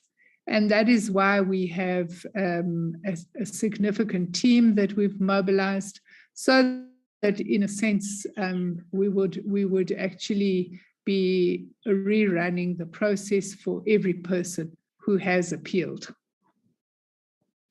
Let me say also to Honourable Paulson that we did have quite an extensive discussion in our previous meeting where we dealt with the issues of underperformance. And I think if my memory serves me correctly, Honourable Paulson may not have been available for that meeting. But in that meeting, we spoke extensively about the fact that those who have underperformed and who have returned money to Treasury are on performance improvement plans, which is the first stage of the disciplinary process. And I certainly regard it as completely unacceptable, as you have indicated, that at a time when we are facing difficulties in delivering services and when there's a shortage of money for delivering services, it's completely unacceptable that we're returning money to National Treasury. Let me also just say that to Honourable Brunt that we have dealt, or perhaps it's Honourable Phillips, the issue of the tender for working on water. I think we have discussed this quite extensively, and we have indicated that the first tender that was issued was not responsive. And you have sat today through the presentation by the Auditor-General, and you have understood that it is the way in which supply chain management has been implemented, particularly in the environmental program section of the department, that has created the irregular expenditure in the past. And what that means is that we are required to undertake a competitive process. Now, perhaps one of the discussions, Honourable Chairperson of the committee, we do need to have, not today, but at some stage, is the appropriateness of this competitive process in the expanded public works section. Because what you are expected to do is to have a competitive process in rural areas where, if you have service providers, those service providers may not be adequately equipped to participate in a government tender process. And that's the reality of what this department is confronting. So we have had to take emergency measures to deal with the working on water contracts. We've had to make sure that alien clearance continues. And what we've had to do is to extend existing contracts. But I think on another day, and I don't want to do it today because it looks like we're trying to make excuses for irregular expenditure, but we do need to discuss the question of the appropriateness of this competitive bidding process in rural areas where actually what people want to do is they want to do a job, they want to be paid for it. And it's extremely difficult to be running the kinds of processes that National Treasury and the Auditor-General expect us to be running. So we can't sit here and pretend there's no link between the difficulties that we're having with regard to the irregular expenditure and the difficulties that we're having with regard to fulfilling the contracts. There is a link. And I suppose that there was a lot said by the Auditor-General earlier about the root of problems. One of the questions I think we do need to discuss is whether we have the correct policy instrument for the implementation of the EPWP programs, but that is a conversation for another day. Let me hand over to DG and the team to answer those questions that require responses.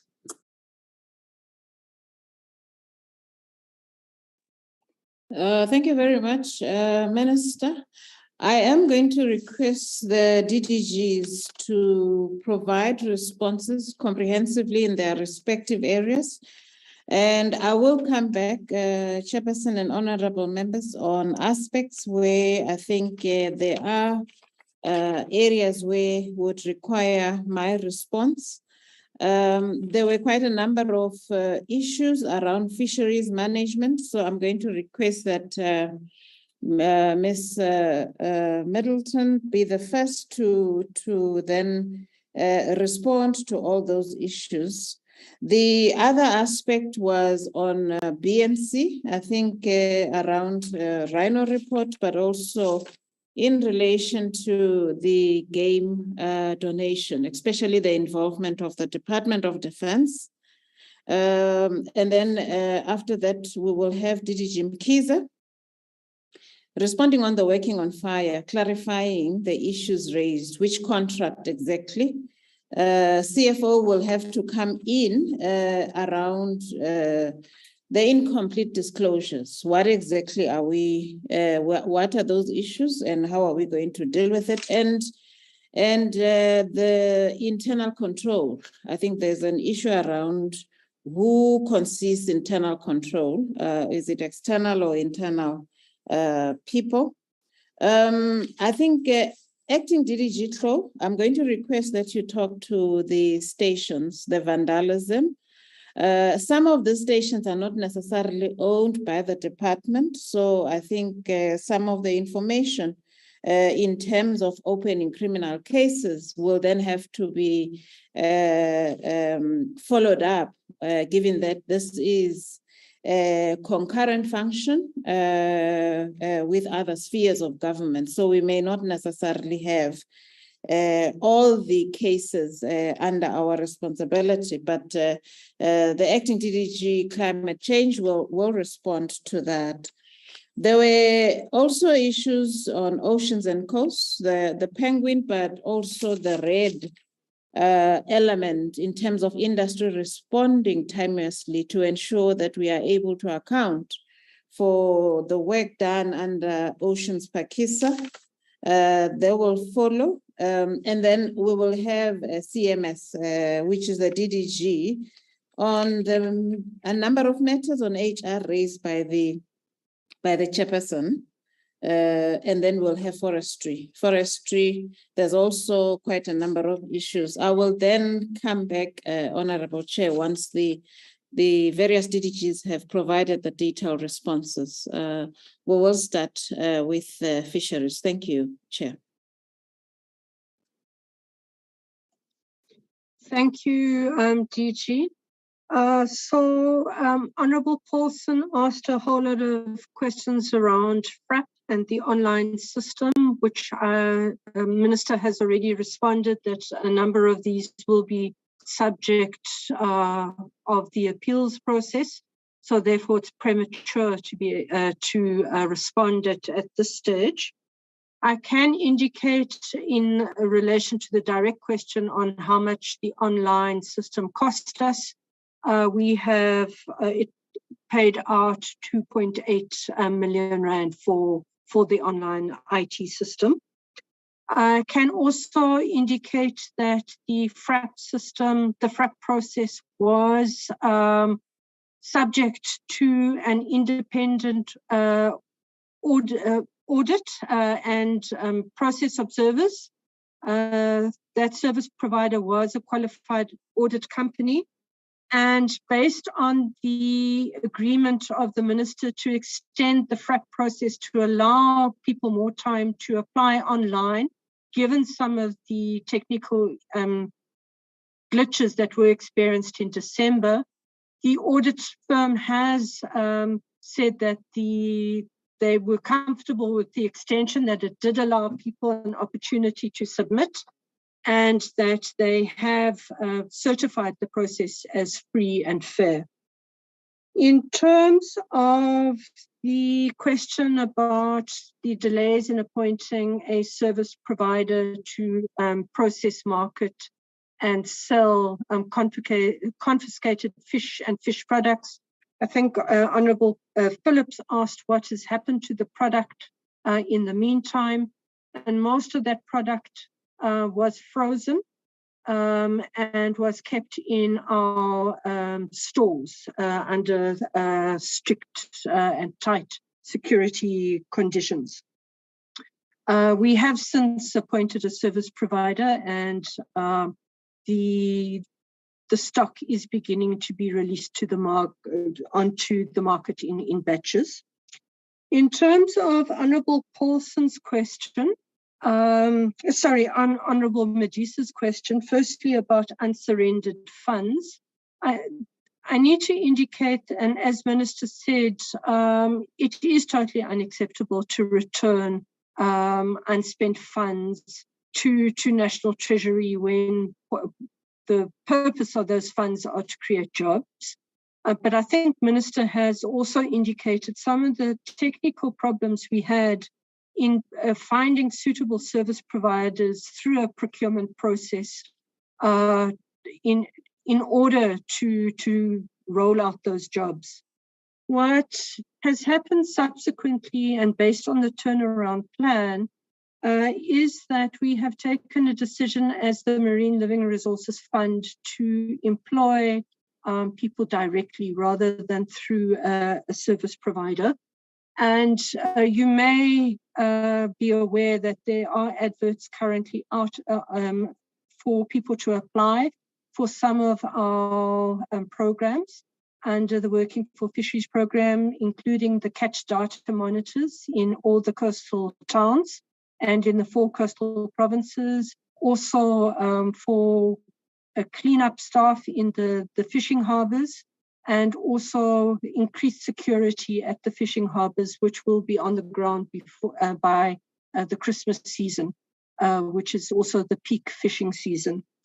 So from the 1st of November, we will have turned around that picture completely in terms of under expenditure on the Working for Fisheries program. And we hope not to surrender any funds to National Treasury this financial year. Honourable Medisa, in terms of the 13 million deficit, I have to indicate that that is a depreciation write-off on assets that had reached their useful lives. It's not a cash item cost. So it's a depreciation cost. We take up the challenge that that should be reduced to 2 rand, not 13 million deficit. In fact, we want to turn that into a surplus, which we can do as an entity. DG, I think those are all the questions that were asked to fisheries. Thank you.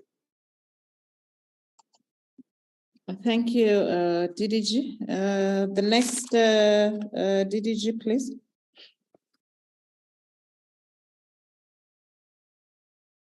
Thank you very much, DG. Good afternoon to the Chair, Minister and Deputy Minister, and members and colleagues. There were 2 questions related to BNC. The first one was around on the delays in the MOU with Department of Defence. I can confirm that the MOU was delivered to the Secretary of Defence on the 17th of August. We have subsequently been following up with the Office of the Secretary of Defence to try and get the MOU to be signed.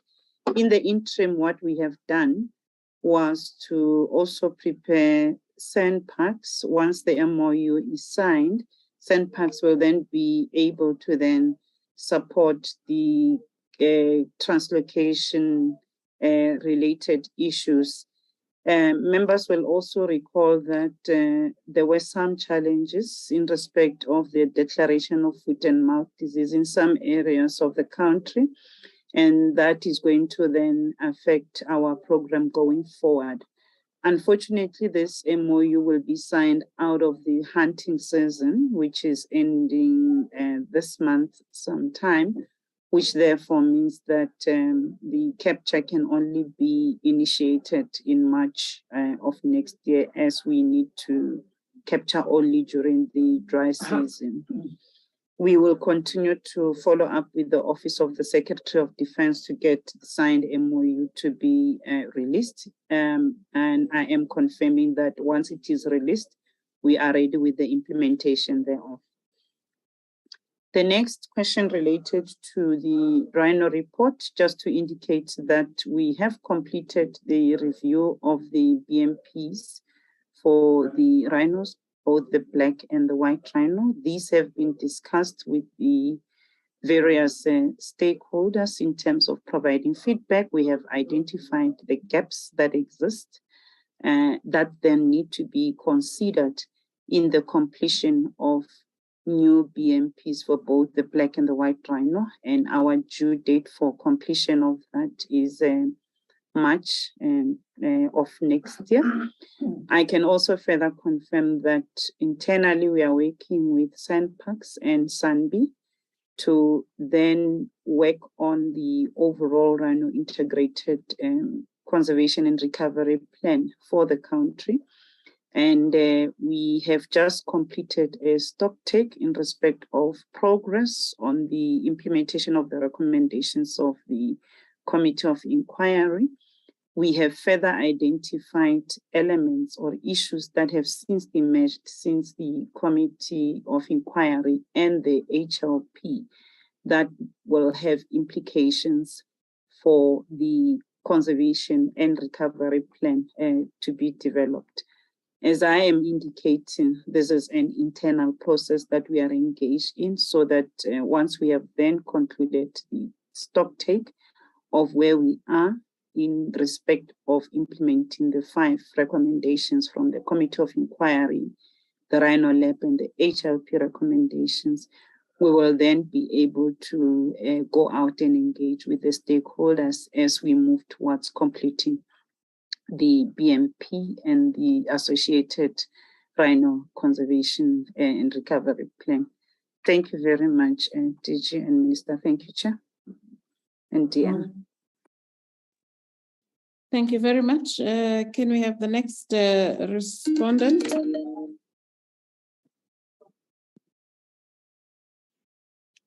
Good afternoon, Chair, Minister, Deputy Minister, and the honorable members. On the issue of working on fire, I can confirm that the vehicles were purchased under the 2014-2021 contract, the previous contract, 7-year contract.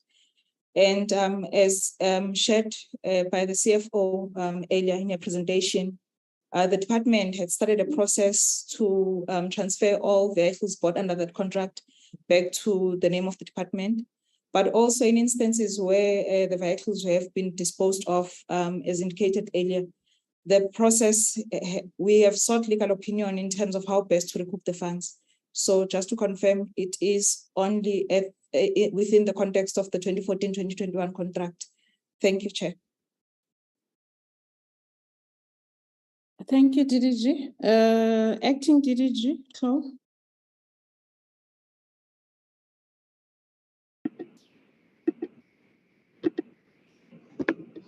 Thank you, Honorable Chair, and thank you, Honorable Minister, and thank you, DG. I'm not sure whether my screen is visible. Yes, we can see you. Okay, thank you, Chair. Sure. Chair, on the air quality question, the first one, DG responded, indeed, we on areas where they fall under the management through the South African Weather Service. There are some cases that have been opened, and we will collate that information and provide it to the committee accordingly. On the second one, Chair, we did make a submission of all the government monitoring stations. I think it's in the previous engagement, and that those stations do report to the South African Air Quality Information System, which is accessible to the public. They're able to view the status of the air quality on the South African Air Quality Information System. Thank you, Chair. Those were the two questions that were raised. Thank you very much. Thank you, Acting DDG. Can we get oceans and coasts? Yeah, sorry, DG. Can we just ask Mr. Romero if he can give Honorable Phillips the link so that anytime she wants to look for herself at what's going on with air quality, she can do so. Indeed, Minister, we will definitely supply the link. Thank you, Minister.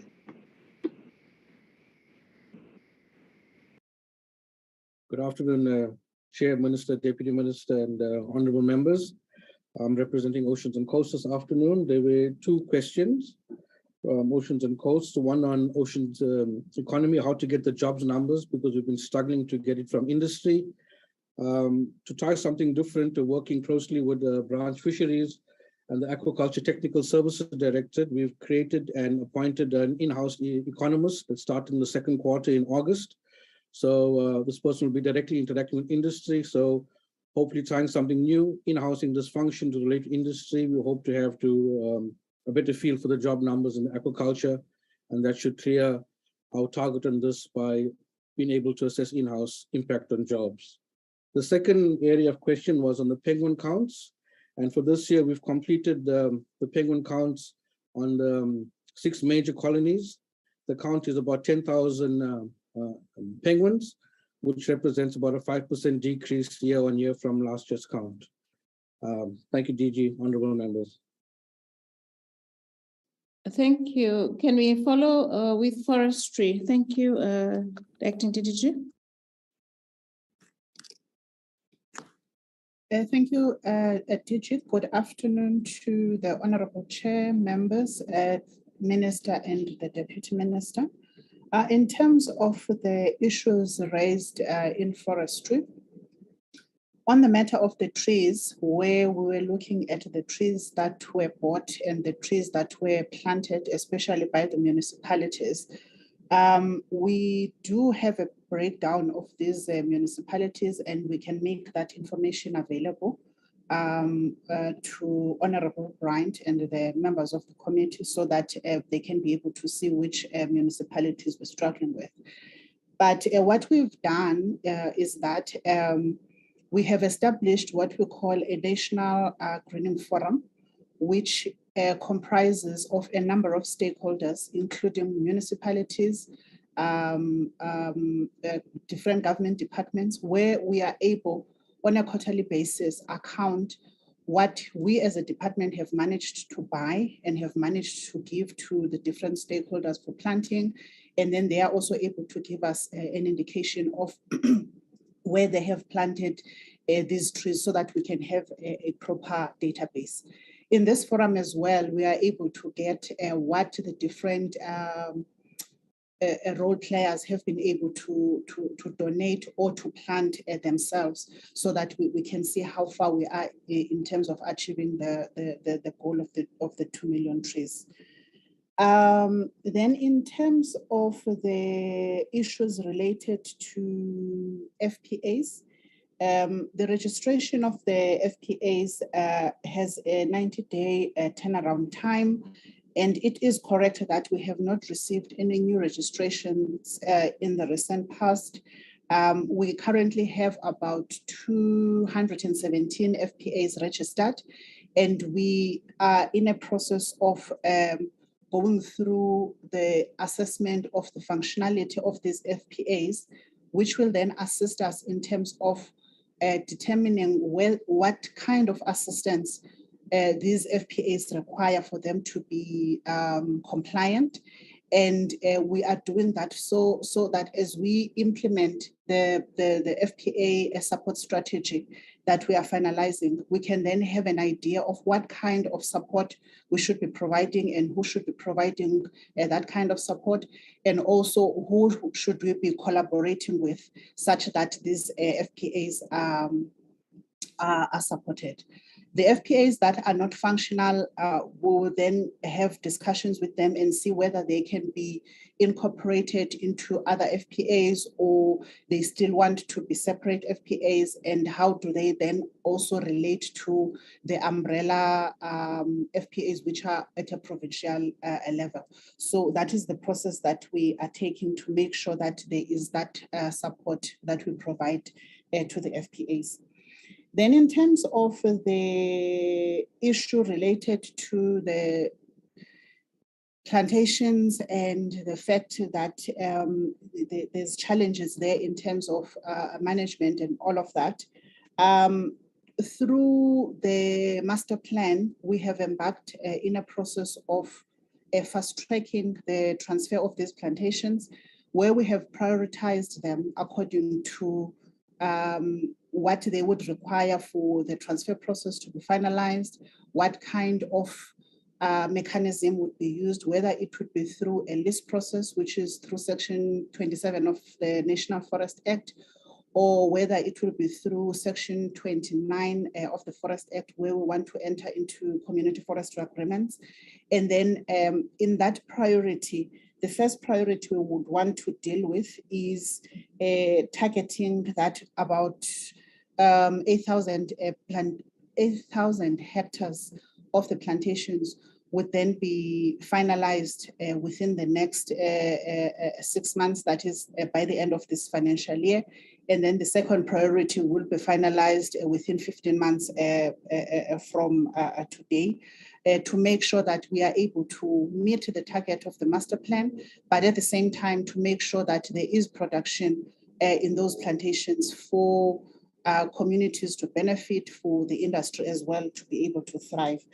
DG, I think that will be all from my side, unless I may have missed a question. Thank you very much.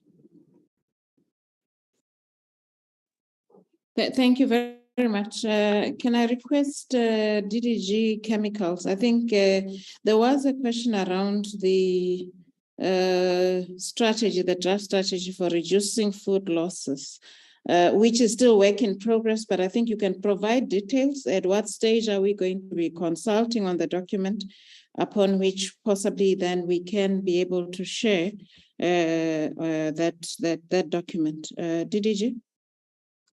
Thank you, DG. Good afternoon to honorable members. Currently with the draft strategy, in fact, today the colleagues are in the CSIR consulting. It's an informal consultation because it's not the one that is using the Gazette, such that we are able to get meaningful inputs before we prepare the one that would go through the formal process. So in the next quarter 4, it will be then published for consultation in the Government Gazette. Given that we are doing informal consultations, we can be able to share the drafts that we are using for noting, even though it's not yet at a level where we are considering approval. Thank you, DG. Thank you very much. Can we get DDG CMS? There's a number of issues around consequence management and also HR related vacancy and disability.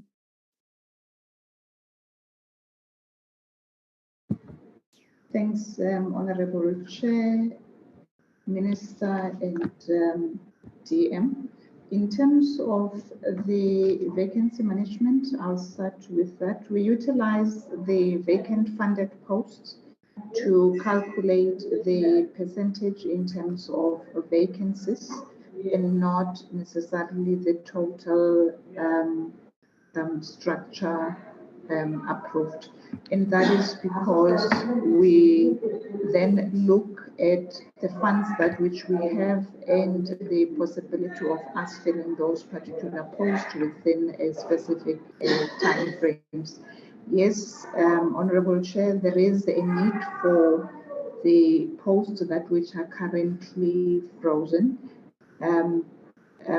Chair would remember that we have indicated to the committee that we have subsequently received approval in terms of the structure which we received at the end of April, and we are currently in the process of implementing that. Some of those frozen posts were subsequently repurposed and are in the process of being filled. As and when we have savings, we then reprioritize so that we can fill those particular frozen posts in that regard. In terms of PWDs, just to indicate that in the year 2020, we were actually sitting at about 1.7%. We had indicated then that we had moved from a 2.7% to a 1.7%, and that basically arose out of the integration of the two branches, that is forestry and fisheries, into the department. We subsequently then implemented a strategy wherein we had awareness sessions in terms of disclosures, which is what has currently resulted in us sitting at a 1.9% as of incident. So there has been an increase in terms of the number of actual hits that which has subsequently disclosed in this regard, Chair. There was a question from Honorable Bryant as well in terms of consequence management, in terms of the expected date. My colleagues have already indicated that we have started with the investigations. Out of the investigations, as well as part of the process for condonation, there are processes which are already being implemented, partly being corrective counseling through training, as well as a normal disciplinary processes, depending on the type of cases in this particular regard. So it is a process which has already started, not to commence at the end of the financial year, but it is currently ongoing. Our view and intent is to have concluded the process by the end of the financial year. Thank you so much. Thank you very much, DDG. CFO. Thank you, DG, and the honorable members for the questions. I think there were two questions that were directed to me, and it was regarding the incomplete disclosure. What we mean there, honorable member, is that when AG was presenting, they highlighted that in the past, the department never had a credible register which for irregular expenditure. And as a result, in the financial year under review, we had to restart the process to develop the register from the start so that we can report accurately the information that is at our disposal. That is why we managed to clear the issue of the accuracy, which was a qualifying aspect in the previous financial years. However, we're only left with the completeness aspect because from the assessment and the audit that AG did, they identified that there was a contract which comes from 18-19 financial year, which was not included in the register. So that's why they could not confirm the completeness part. However, from the other ones, which was for the current financial year under review, that is 21-22, we managed to register all the areas.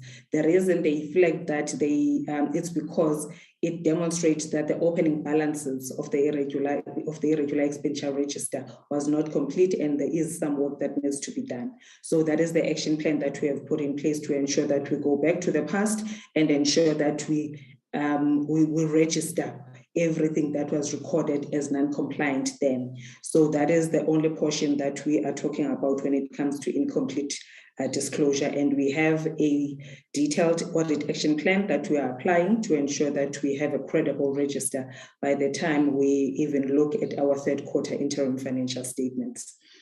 Then there was another question asked by Honorable Member Bryant regarding the Internal Control Directorate. What we have done is that we looked at the generic structure that was developed by the DPSA in conjunction with National Treasury, whereby they were looking at the generic structure for the offices of the CFOs across the country. If you look at that generic structure, there is accommodation for internal control directorate. However, in the past, the department, we never had that function as a fully fledged function. That is why we are saying from now on, we are now establishing that directorate, and it will be at the director level. And that director will not be reporting to chief directors within the operations of the office of the CFO. The director will report directly to the CFO, whereby we'll be looking at the internal control deficiencies that have been identified, and also be a link between the department, the office of the CFO, the AG, and all the other external assurance providers. Like we have said in the presentation, that we are striving to ensure that there is a proper combined assurance that is in place. So the person that we will be looking for will be reporting directly to the office of to the CFO directly. Thank you so much. Thank you very much, Honorable Chair. I think there's one question that was raised by yourself in respect to the cases referred to SAPS. What I would want to highlight is that, yes, through our Chief Director, Risk and Fraud Prevention, that is the branch that reports to the SAPS. We have quarterly sessions with SAPS. Obviously, I think they wouldn't give us the details, finer details of the cases, but the last was that all cases are still in progress. So that's the last response that we got, but we do have a close monitoring on progress being made on an ongoing basis, and the quarterly meetings the Chief Director has with the SAPS is a way of ensuring that we are updated on these cases. I think we have responded to all the questions, Minister and DM. Thank you very much, Honorable Chair. Thank you. Colleagues, are there any follow-up questions?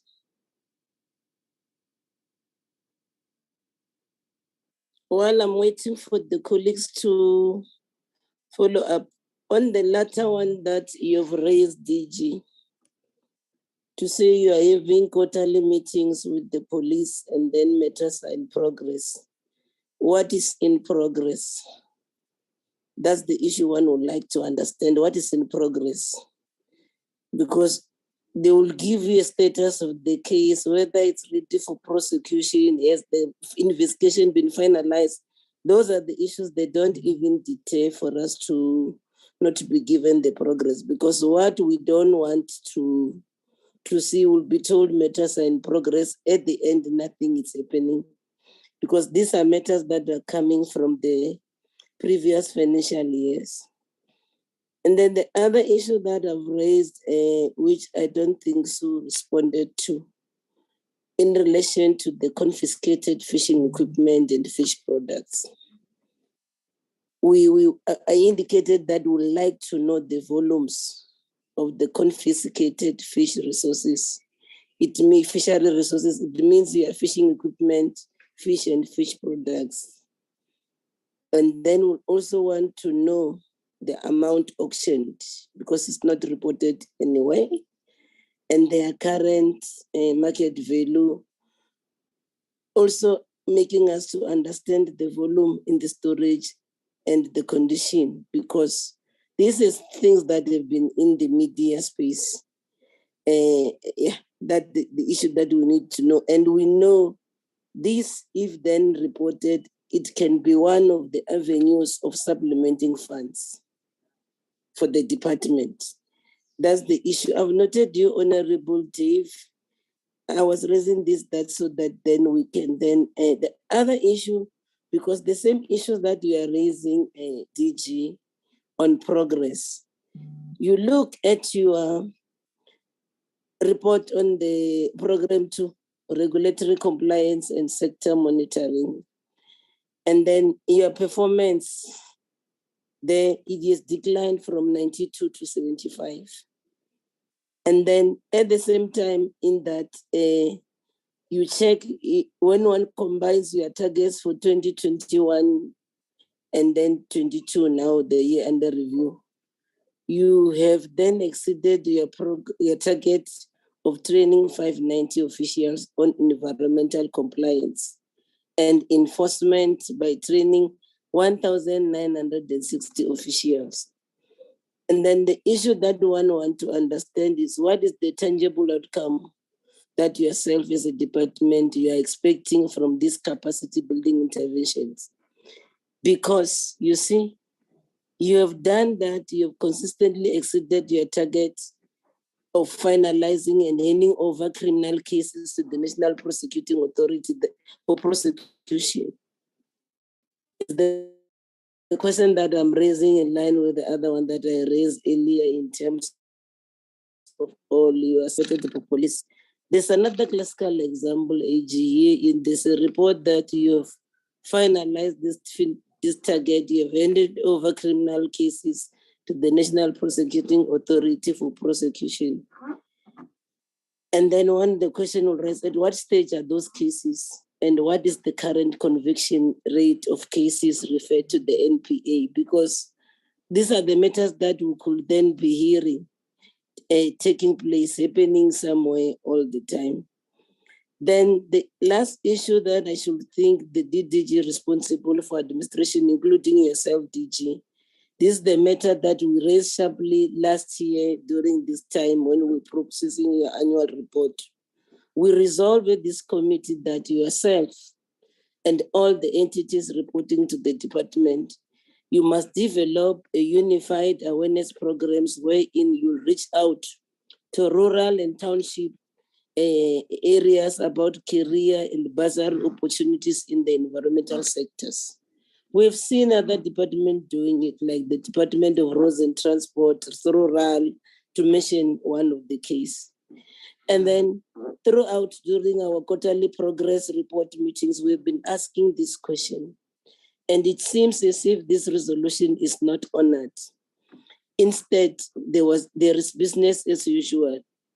When then the department and the entities, you are operating in silos and only focusing on awareness programs on the immediate surrounding where the entities are operating or are based, while excluding many communities. Minister and DM, I'll give you a classical example. Minister knows that area of Minga. You stay there, there are school children there, there are so many young people there. They are just at the border, at the gate of Kruger. But if you interview those kids there, they don't even know what is happening inside Kruger. This is what we wanted to raise. So we are raising this again to say there should be a separate plan of action submitted to the committee to respond to this resolution before the tabling of the 2023-2024 annual performance plan. Honorable Dave, over to you. I think that's the only hand that I can see.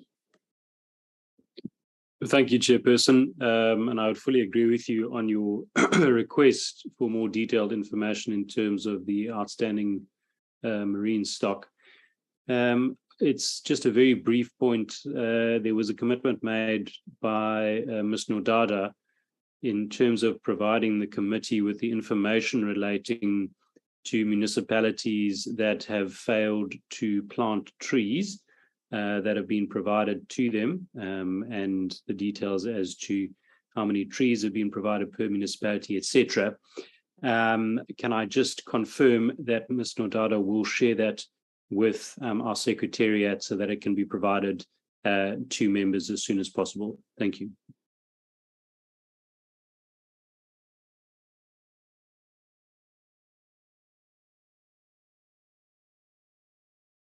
Also, the few follow-up questions, DG and team, you can respond to them as we are heading towards the end of our meeting. Thank you, Chair. I think the information requested, so that we are exact in terms of the responses, I'm going to request that we respond in writing. The fisheries, in terms of the confiscated fish, in terms of the volumes, and also amount and the values, I'm going to request, Chair, that we be allowed to respond in writing.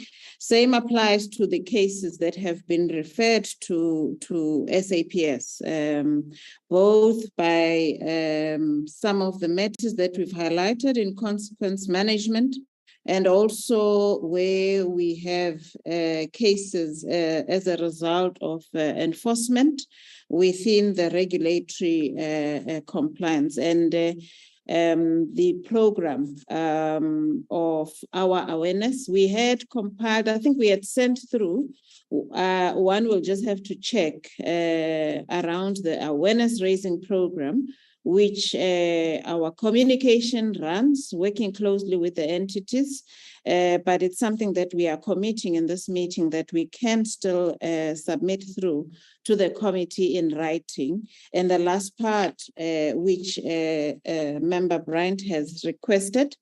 So Chair, we are humbly requesting that all those follow-ups, they require detail. We are requesting that we do that in writing. Thank you.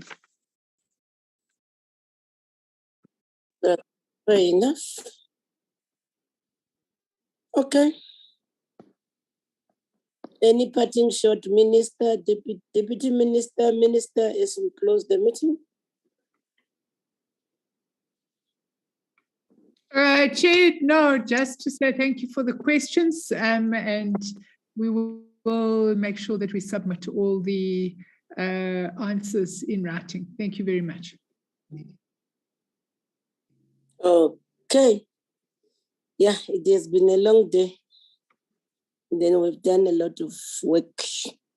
I want to thank all of you, colleagues, Minister, Deputy Minister, officials, and all of you in this meeting for even stayed up until this time, even sacrificing your lunchtime. It's much appreciated and commendable. Then the meeting get adjourned till we meet next week, those of us who are meeting next week. Thank you so much, Minister and team. Thank you, colleagues. Thank you. Enjoy the rest of your day. Thank you, Chair. Thank you. Thank you. Recording stopped. Thank you. Bye. Thank you, everybody. Sure.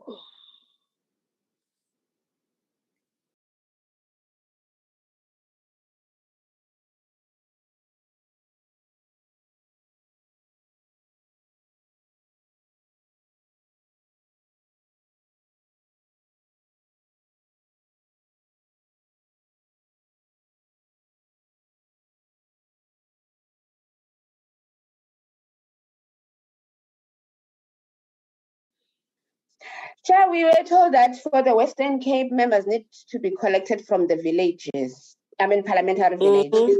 Yes. Yeah. Then you fly them back from George. So even when they come back, they must be taken back to the parliamentary village. No. We're paying for the George leg, Chair. Oh, I see. Yes. Thank you. I wanted to understand that because Modise don't have flight tickets anymore. He has exhausted them all. You're going to donate just one ticket for you. It's fine. Enjoy your day, Fred. Okay, Jay. Bring that Duke to the Western. Yes, it's fine. Bye-bye. Like you want to take everything from me, everything. Bye-bye. Bye, Jay.